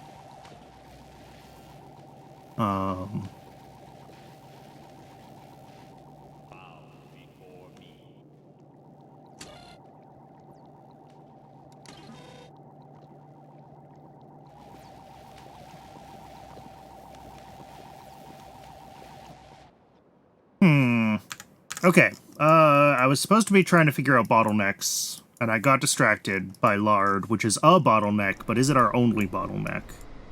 That is the question. And I suspect it is not the only bottleneck. Nuclear samples are doing okay right now. We do know that peroxide is an occasional bottleneck, and I expect it to keep being an occasional bottleneck. We do know that we have a tech for that, though. So we're already planning to fix hydrogen peroxide.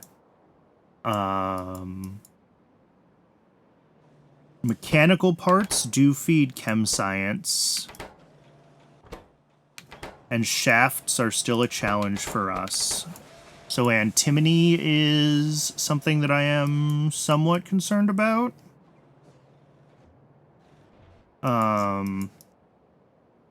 I keep saying that I think antimony is going to figure itself out and catch up, and I do mostly believe that. If we check... yeah, has intermetallics fully? No. But these are running now. Okay. Yeah. So this might... well, maybe not on this load. It might take a couple more deliveries, but... intermetallics is... oh, it's 1-to-1-to-1. So yeah, this might back up here.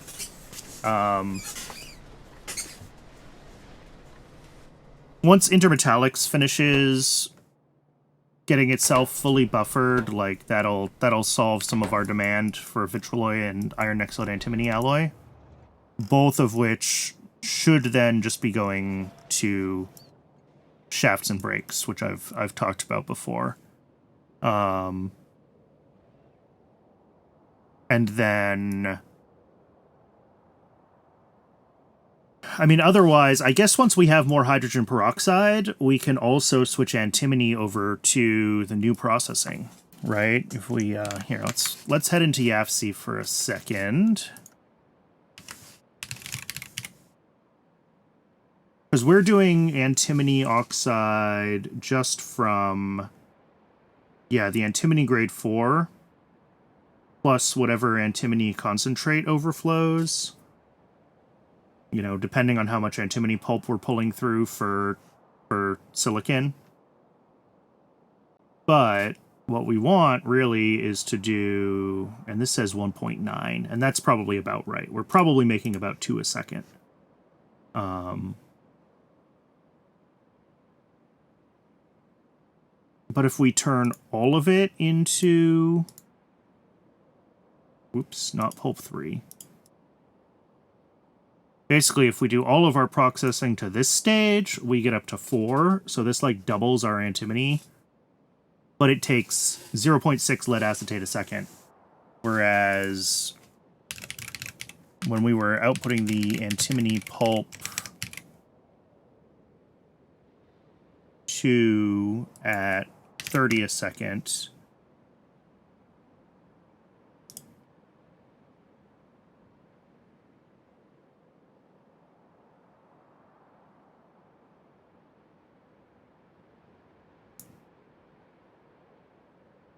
yeah, 0.3 lead acetate a second. So it like doubles our lead acetate consumption. And lead acetate is hydrogen peroxide limited. So if we want to run that antimony oxide at full potential, we need more peroxide. Okay, so maybe we're just teching out of our antimony problem too. Maybe that's the way to think about this. Once we have the new anthraquinone, once we can make hydrogen peroxide, 2 or 3 times as much peroxide, then like, who cares if this uses 30 hydrogen peroxide per second, right?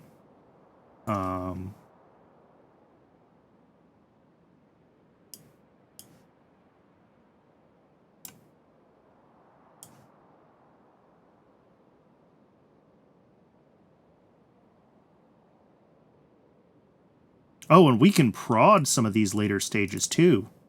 Oh.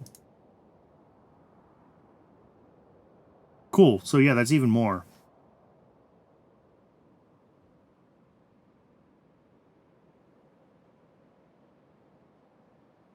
So almost 4.5 antimony. Okay.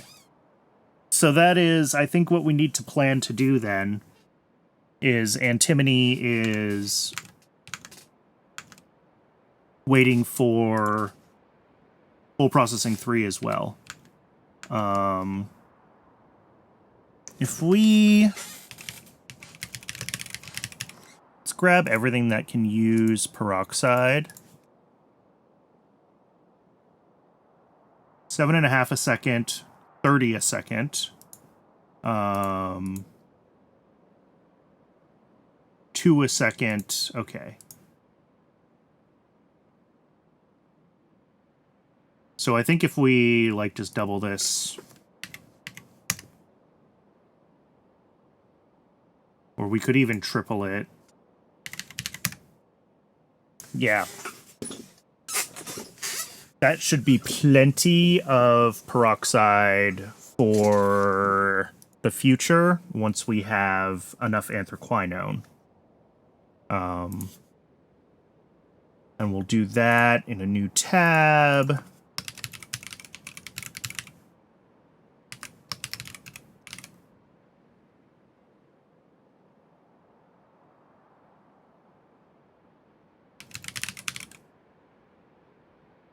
If we look at our current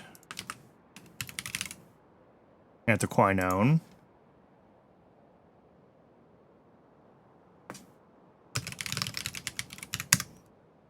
this is what we're doing. We're making 50 a second. We do need a little bit for other things. Yeah, it goes into Nexalit batteries. How much? Just 4 a second. Okay. So, if we start doing this from anthracene and sulfuric acid, and we want, like, 100 a second...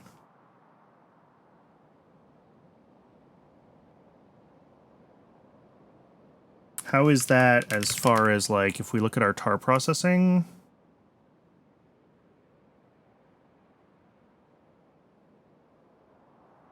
$42 anthracene a second. 50. Okay, so we make like 80 anthracene a second. And most of that right now is just being converted to... what? Gasoline and Coke. Okay. So this could be a problem. If we start pulling hard on our anthracene oil, we might start to see issues with Coke or gasoline production. So that's something to watch out for when we do this. Sulfuric, I'm not... I mean, 50 a second is a lot of sulfuric acid, don't get me wrong, but we make lots of sulfur and we make lots of acid gas these days, so I'm not so worried about that. But then chromium is the other thing. Oh, this spits out up to like 34 chromite sand a second. Okay. I'm sure it will be fine. Yeah, exactly. Look, my attitude for the past 500 hours of playing this has been build it and see what happens. And if it breaks, it's just an excuse to build more. But anyway, I think antimony I'm going to call a hydrogen peroxide issue, and I'm going to plan to do that anthraquinone build. So that is not going to be a huge... Okay, 462 hours. I exaggerated.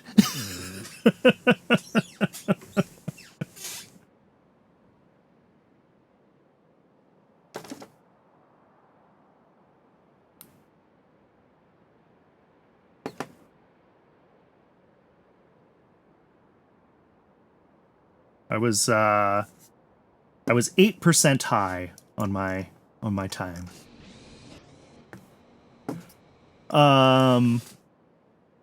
Cool. This tech is gonna finish, and then have we delivered science yet? Probably not. Oh yes, we have. We have chem science packs. Cool.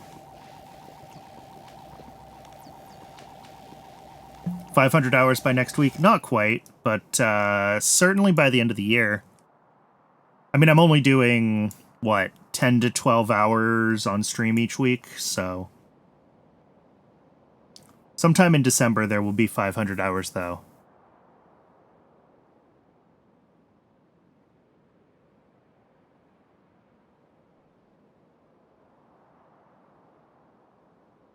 And yes, I do need to figure out what I want to do for like a 500-hour stream. I don't know if I want to do like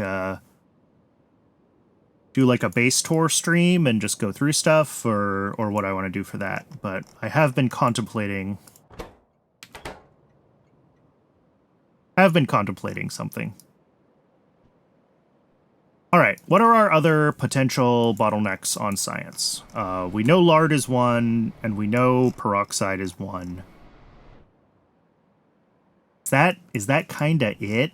Like, Nexolite is one, but we're teching out of Nexolite. We're fixing that.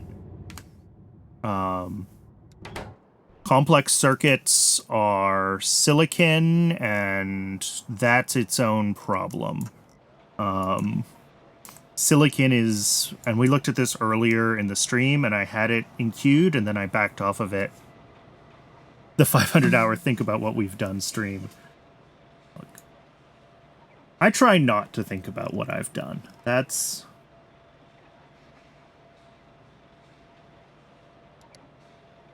No looking back. Only forward.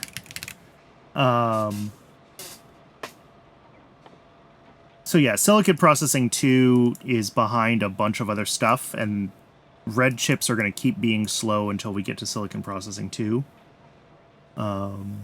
Unfortunately. I don't think there's much we can do about any of this.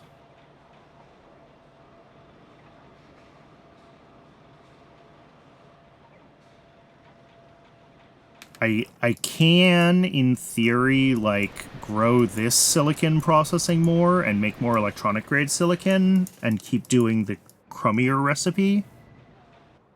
But, like, I already doubled this once. I don't really want to do it again. Oh! Wait, really? That's missing an outserter. Yeah. And yet somehow everything seems fine. Oh, yep, there we go. That's stalled. Alright. I need to go put an outserter on that. Where am I?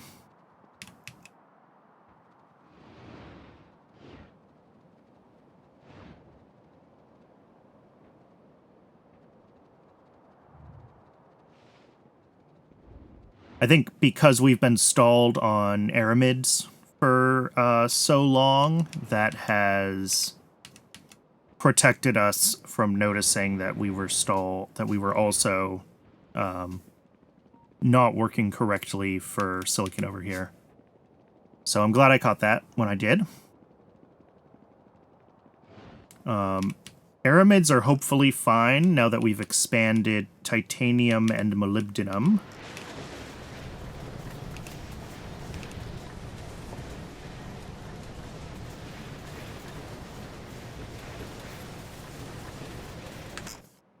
And what else feeds this science? What else do I care about? Optical fiber, advanced small parts. I looked at mechanical parts. Rubber, stainless, nexolite. Alright. Rubber, I have no idea, like, how good we're doing or not on rubber. That's just something to keep an eye on. I have not touched or upgraded this in a while. We do get a rubber 3. Oh, based off of polybutadiene. No, styrene. We're already using polybutadiene. Okay. So, maybe worth it? How expensive is styrene? That doesn't look awful.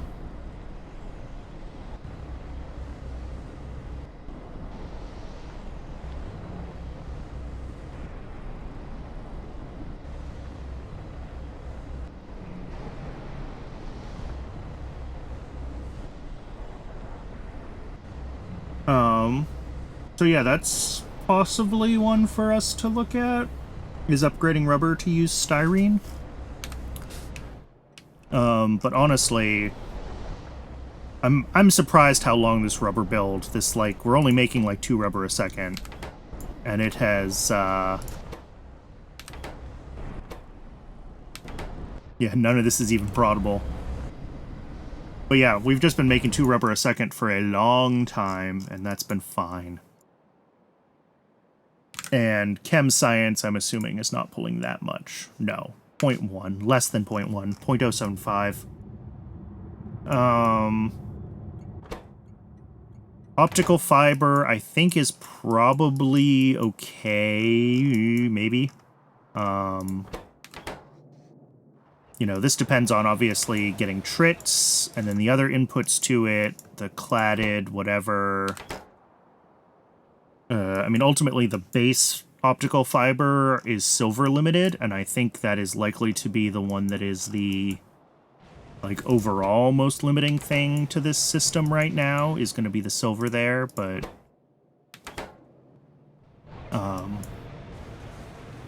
yeah, that's something to be thinking about as well. That might be a bottleneck. Especially because I think I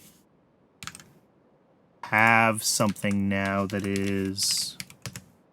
Yeah, vat brain cartridges are pulling fetal serum. And that's the other big silver consumer, is going to be the fetal serum. I did refactor this to use prod modules, right? Yes. But yes, we have no silver. Cool.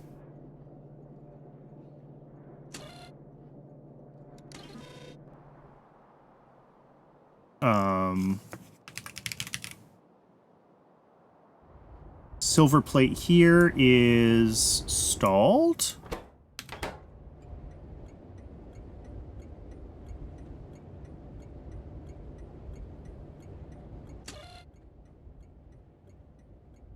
Oh, well, yeah, that'll do it.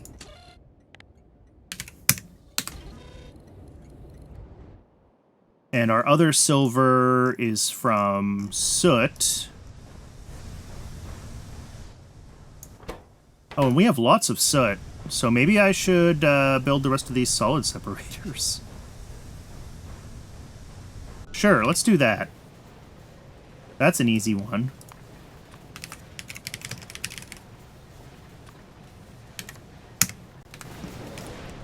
I like easy fixes, small changes.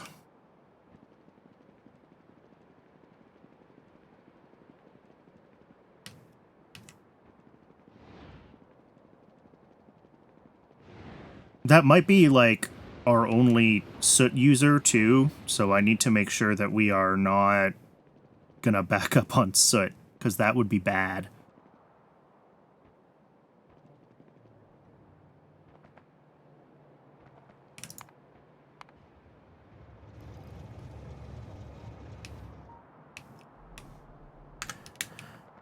And at some point, I do still need to figure out what the race condition is in that, because that's just getting annoying.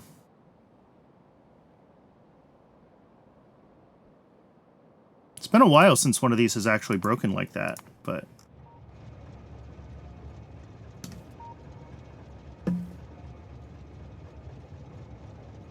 I should probably redesign this whole setup.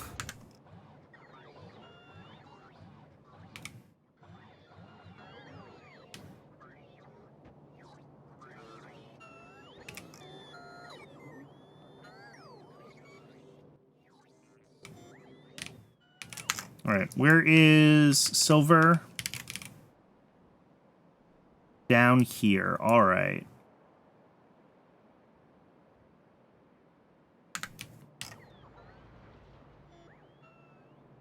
Just finished ash recycling today and soot also? Yeah.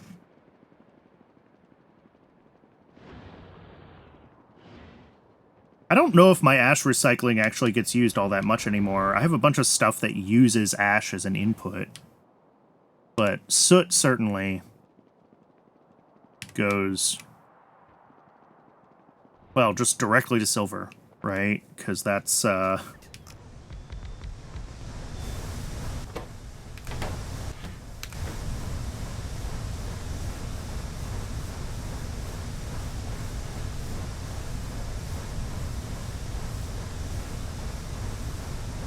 everything else that I can get from soot is relatively cheap. Silver is very expensive.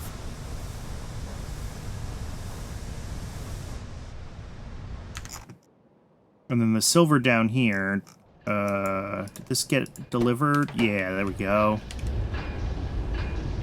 Yep, that's running again.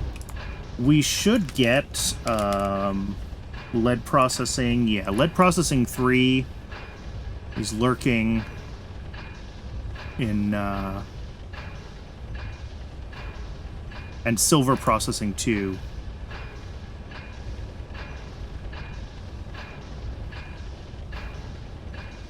So we're gonna need to redo all of our, like, silver and lead processing once we,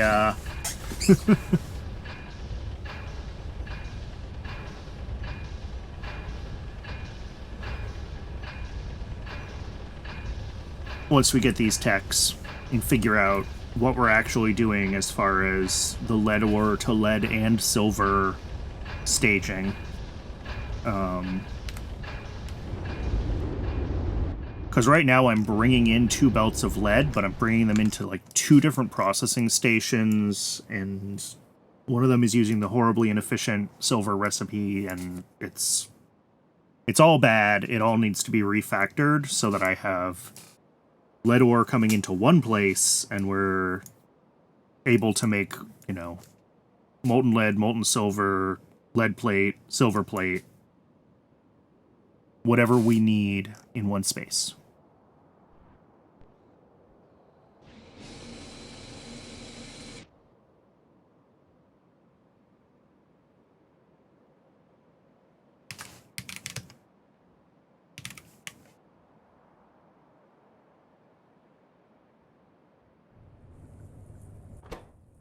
Yeah, no peroxide. That's what I thought. So this, we're going to hold off on changing antimony until we have the tech for peroxide. Oh, science stalled. Why is science stalled? I mean, it's lard.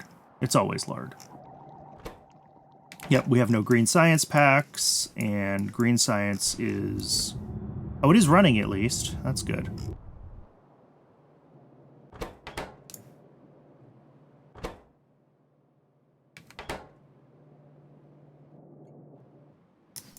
Let's see, what's our request threshold for Logi Science? 600, so 3 stacks. Okay. So it'll send a train soon, TM.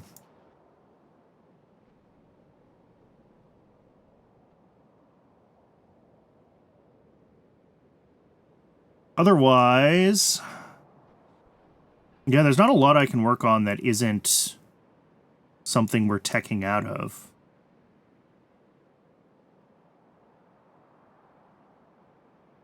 It's pretty much just lard. Lard is the one. Possibly rubber. We'll have to keep an eye on rubber and figure out how we're doing there.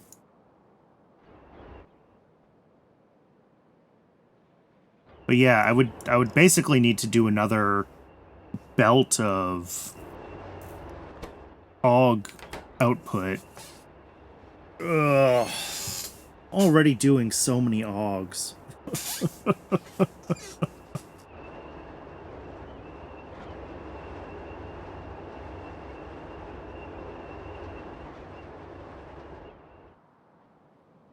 And like, I know the...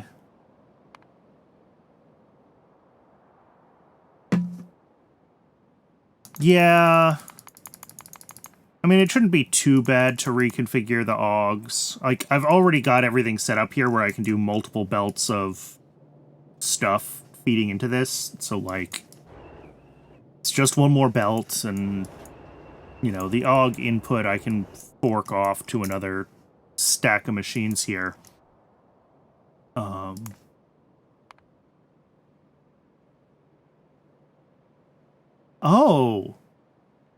Mukmox gives me this recipe. That's an interesting choice.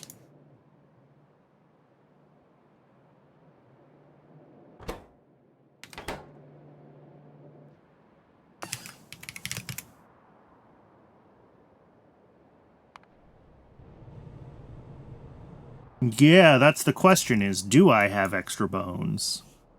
Because I did just start doing bone to keratin, right? So, like, that's, but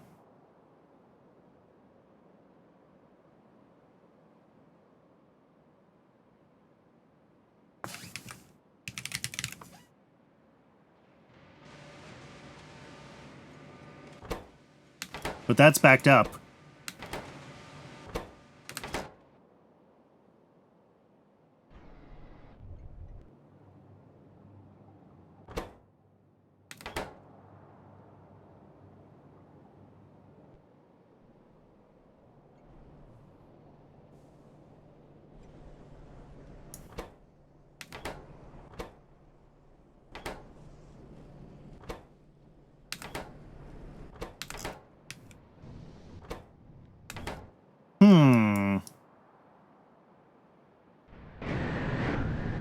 How's my hot air doing, by the way? Still not totally caught up. It's trying. I noticed that this this shale oil had still not managed to buffer a lot of its, had still not managed to fully fill itself.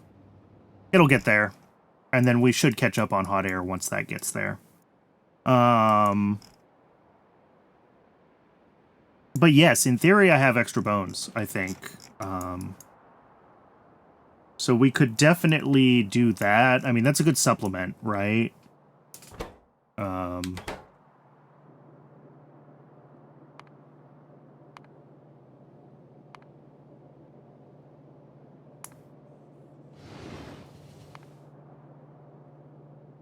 Yeah, otherwise it's just like, who gives us the most lard for the buck? And like, Mukmoks do give a lot of lard. So that is the other option that I've been trying to decide between, is like AUGs versus Mukmoks.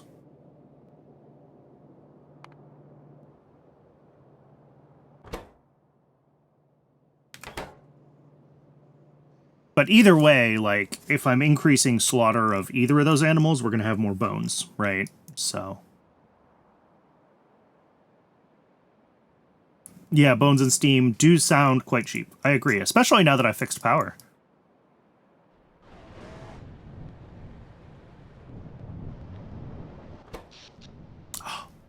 So nice to see.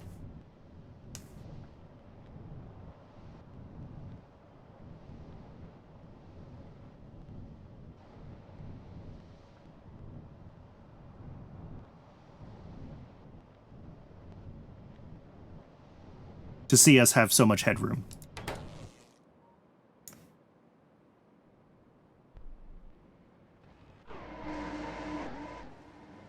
Which should also mean, like, this is fully, yeah.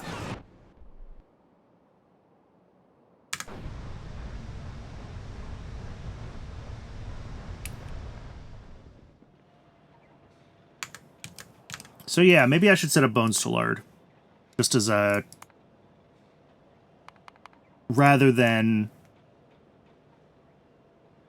bones to...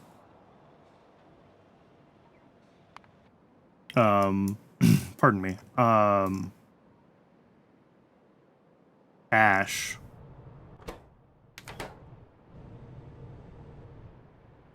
I think we just turn it to lard.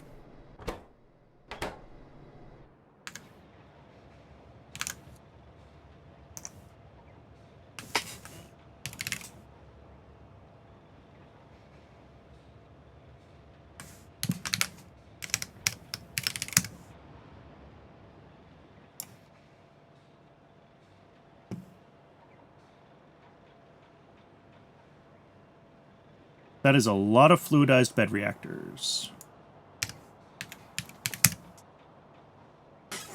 But...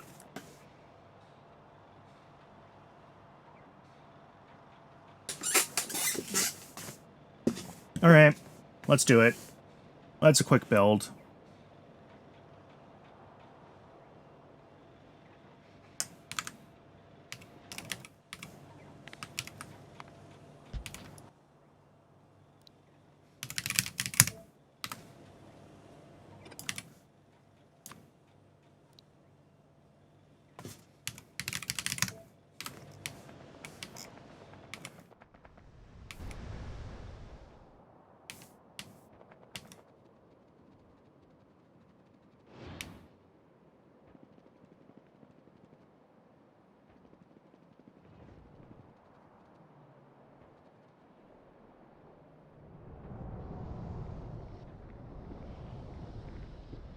And I'll just set it up.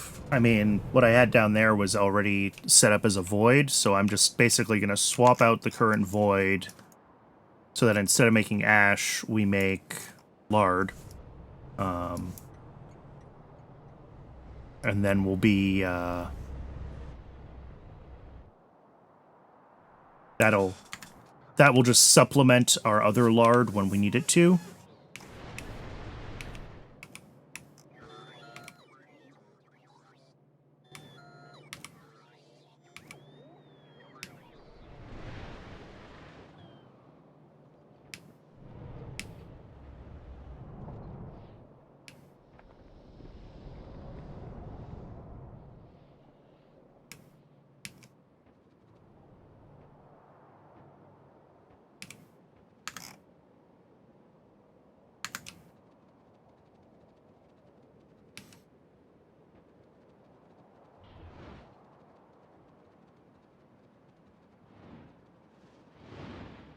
Oop.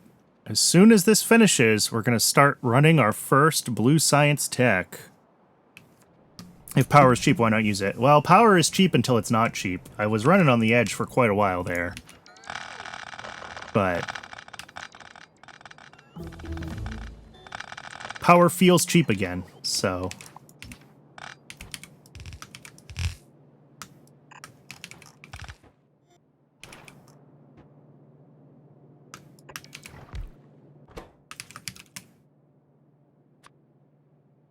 oh, we can prod this, too. That's funny. I'm not going to. But it would be funny.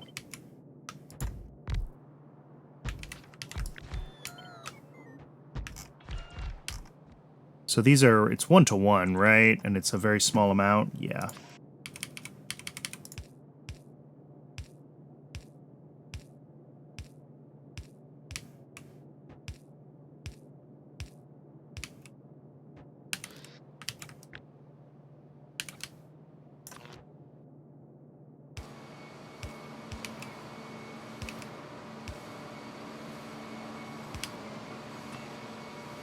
That's not gonna work.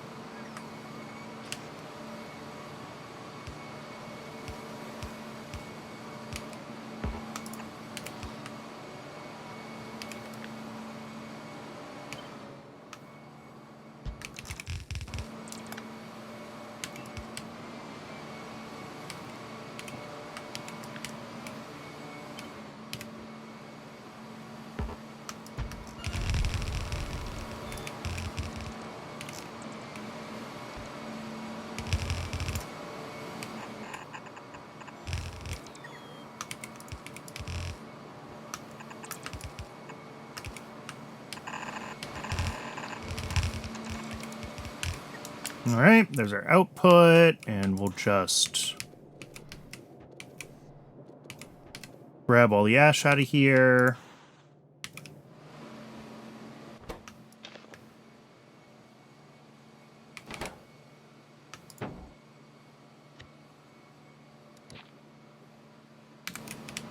And I just have to set up the steam.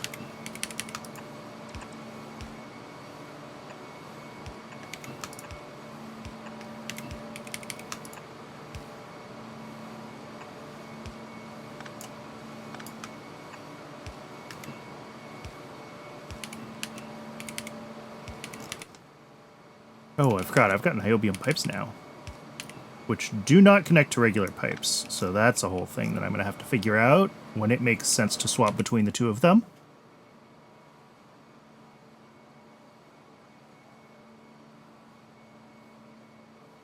And that's because I think this is an option. But yeah, you can decide to let them connect, but then the niobium pipes I don't think get the better extents. But most long-distance things are going to have, like, a pump somewhere, so I can at least use niobium pipes for long-distance things with a pump in the middle somewhere.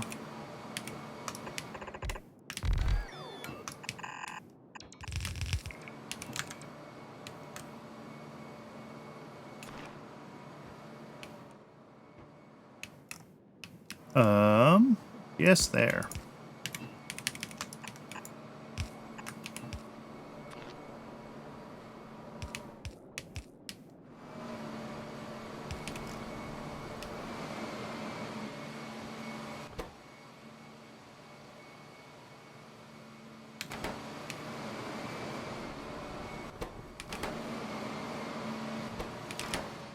And then this is, yeah, high priority, except we're not doing ash, we're doing lard.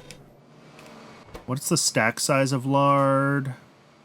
100. Okay.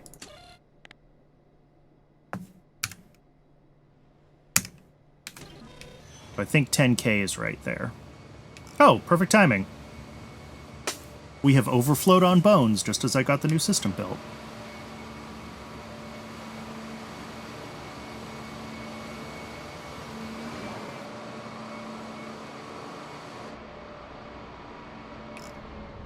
Alright, that will supplement our lard a little bit. Because every bone we're not using is lard now.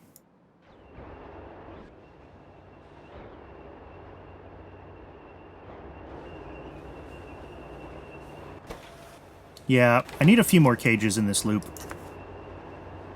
Do I need to swap ash to lard? Oh, I do! I changed the amount, but not the... Good catch, thank you.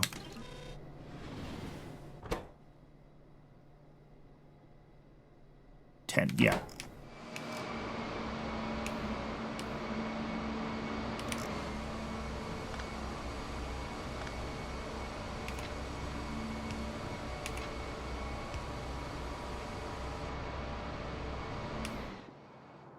Cool.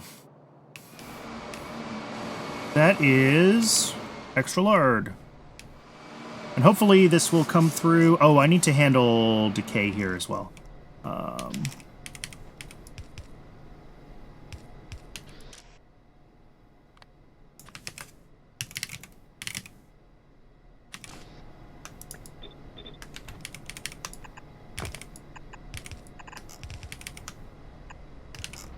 Alright, do I have a station for biocrud anywhere near here? That's the real question.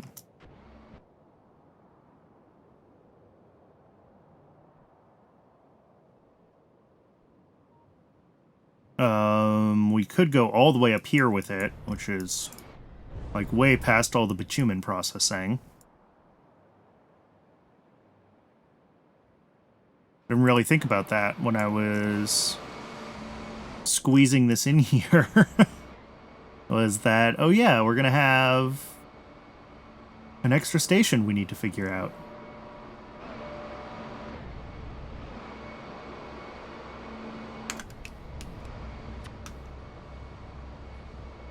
Okay, that does squeeze through there. Okay.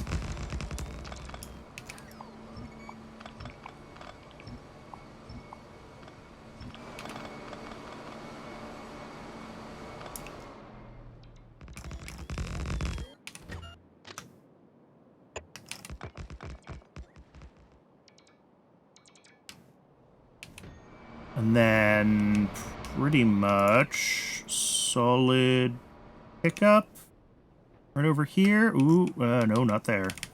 Well, really we want to do it right here where I put my steam, because of course we do. But that's easy to fix.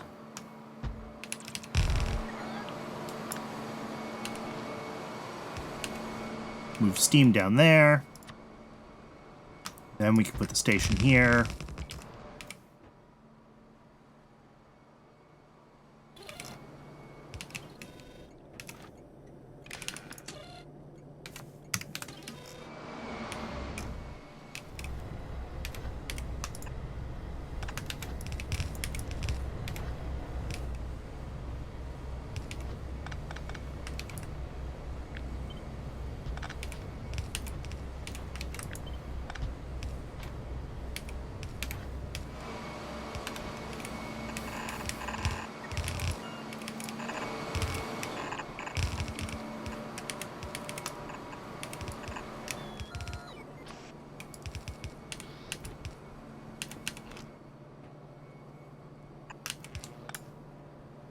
Okay, that should work.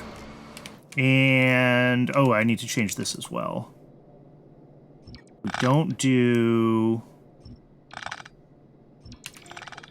that. We want that.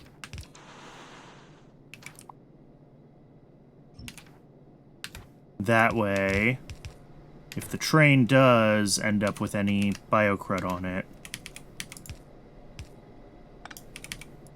gets filtered out.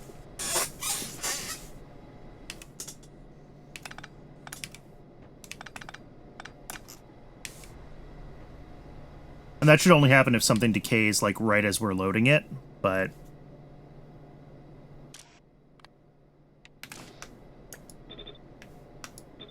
which shouldn't happen if we're loading fresh first, etc. So...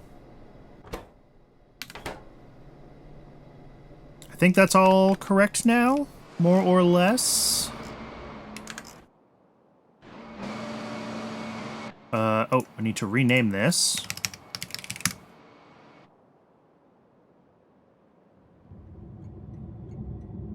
Yep, Chem Science is still running happily. Oh yeah, we're running our first...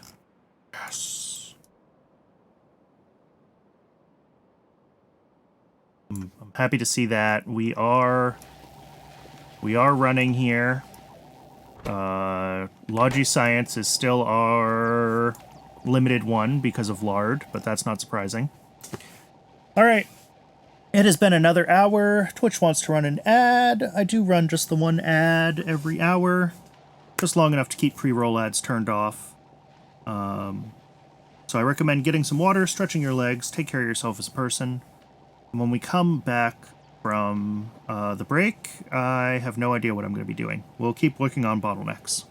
I'll see everyone soon. Before me.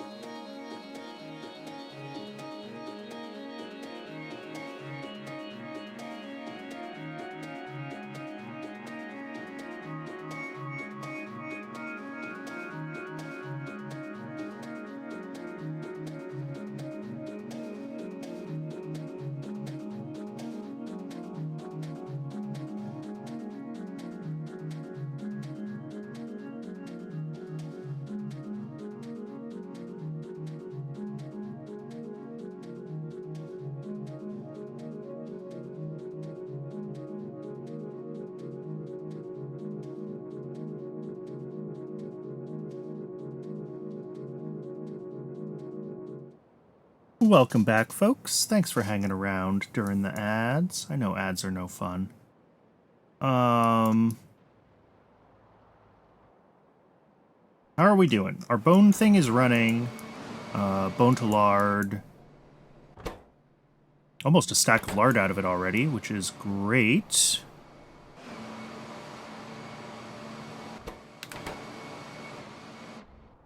We'll probably get another delivery of bones soon because everything is constantly running here.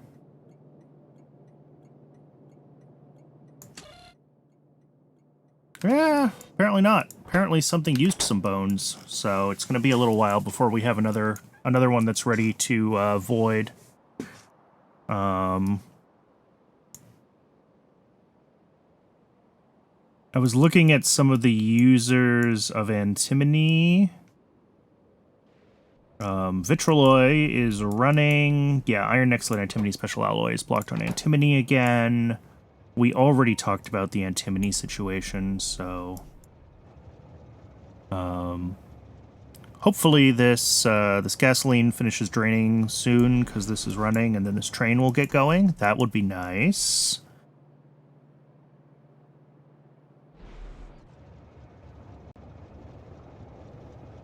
I guess I could modify these stations in a really stupid way. It would fix the thing. Well, it would work around the problem. But what we could do... Here, let me just find the, like, fuel drop-off station. Paste this in here. Nope, that's a normal fluid drop-off. I want fuel. There we go. What I'm thinking is, if we take this...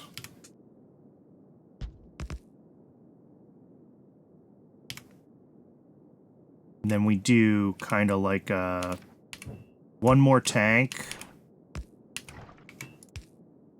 Like that kind of deal. That way we have basically a spare tank at the input. And as long as we don't ever get this happening twice in a row, which I don't think has ever happened, that would solve the issue of the trains being dispatched weirdly. But I don't love that. I'd like to actually... I just need to take the time to understand, like, tick by tick. Does it... yeah, that tank fits, like, 40k. It's not an issue of not having space for the liquid. It's an issue of, like, I've got a delay... a synchronization issue or a race condition somewhere in my combinators. So every once in a while, an extra train gets dispatched before it realizes that the station is full.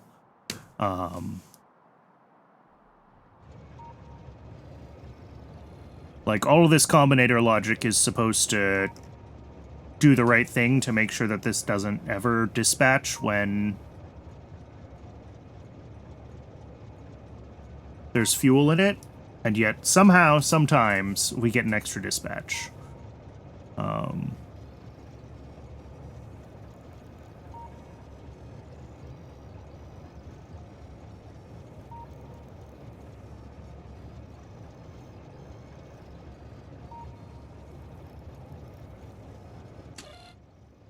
Yeah.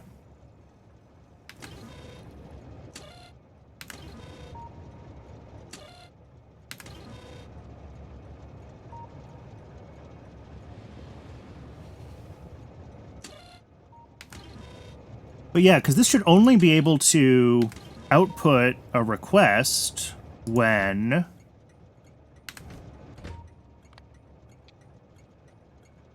is that all we need?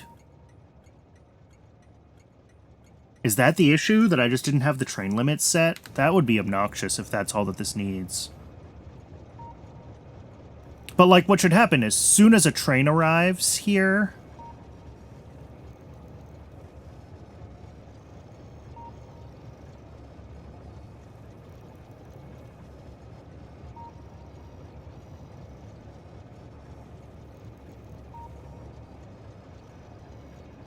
I wonder if that is the issue. Because what's our race condition is... Yeah, Cybersyn works fine with train limits, and I'm wondering if the train limit will fix what Cybersyn is doing. Because I think what happens is, like... we...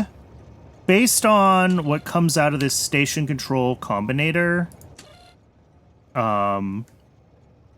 when we see that Cybersyn is setting up a delivery, we output this hold signal, and we tell it to not change what we're requesting. And I wonder if what can happen is, because we have like a 1 or 2 or 3 tick delay, and because Cybersyn doesn't run every tick, if this selector combinator ticks over and picks a different fuel...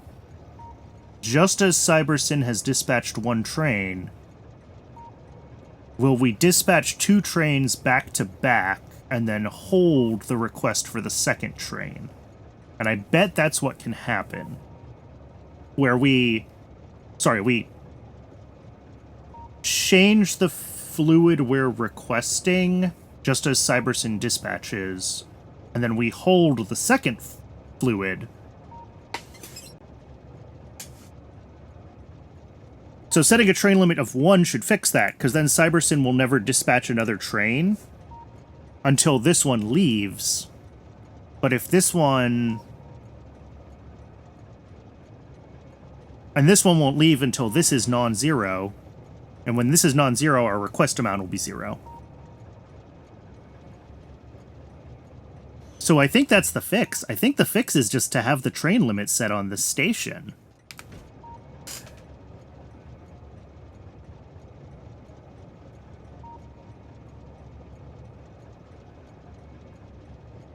Did that make sense to anybody? Did I explain that well at all?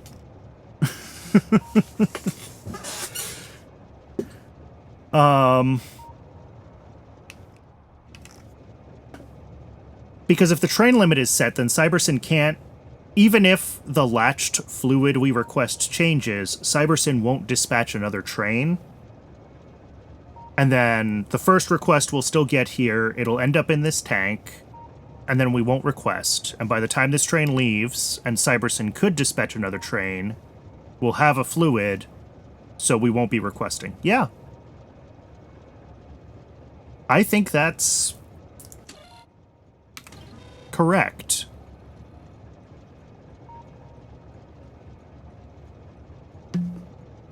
It works, but then you have to deal with high latency. Well, yeah, that's why we have two different tanks with two different fluids to deal with the latency.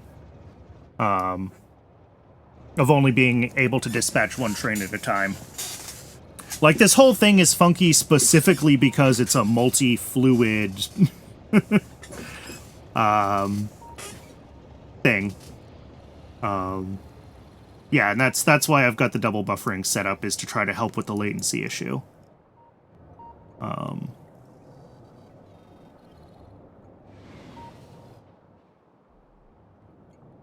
yeah, I think the train limit will help, because it should only ever dispatch one train at a time anyway, because our request amount is exactly one train load. So I think if we set the train limit just to keep it from accidentally dispatching if we don't re-latch the request right away, I think that's fine. And then honestly, we probably don't need much of the hold logic anymore, but that's a different issue. I think the hold logic that I set up, where it would like hold its request, was me just not thinking about just using the train limit for that. So we could probably redesign this whole thing to be a little bit simpler, but for now, anytime they break, I will just go in and change the train limit, and then eventually they'll all be not broken, although I should fix my blueprint.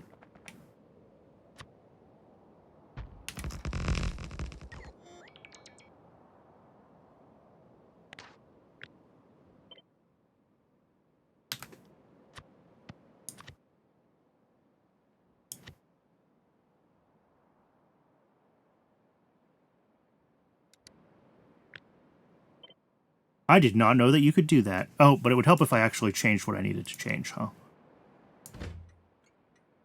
Oh no, that is set. Okay.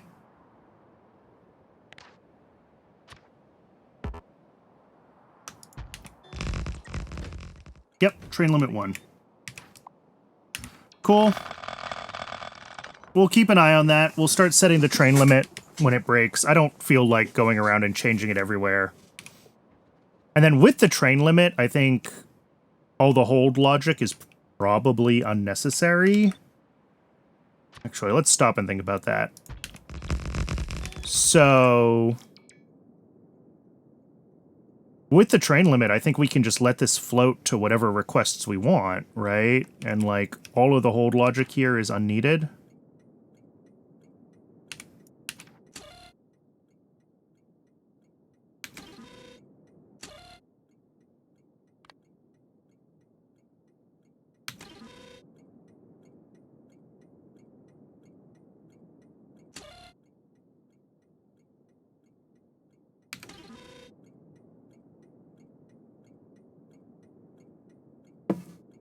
Option to reselect contents of blueprint is so useful when dealing with parameters. I bet. Yeah, we can just change a lot of the combinators around this, I think. What we're going to have is we're going to have our selector combinator. And then we're going to have a single decider combinator.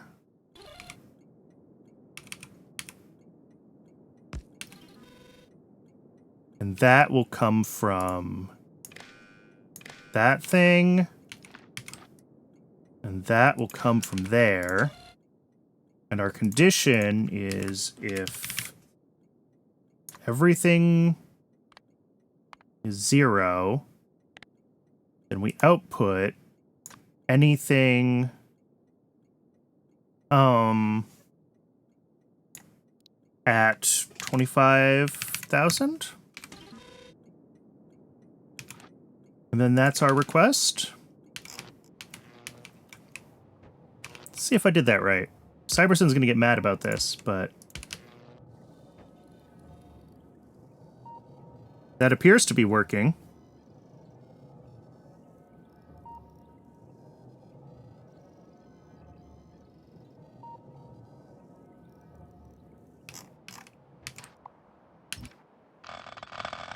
Let's set this up someplace that I can actually set it up to test.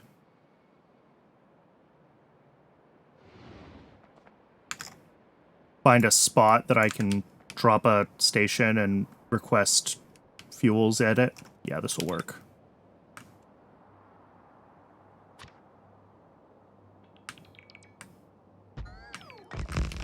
All right. So I was saying all of this goes away. That goes away.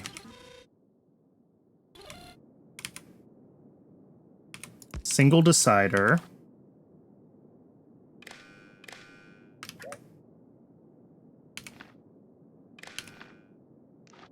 And I changed my colors this time, but that's okay.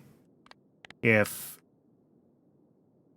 everything on red is 0, then we output anything that we're receiving at minus 25,000. And that'll be our request amount, right?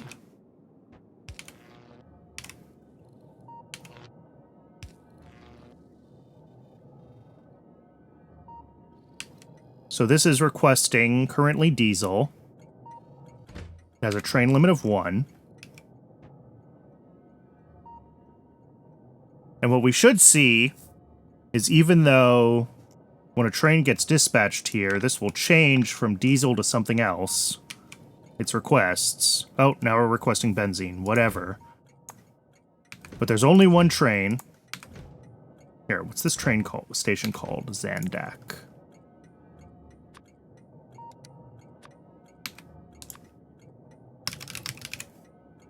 Yeah, it's changed over to benzene, but we're bringing diesel, because diesel was what got latched in. And Cybersyn is just going to let that shipment happen, I think. I think I way over-engineered this for things that Cybersyn basically already does, as long as I set the train limit to 1. is the situation here.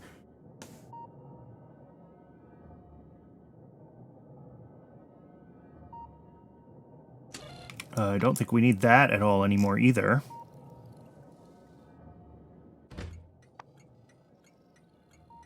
So this should bring that first load of, sure, diesel. And apparently it's currently requesting diesel again, so we might get another diesel. Nope, yep, it's not requesting anything. Now it's requesting diesel again.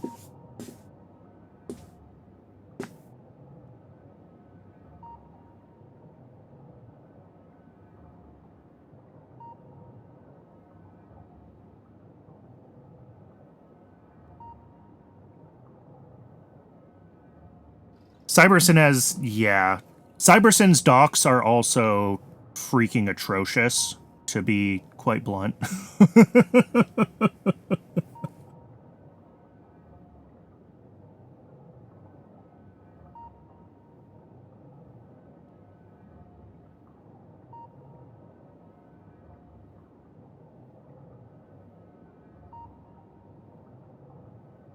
Like, it's super powerful, but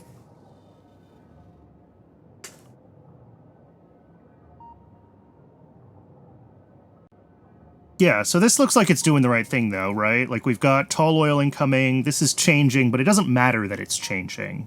And previously, I had had a bunch of combinator logic that would latch this request so that this wouldn't change, and I just don't think that's necessary. Or in fact, I know it's not necessary. Because I have a train limit set.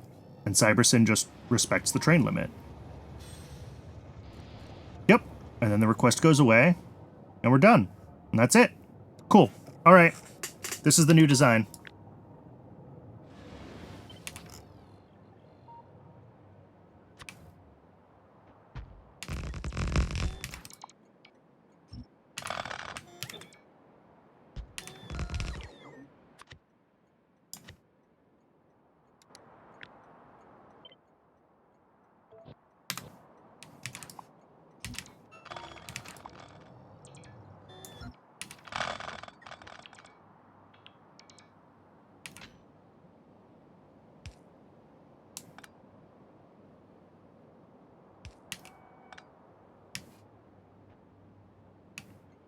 Oh, I have a bunch of rail signals that I didn't clean up correctly through here.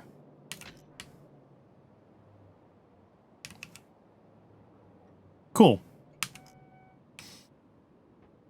All right. So we're just going to have to fix that, I think, pretty much everywhere.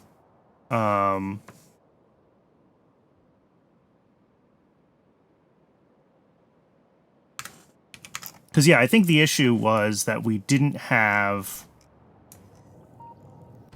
Oh, that one has a train limit now, so that's not a good example.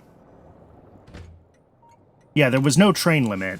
So Cybersyn, when the request changed at the wrong time, could dispatch an extra train.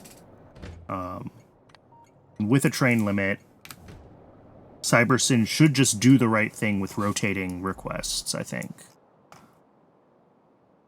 So that was me trying very much to overcomplicate things, because I didn't understand how Cybersyn worked, 300 hours ago.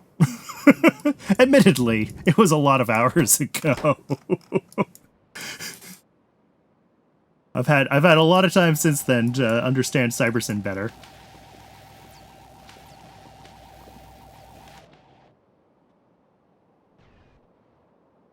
All right. Whole processing 3 is like the big thing right now that we need. Because that unblocks a bunch of stuff.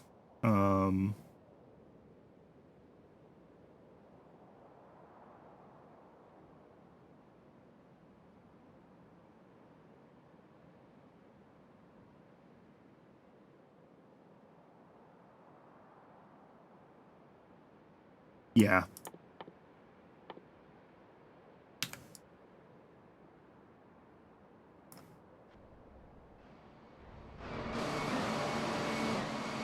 I mean, this is running well.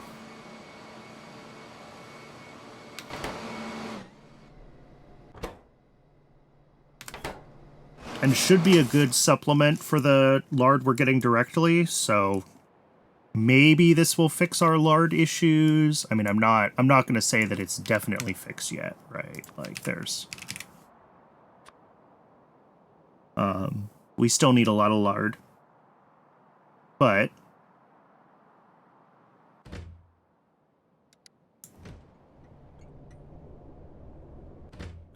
What? We're out of brains? I don't like that. That's one of those, like, should not happen things. Oh, you know why we're out of brains? You know why we're out of brains? These guys.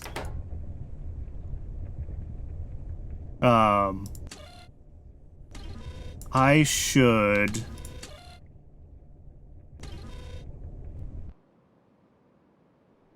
I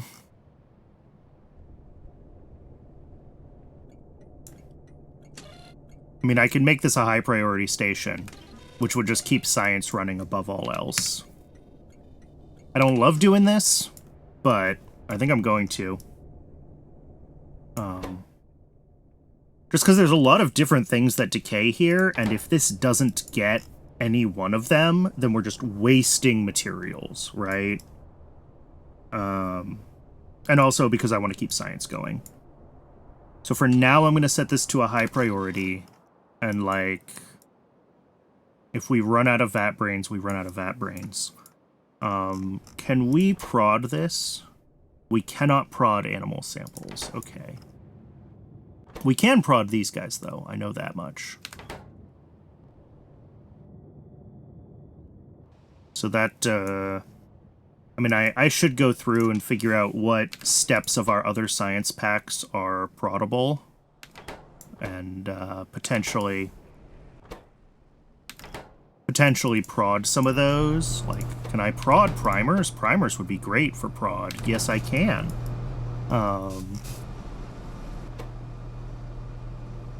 Cannot prod incubated petri dishes, which is good because that would just be free petri dishes.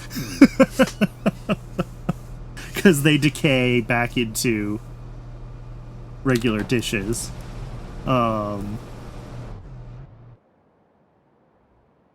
How's all of my plant stuff? We were having issues with some of the plants.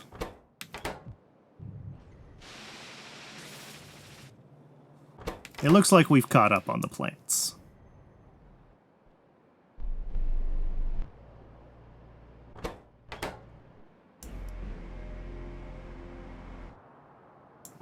Well, not moss. Wow.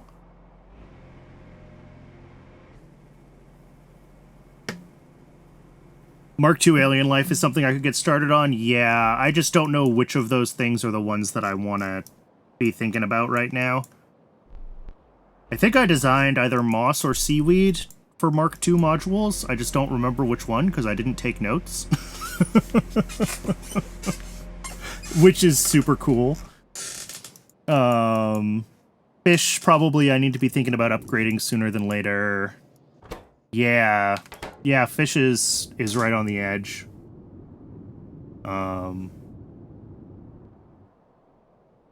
Ugh.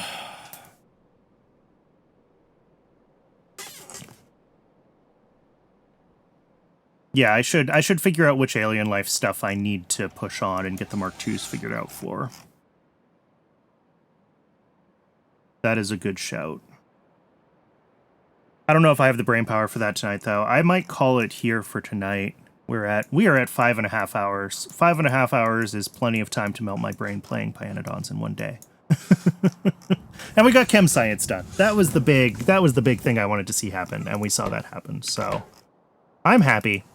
Let's call it here. We're in a good place. Thanks everybody for tuning in. I really appreciate it.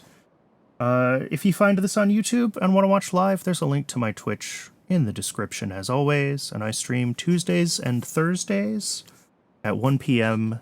Pacific time. Yeah, thanks again everyone, and I'll see y'all next time.